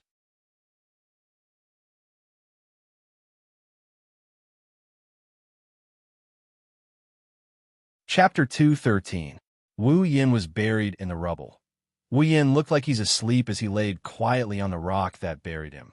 His consciousness is hazy, and even his breathing is getting labored. Even though his body was in pain, Wu Yin was unable to regain his senses. Not only did he not care about the pain, he allowed it to wreak havoc in his body. So tired. I want to sleep. This was the only thought in Wu Yan's muddled mind. This thought almost covered up the pain and suffocation he felt from the rubble. The mental dragon armor was broken. Even though Accelerator's fatal attack was blocked because of it, the mental dragon armor could not be used for a period of time. Therefore, Wu Yan's slash with all his strength was reflected back to him by Accelerator's armor.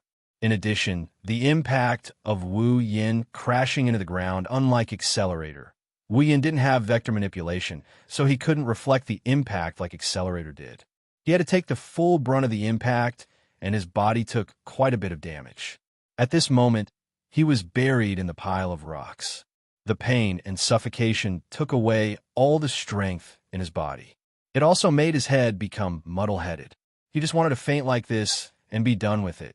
Just as he was about to fall asleep, a gust of wind howled above him, giving him a bit of time to recover from his fainting slumber.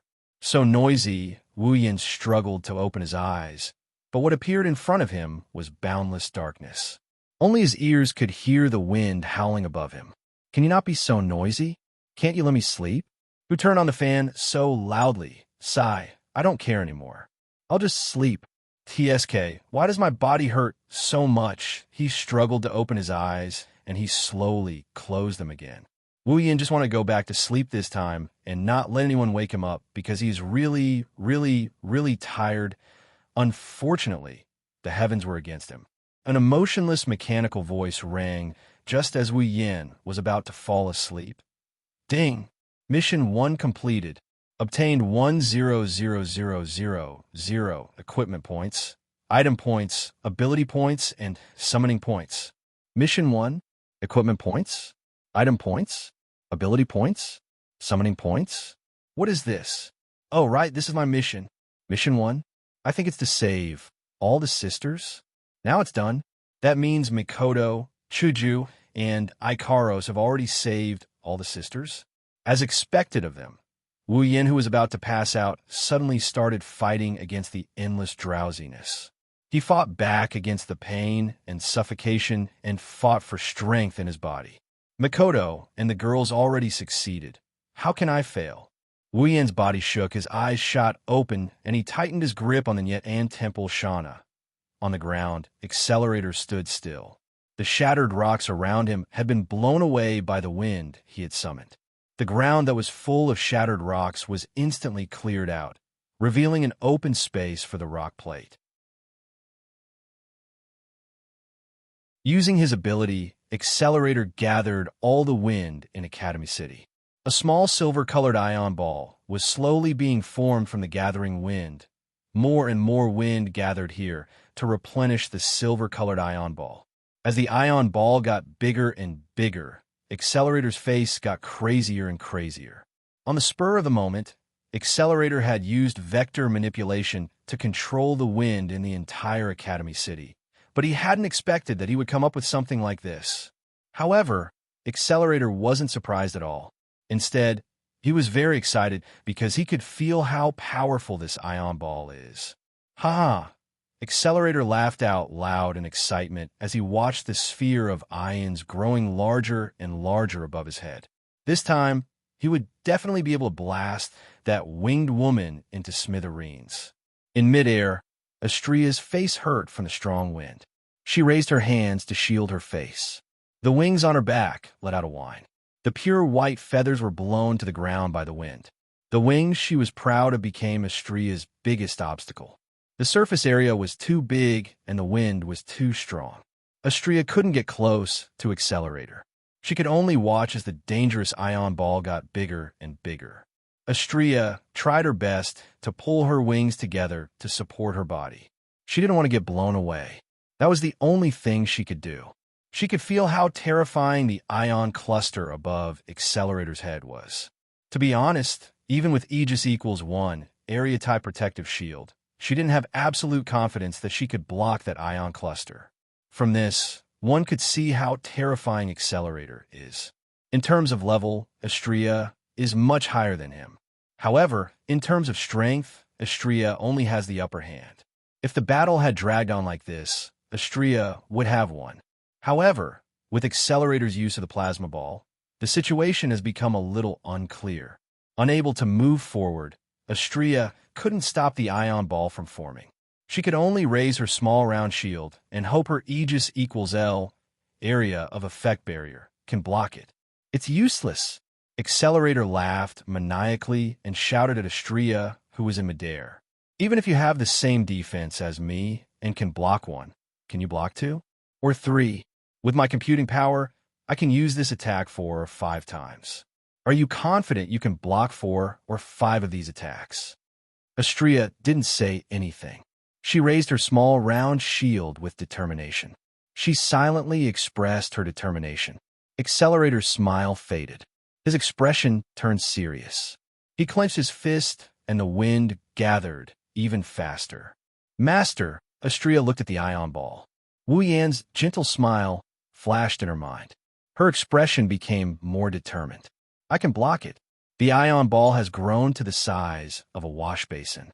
Its power is getting stronger and stronger. Astria's expression darkened. More. Accelerator tried his best to control the wind and infuse it into the ion ball. Just a little bit more, and the power of the ion ball will be enough to tear apart Astria's Aegis equals L area of effect barrier. Suddenly, a red sword beam shot out from a pile of rubble. It turned the rubble into dust.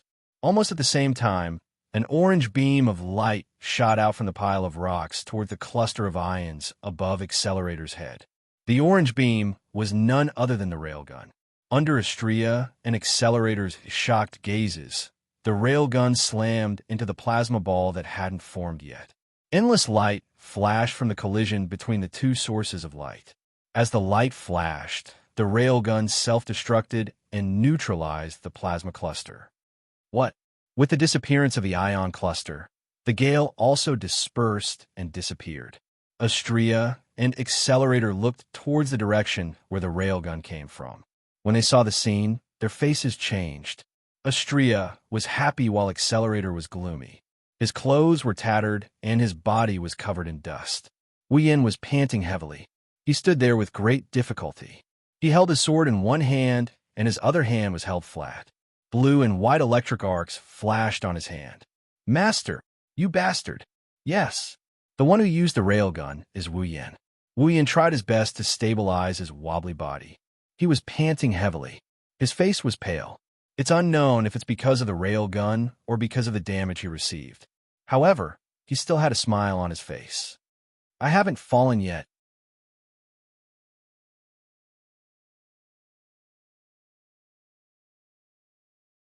Chapter 214. Accelerator's last resort was destroyed by Wu Yan's railgun. Accelerator's face turned green. He glared at Wu Yin with murderous intent. He wanted to tear Wu Yin apart. Gasping for air, he closed one of his eyes due to the pain in his body. His body wobbled, and he almost fell on his butt.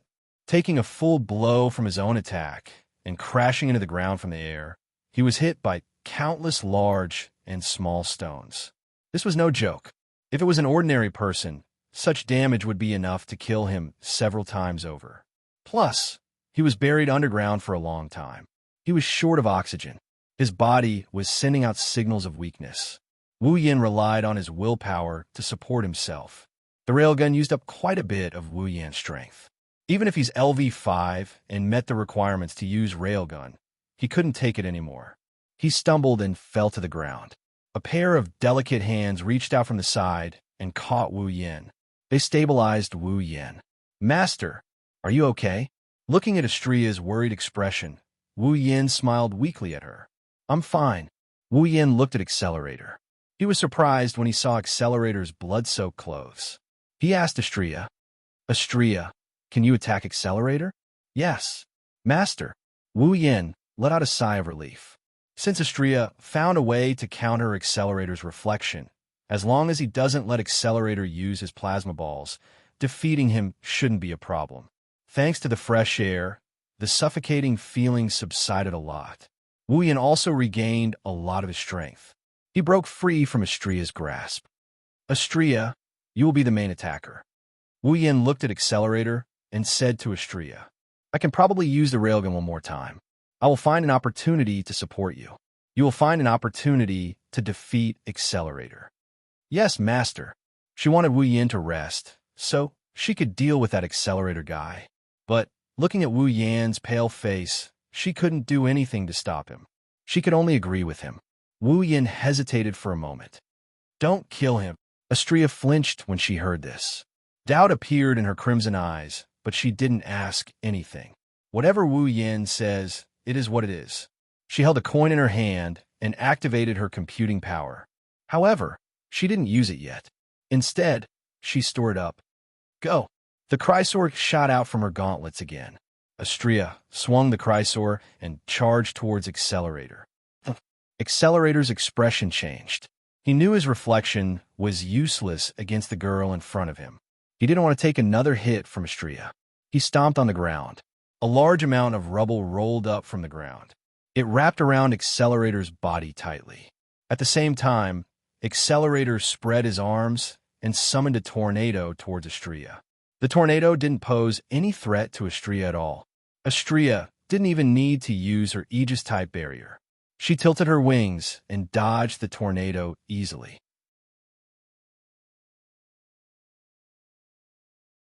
The Chrysor Super Vibration Photon Blade slashed at Accelerator, shattering all the rocks around him. When Astrea was about to land a hit on Accelerator, Accelerator disappeared on the spot. At the same time, four tornadoes of different sizes descended from the sky. They attacked Astrea and buried her. Astrea didn't receive any damage from the violent tornadoes. She swung her Chrysor Super Photon Blade around her and sliced apart the tornadoes surrounding her. Astrea flapped her wings and arrived in front of Accelerator. The saber viciously slashed down on Accelerator's body. Through some unknown method, the huge force passed through Accelerator's body and slammed into his body. Astrea used the most direct method. The Chrysor in her hand turned into a thick club and smashed Accelerator away. Then, Astrea raised the Chrysor. A burst of blue light came from Astrea's Chrysor Super Vibrophoton Blade. The Chrysor Super Vibrophoton Blade in her hand suddenly expanded. The Chrysor Super Vibrating Photon Blade shone and fluctuated amidst the light. In the blink of an eye, it suddenly enlarged and turned into a huge lightsaber. Chrysor continued to grow until it reached a height of 10 meters. Then, Chrysor stopped growing and Astrea raised it above her head. Danger, danger, danger, danger. Danger alarm bells kept ringing in Accelerator's head, causing his body to shudder violently. His crimson eyes were already filled with the gigantic light sword. Accelerator gritted his teeth as he struggled to stabilize himself with his trembling body. Astrea's giant lightsaber emitted boundless power. Accelerator's expression turned heavy. He had a feeling that if he couldn't block the next attack, he would be the one to lose. He felt a trace of fear in his heart. Accelerator looked like an injured wolf. His eyes turned crimson red. If that's the case, let's see whose life is tougher. With that said, a familiar gust of wind howled, rolling into a huge hurricane vortex, with Accelerator as the center, absorbing all the wind that swept over. As the wind howled, a small cluster of ions formed once again. Accelerator raised his hands high, as if he was raising a yuan qi bomb, and all the wind that gathered was replenished into the cluster of ions. At this moment, as if a replay had happened, an orange beam of light shot towards Accelerator's head before the plasma ball was complete, shattering it into pieces. Bastard! Accelerator roared. Wu Yin yelled at Astrea, who is in the air. Now! Astrea yelled. She gripped the handle of the Chrysor Super Vibrophoton Blade with both hands and slashed downwards. Like cutting through tofu, Accelerator's reflection was cut through by the giant sword. She didn't use any tricks or Accelerator's weakness. She used the most violent method to cut through that layer of defense. Then, she cut through Accelerator's thin body. Blood splattered into the air. Accelerator looked at the bloody wound on his chest in disbelief. When he felt the pain, his eyes widened and he fell to the ground. Ding! Mission 2 completed. Obtained a reward of summoning a random character. Please use the summoning interface. Ding! Mission 3 activated. The completion of Quest 2 and the activation of Quest 3 rang at the same time. Wu Yin knew that Accelerator has been defeated by them. Heaving a sigh of relief, a deep sense of exhaustion rushed into his mind. His head swelled, and he closed his eyes. He didn't even have time to look at Mission 3 before he collapsed on the ground, just like Accelerator. Before he lost consciousness, Wu Yin vaguely saw Astrea rushing towards him from the sky and 3 familiar silhouettes running towards him from afar.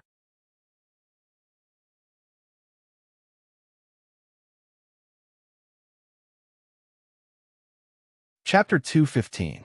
As soon as he regained consciousness, Wu Yin struggled to open his eyes.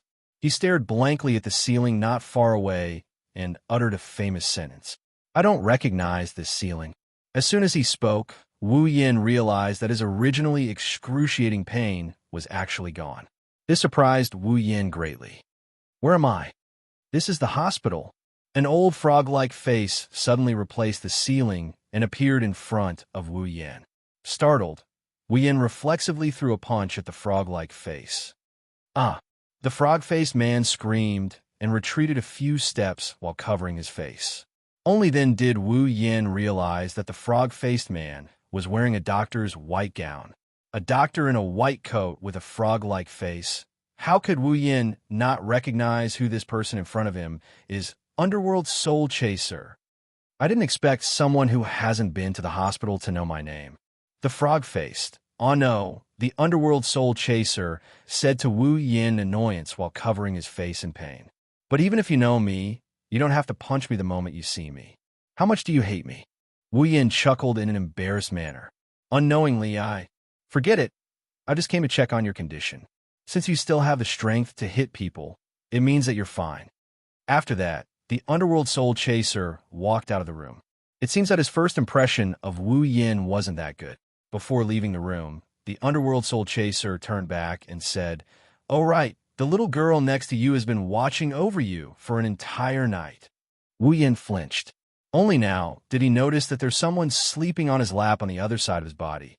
Looking at the tea-haired girl sleeping soundly, but with a trace of unconcealable worry between her brows, Wu Yin smiled gently and stroked her bangs. Perhaps because she felt Wu Yin's touch, the tea-haired girl's eyelids fluttered and she immediately woke up. "Yin, you're awake." Makoto looked at Wu Yin in surprise. The worry between her brows slowly disappeared when she saw Wu Yin wake up. Wu Yin nodded with a smile and continued stroking Makoto's hair. "How long have I been asleep?" Wu Yin's action made Makoto blush a little, but she didn't refuse. "You've been asleep for an entire day." After that, Makoto immediately asked, "How is it? Do you feel any discomfort?" "No, other than feeling a little." Looking at his own body, Wu Yin smiled. At the same time, he was secretly impressed. Needless to say, the Underworld Soul Chaser must be the reason why he was able to recover in one day. That Underworld Soul Chaser, who can even bring the dead back to life, is just as strong as the original work described. If one were to ask who Wu Yin admires the most in this world, it wouldn't be Alistair, who has an insanely high IQ. Nor is it the righteous Tusii. It would be this Underworld Soul Chaser. All right, where are Chuju and the others?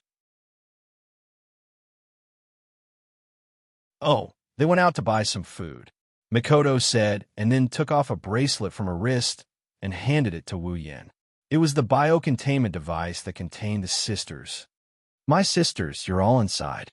Moreover, we've already used the gene recovery fluid to repair your bodies." Makoto is holding the biocontainment device like it's a treasure. When she said that, there was an unconcealable joy and relief on her face. Wu Yin took the biocontainment device and touched the bracelet that contained the sisters. His heart was filled with emotions. "You don't want them to come out and walk around?" Who knew that Makoto would shake her head decisively? Everyone has the same face. If they come out, it will cause a ruckus. Plus, those research institutes are probably frantically looking for the sisters. It's not good for them to come out so casually. Also, Makoto looked at the biocontainment device with a gentle light in her eyes. They said that they don't want to cause trouble for everyone. So, it's not a bad idea to sleep in there. "I see." Wu Yin put the biocontainment device on his wrist and smiled. What a cute group of sisters. Makoto nodded with a smile. She hesitated for a bit and said to Wu Yin, "I've already told them about us." "Oh." Wu Yin turned to look at Makoto. Makoto continued, "They said that they're willing to come with us." Wu Yin smiled bitterly. "Even if they don't want to, I'll still drag them with me. After all, there's no place for them in this world." Makoto went silent after hearing Wu Yin's words. The atmosphere became heavy for a moment. "Master!" The door opened. Ikaros stood at the door with a bag in her hand. She looked at Wu Yin, who was lying on the bed with joy in her eyes. "Ikaros." Wu Yin's heart was filled with tenderness as he looked at the girl who only cared about him. He waved at her. "Yin, you're awake." "Wah, Master, you're finally alive." Wu Yin was still smiling when he heard the first sentence, but when he heard the second sentence, Wu Yin lost all his strength again. Wu Yin rolled his eyes at Astria and said helplessly, "What do you mean I'm alive?" Wu Yin just finished his sentence when a voice full of resentment came from behind Chuju, Ikaros, and Astria. "Scum like you better be bettered for the rest of your life. Wu Yin felt a headache when he heard this voice. Every time this voice comes, it's bad news, at least for him. Kuriko, how can you say that? Makoto subconsciously felt dissatisfied. After all, the whole day Wu Yin laid in bed. She's been worrying about him, but when he smiled, Kuriko glared at Wu Yin with resentment for a while before looking at Makoto with a pitiful expression. Wani-sama, I've been watching over that scum for an entire day. Why don't you think about how much pain I feel? If Wani-sama gets wrinkles on your beautiful face because of this Kuriko, maybe she's imagining Makoto's wrinkled face, but Kuriko couldn't accept it. She kneeled on the ground and kept banging her head on the ground. Kuriko. Makoto felt like she was being humiliated. Chuju led Estrella and Ikaros around Kuriko and walked towards Wu Yin. How do you feel? I'm okay. Wu Yin ruffled Ikaros' hair. Estrella immediately offered her head to Wu Yin. Amused, Wu Yin ruffled her hair as well. That day at the lab, Wu Yin glanced at Kuriko, who was still banging her head, and whispered to Chuju. Chuju smiled and nodded. Don't worry, we weren't discovered. Everything went smoothly. That's good. Chuju and Makoto said in unison after hearing Wu Yin's words. Not good at all. Wu Yin flinched. Hanajiku pointed her finger at Wu Yin's nose and exclaimed, Look at yourself. What's so good about you when you're like this? Wu Yin scratched his head and laughed dryly. I didn't expect it either. Seeing Wu Yin's, I know I'm wrong. Look. Hanajiku angrily turned her head away. All in all, the most important thing for you now is to rest. I understand. Wu Yin replied helplessly. Master. Estrella took out a bunch of lunchboxes. She took one of them and gave it to Wu Yin. She didn't want to part with it, as she said. Master, this is for you, it's delicious. Looking at Estrella's pained expression and the number of lunchboxes beside her, Wu Yan's mouth twitched. He couldn't stay calm anymore. Outside the door, Ruizi and Early Spring stood there, watching everything that happened in the ward. They looked at each other and shrugged their shoulders helplessly. Shouldn't we have come?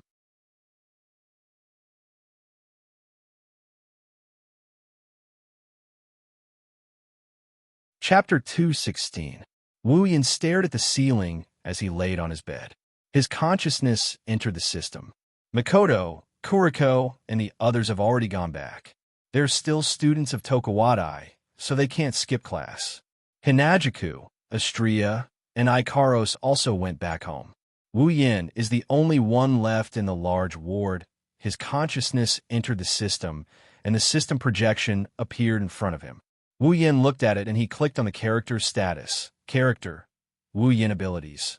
Sword Mastery. Cooking Mastery. Complete Memory. Chaotic Return to Horizon Dance. Electro Master. LV5. Equipment.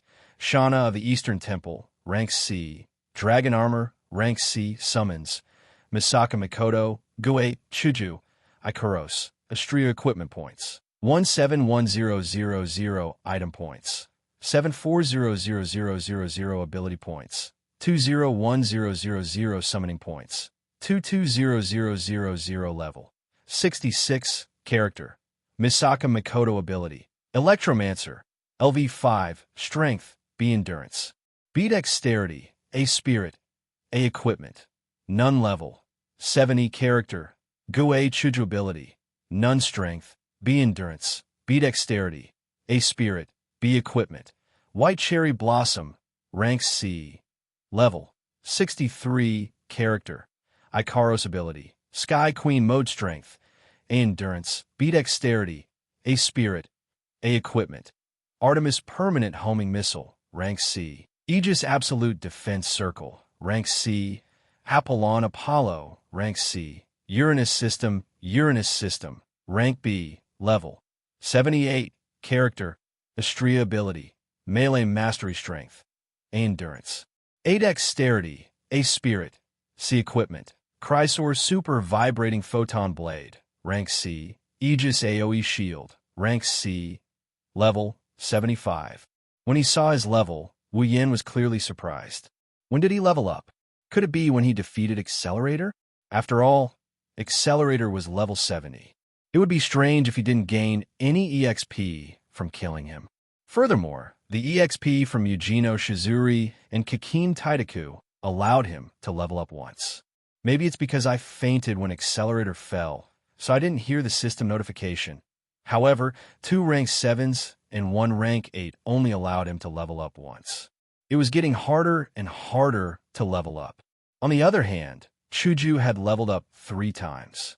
She was not far behind him. Hinajiku and I are fine, but Mikoto, Ikaros, and Astria didn't even get a single level up after checking the character status. Wu Yin looked at the quest for this world's instance dungeon. At present, the first quest of saving his sisters and the second quest of defeating Accelerator had been completed. Thus, the third quest should be unlocked. Dungeon World, Magic Catalog, Dungeon Quest, Rescue. Quest 1. Save 20,000 Misaka sisters. Revive all the dead Misaka sisters and heal all the Misaka sisters who are still alive. Collect all 20,000 Misaka sisters and store them in the biodimensional storage device. Completed. Quest reward. Equipment points, item points, ability points, summoning points, 100,000 each. Quest 2. Defeat the strongest Esper in Academy City. Accelerator completed. Quest reward. Randomly summon a character.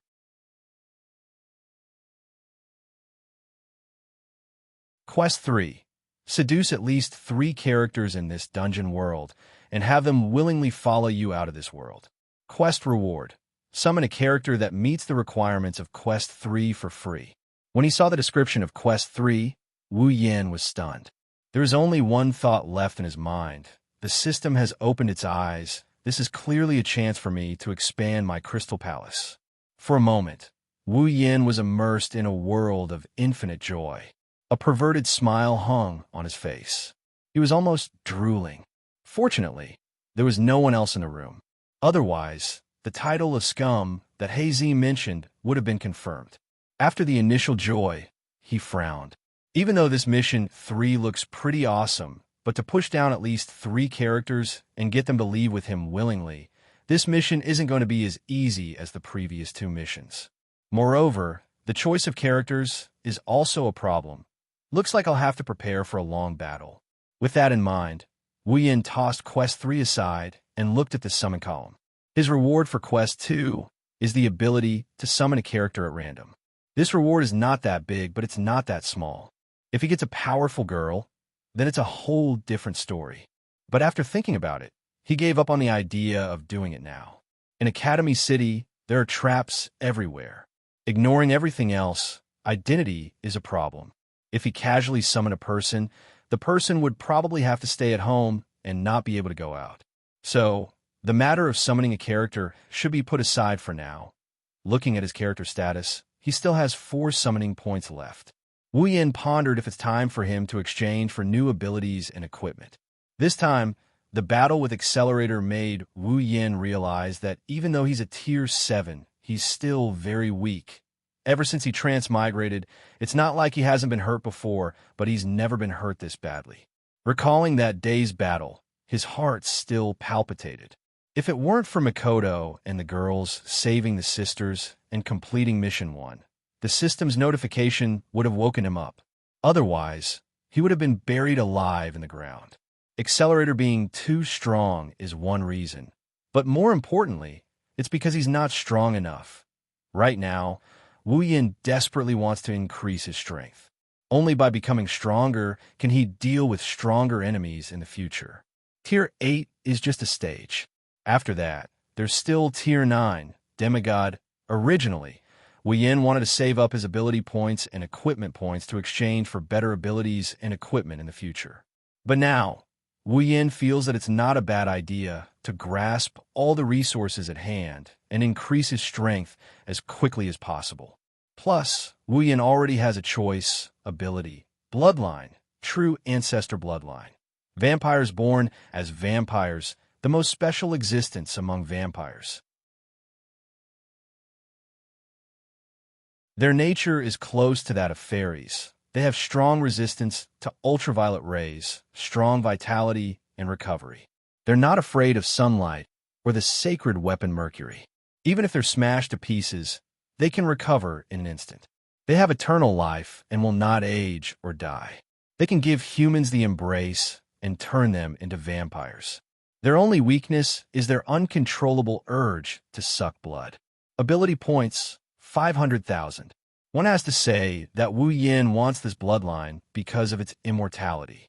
This time, he almost died, and Wu Yin was traumatized. To put it simply, he's afraid of death, of course. Wanting it is one thing. Being able to exchange for it is another. The true ancestor bloodline is no doubt powerful, but it's also a lot of ability points. 500,000. And Wu Yan's entire net worth of ability points is only 200,000. No matter how you look at it, this true ancestor bloodline is something that Wu Yin can only look at but not eat. But there's another thing that can put this thing into Wu Yan's mouth. Wu Yin opened the item list and dragged it twice. Soon, he found what he needed: bloodline immunity. When a user exchanges for a bloodline ability, the amount of ability points paid will determine the preferential immunity of the bloodline, limited to bloodlines below 500,000 ability points. 10% discount. 1000000 item points, 20% discount. 2000000 item points, 30% discount. 3000000 item points, 40% discount. 4000000 item points, 50% discount. 5000000 item points, 40% discount. 6000000 item points, 30% discount. 7000000 item points, 20% discount. 8000000 item points, 10% discount. 9000000 item points, full immunity. 10 million item points.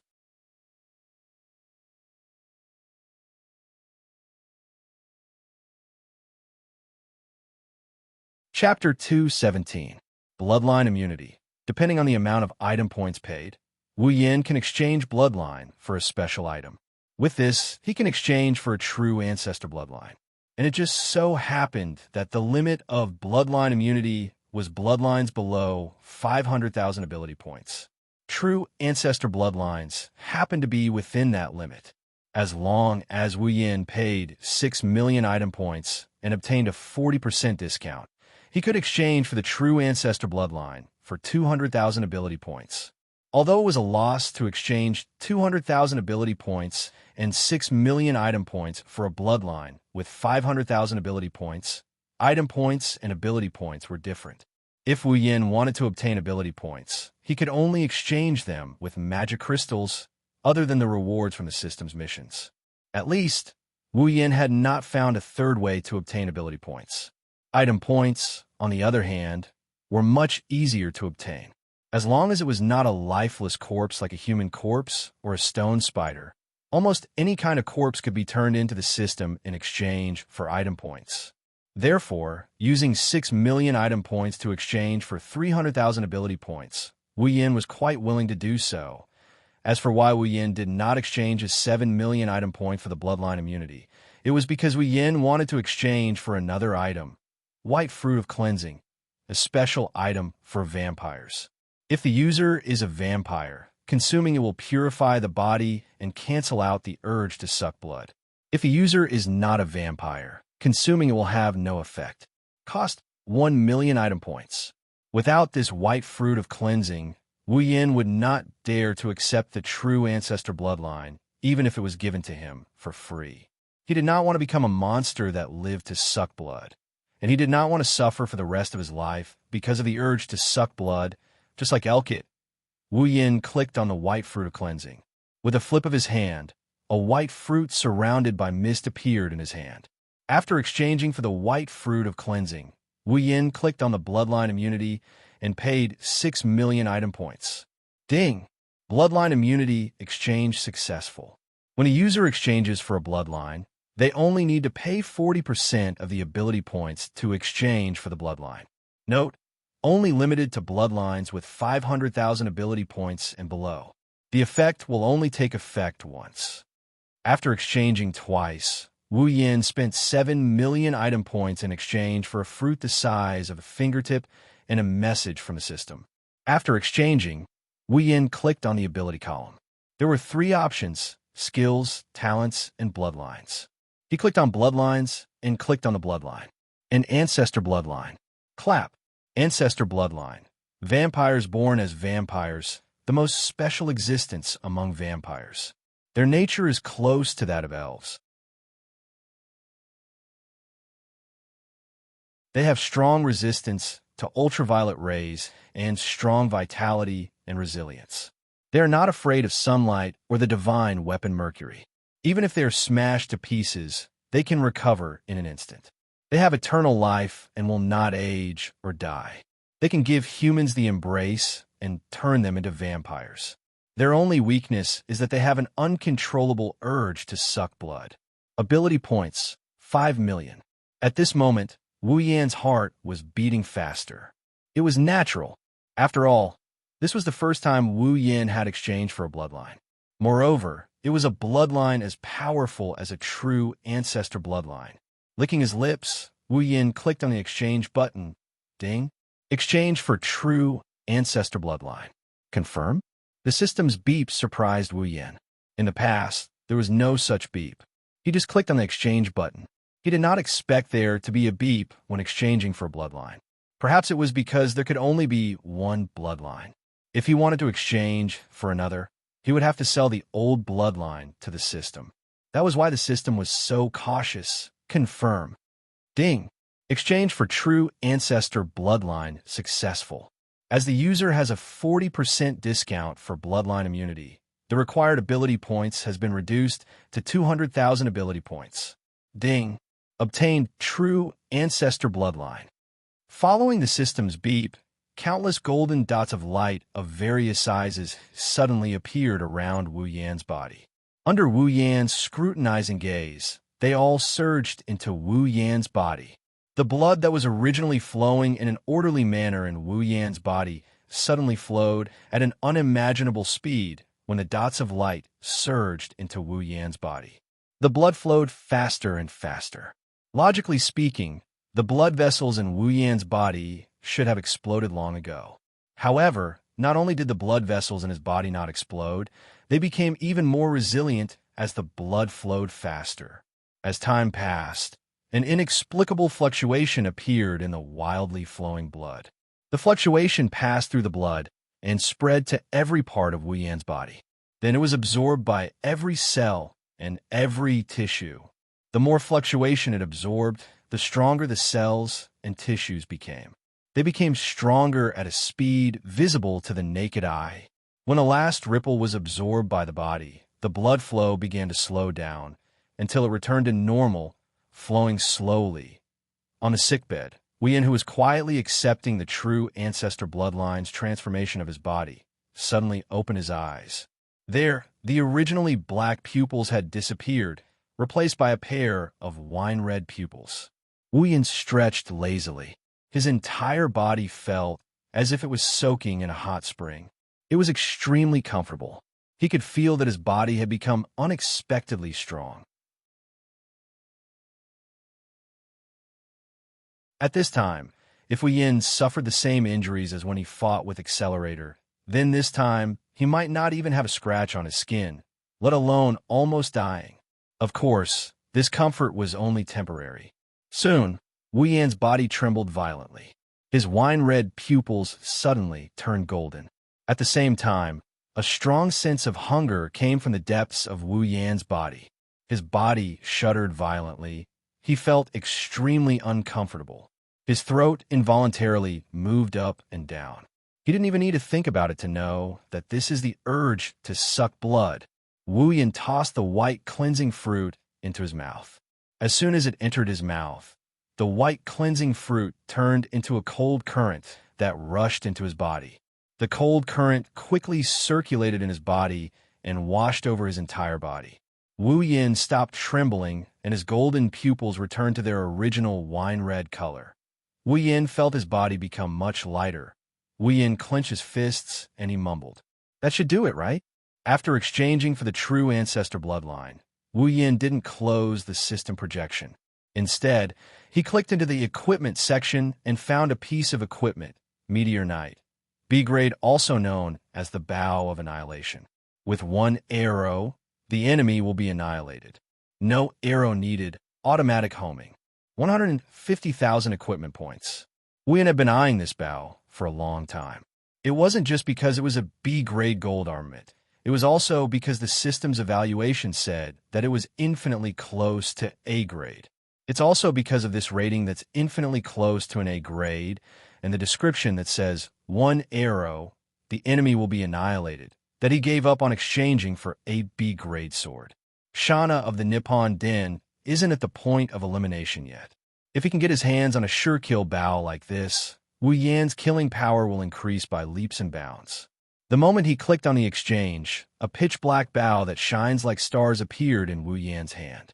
Wu Yan smiled, but when he saw his character's status, he couldn't bring himself to smile.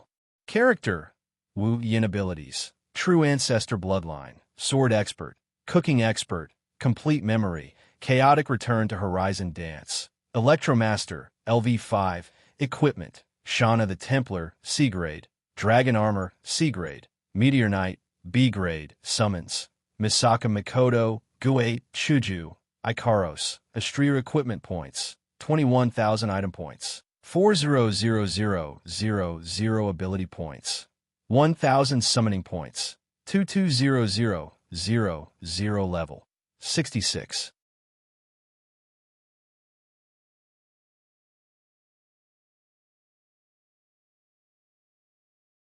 Chapter 218. Character: Wu Yan. Abilities: True Ancestor Bloodline, Sword Expert, Cooking Expert, Complete Memory, Chaotic Return to Horizon Dance, Electromaster, LV5, Equipment: Shana of the Holy Temple, C, Dragon Armor, C, Meteor Knight, B. Summons, Misaka Mikoto, Gue, Chuju, Ikaros, Astria Equipment Points, 21,000 Item Points, 4,000,000 Ability Points, 1,000 Summoning Points, 22,000 Level, 66. Everything is back to square one. True Ancestor Bloodline, 200,000 Ability Points, White Cleansing Fruit, 1,000,000 Item Points, Bloodline Immunity, 6,000,000 Item Points, Meteor Knight, 150,000 Equipment Points. After a short exchange, he had used up 200,000 Ability Points, 7,000,000 Item Points, and 150,000 Equipment Points. Right now, he only had 400,000 Item Points and 21,000 Equipment Points left. The worst was his Ability Points, which were left with only 1,000 points. He didn't even have enough to cover his foundation. Luckily, he has enough Summoning Points. Wu Yan felt a little better. Moreover, the point spin are well worth it. Wu Yan may be level 66, but his strength is on a completely different level compared to before. With the bloodline of the true ancestor, Wu Yan can't die no matter what. Plus, he has Meteor Shower as his trump card. Even if Wu Yan had to fight Accelerator again, he wouldn't be afraid. Wu Yan looked at his pitiful summoning points and closed the system. What the eye doesn't see, the heart doesn't grieve over. He raised Meteor Knight in his hand. The bow is as black as ink, but the body is transparent like a black crystal. It's very attractive. Inside the transparent black bow, there are specks of starlight. Elegant, beautiful. Even Wu Yan looked at Meteor Shower in a daze. If it wasn't for the fact that it's AB rank, anyone would have treated it as a work of art. If you think that Meteor Shower is only beautiful, then you'll die a horrible death. In terms of rank, it's the same as Ikaros Apollo, infinitely close to an A rank armament. In terms of power, it's even stronger than Ikaros Apollo. Moreover, Meteor Shower has an automatic tracking function. In other words, Wu Yan doesn't need to aim at all. As long as the target is locked on, even if the target runs to the ends of the earth, he would still have to take the hit of Meteor Shower. Caressing the elegant bow, Wu Yan nodded in satisfaction. He just didn't know how powerful it would be if he used it. She said it's stronger than Apollo, but how would he know if he didn't see it with his own eyes? Of course, Wu Yan isn't stupid enough to shoot an arrow here. He doesn't know how strong Meteor Knight is, but Wu Yan has seen the power of Apollo with his own eyes. To put it bluntly, if Ikaros uses Apollo to shoot an arrow at Academy City, the city will be gone. Meteor Shower is even stronger than Apollo. If Wu Yin were to fire an arrow here, Alistair would definitely come after him. After all, he doesn't have Icaros's absolute defense circle that can block the shockwaves from Apollo's explosion. What a beautiful bow! Just as Wu Yin was immersed in the beauty and power of Meteor Knight, a delicate voice suddenly came from beside him. Wu Yin's hand that was holding the bow trembled. He almost dropped Meteor Knight. Patting his chest with lingering fear, Wu Yin didn't want to drop the beautiful Meteor Knight. Even if it's a B-grade gold armament, in terms of hardness, even if Icaros used all her strength, she wouldn't be able to scratch it. When he saw who it was, Wu Yin immediately rolled his eyes. Queen Sama, can you stop scaring people? Shokuho Misaki ignored Wu Yan's complaints. She reached out with misty eyes and touched the Meteor Knight in Wu Yan's hand. What a beautiful bow! Where did you steal it from? Hearing this, Wu Yan's innate chi rushed from his chest to his throat and got stuck there. Wu Yan almost choked to death. What do you mean by stolen? This is rightfully mine. Is that so? Shokuho Misaki looked at Wu Yan suspiciously. With one look, she froze. Her starry eyes flashed with a strange light. Shokuho Misaki looked at Wu Yin blankly before asking him in a shocked tone. Why did your eyes turn red? My eyes turned red. Hearing Shokuho Misaki's words, Wu Yan's first reaction was to be stunned. After all, his eyes are on his body. He doesn't have the ability to see his own eyes without the help of external forces. Shokuho Misaki didn't say anything. She took out a mirror from her bag and placed it in front of Wu Yin. A pair of wine-red pupils, as if they were naturally there, added a lot of charm to Wu Yan's face that wasn't ugly nor handsome. It really is. Touching his own eyes, Wu Yin understood. This is the effect of the true ancestor bloodline. He is now a true ancestor vampire. Not bad. Wu Yin didn't answer Shokuho Misaki's question. Shokuho Misaki is pretty curious about him anyways. Adding one or two more wouldn't hurt at all. Isn't there a saying that goes like this? When a girl is curious about you, she's not far from falling for you.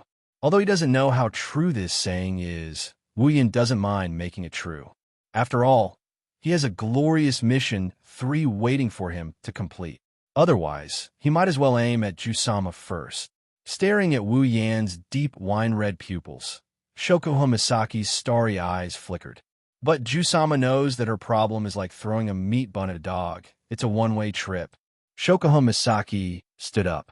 Just when Wu Yin thought she would run away in a fit of pique, Shokuho Misaki took out a remote control from her bag and pressed it on Wu Yin. Beep. Following Jusama's action, a flash of electricity appeared in front of Wu Yin, making Wu Yin feel helpless. Jusama, are you trying to control me? Yes. Shokuho Misaki didn't have the slightest awareness of her wrongdoings.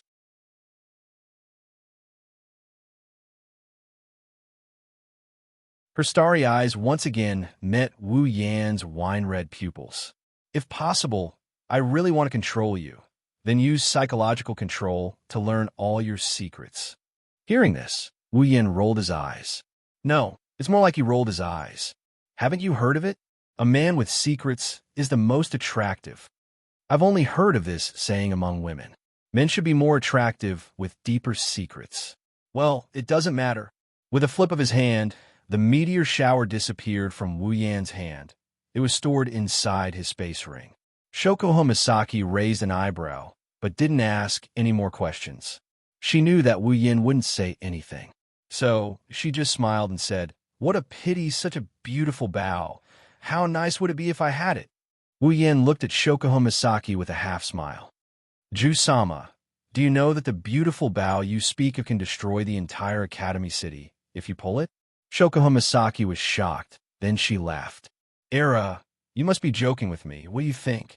Jusama still had that half-smile on her face, but she couldn't laugh this time. Based on her understanding of Wu Yin, this sentence is most likely true. Shokuho Misaki covered her mouth. If it's true, then I want it even more. Wu Yin helplessly shrugged and sighed. Then, Jusama, why did you come here? Don't tell me you're here to see me. Era, is that not possible? Fine. Wu Yin felt powerless when he said that. Shokuho Misaki smiled and put her face in front of Wu Yan. Do you still remember the promise? Wu Yan's face fell. Don't tell me you wanted to go on a date with you now. Why would I? Shokuho Misaki said and walked out of the room, leaving behind only one sentence. See you tomorrow at 7, Tokawadai Dormitory.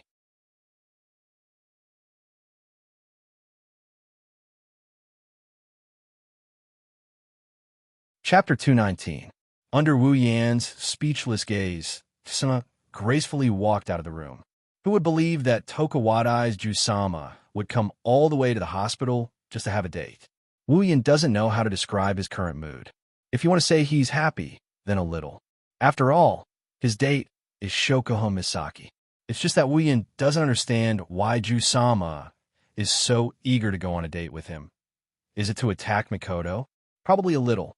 But Wu Yan knows that Jusama is more interested in him because he has too many things that she's interested in, just like that. Wu Yan, who was in a daze on the hospital bed, didn't notice that after Shokuho Misaki walked out of the room, a petite figure appeared outside the door.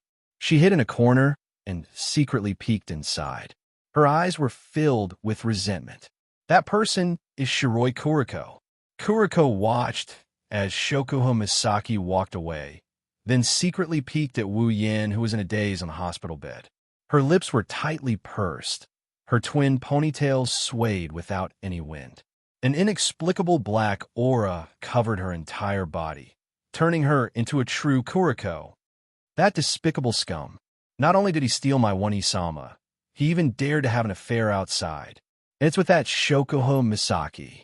Whenever she thought of her one-isama falling into the hands of that scum, and only a member of his crystal palace, Kuriko's entire body went into a frenzy. She almost tore off her clothes. This time, I will definitely stuff that scum into the trash. Kuriko made a decision that she didn't know how many times she had secretly made this decision.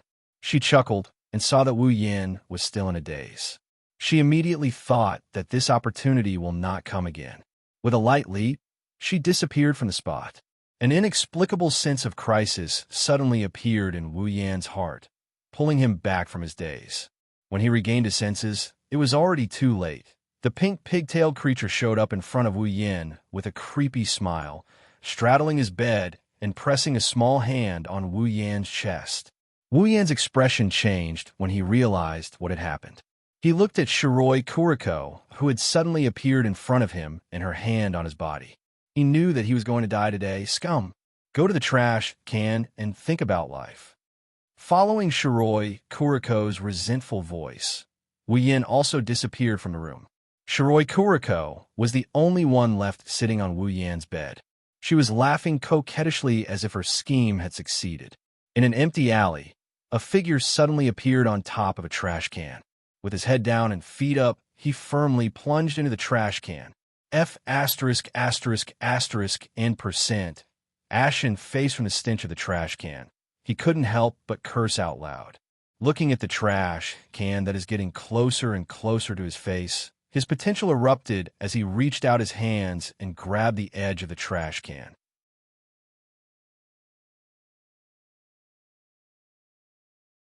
He stood upside down on top of the trash can and froze there. A steady stream of stench entered Wu Yan's nose. Wu Yan's hands trembled, and he almost fell into the trash can. Gritting his teeth, Wu Yan tilted and fell to one side. He would rather fall into a dog's mouth than fall into a trash can. Wu Yan's wish of falling was quickly realized.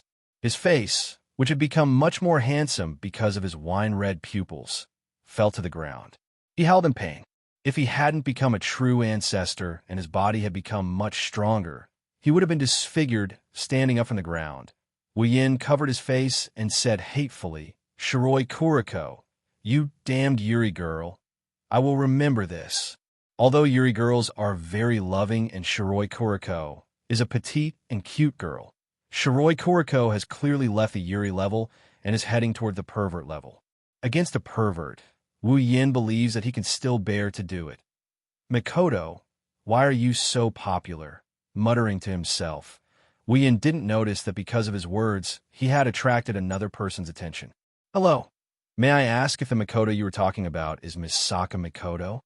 The sudden voice startled Wu Yin, but when he saw the person's face, he was stunned again. Hello. May I ask if the Mikoto you were talking about is Misaka Mikoto? The person saw Wu Yan's dazed expression and thought that he didn't hear clearly, so he asked again in a very gentle voice. But Wu Yan knows that although this person isn't a bad person, he's definitely not a good person either. It's Sali. In the original work, the magician who had a crush on Mikoto and betrayed the organization to join the Academy City Black Ops. The one who pretended to be the grandson of the chairman of Tokawadai Middle School, Haihara Mitsuki. In other words, Wu Yan's love rival. Why is he here? Wu Yan frowned slightly and smiled at Sali, who is now disguised as Haihara Mitsuki. Oh, do you know Mikoto? Sali took a deep look at Wu Yan and smiled warmly at him. Hello, I am Haihara Mitsuki, Misaka Mikoto's friend. Wu Yan smiled and nodded, but he snorted in his heart. In the original work, this Sali pretended to be Haihara Mitsuki and kept on pestering Mikoto. He annoyed Mikoto to no end. How can he be considered Mikoto's friend? Even though Wu Yan admired him for joining the Black Ops for Mikoto, he was also a bit annoyed. From another perspective, the person he was determined to protect is his wife. Before Wu Yan could speak, Sali suddenly said, If I'm not mistaken, this mister, you should be the one who claimed to be Misaka Mikoto's boyfriend on the day of the Tokawadai Midsummer Festival, right? Oh. Wu Yan looked at Sali in surprise. I didn't expect you to know me. Of course I know you, sir. The smile on Sali's face had already disappeared, replaced by a bitter expression. How could I not know Misaka Mikoto's sweetheart? Hearing this, Wu Yan narrowed his eyes. You care about Mikoto a lot. Hearing Wu Yan's words, Sali nodded hesitantly. He seemed to be in a difficult position and smiled bitterly. I'm not afraid of being laughed at, but I really look forward to Misaka Mikoto. In other words, Wu Yan said to Sali indifferently, You're here to declare your love rival. No. Sali quickly shook his head. As long as Misaka Mikoto can be happy, I'm satisfied. Then why are you looking for me? Wu Yan frowned. Don't tell me you're here to confirm my relationship with Mikoto. That's not it either. Sali shook his head again, but this time there was no longer any bitterness or gentleness on his face. What appeared on his face now was a cold expression. For Mr. to be able to obtain Misaka Mikoto's heart, this one is very envious and sincerely wishes Misaka Mikoto well. However, from what I know, Mr. seems to be entangled with other girls as well. Oh? Wu Yan laughed this time. In other words, you're here to fight for justice for Mikoto. You can say that. Sali looked at Wu Yan expressionlessly. Compared to the gentle big brother image from before, the current Sali seemed to have been corrupted. It's a bit sinister. I hope Misaka Mikoto can be happy. I don't want Misaka Mikoto to be hurt. If Mr. can promise me to cut off all contact with other girls, then I will leave this place. Wu Yan quietly waited for Sali to finish speaking, then said indifferently, Is that all you want to say? Following his voice, Wu Yan's wine-red eyes stared at Sali. An indescribable pressure suddenly enveloped Sali's body. Then let me tell you, you'll be disappointed that you're tuning into the Romance Rendezvous YouTube channel. We're so grateful for your support, and don't forget to subscribe to join us on this incredible journey through captivating stories. Your generosity through donations truly makes a world of difference, as it's the primary source of revenue that allows me to expand and enhance this channel for you. Thank you from the bottom of my heart for being a part of this adventure.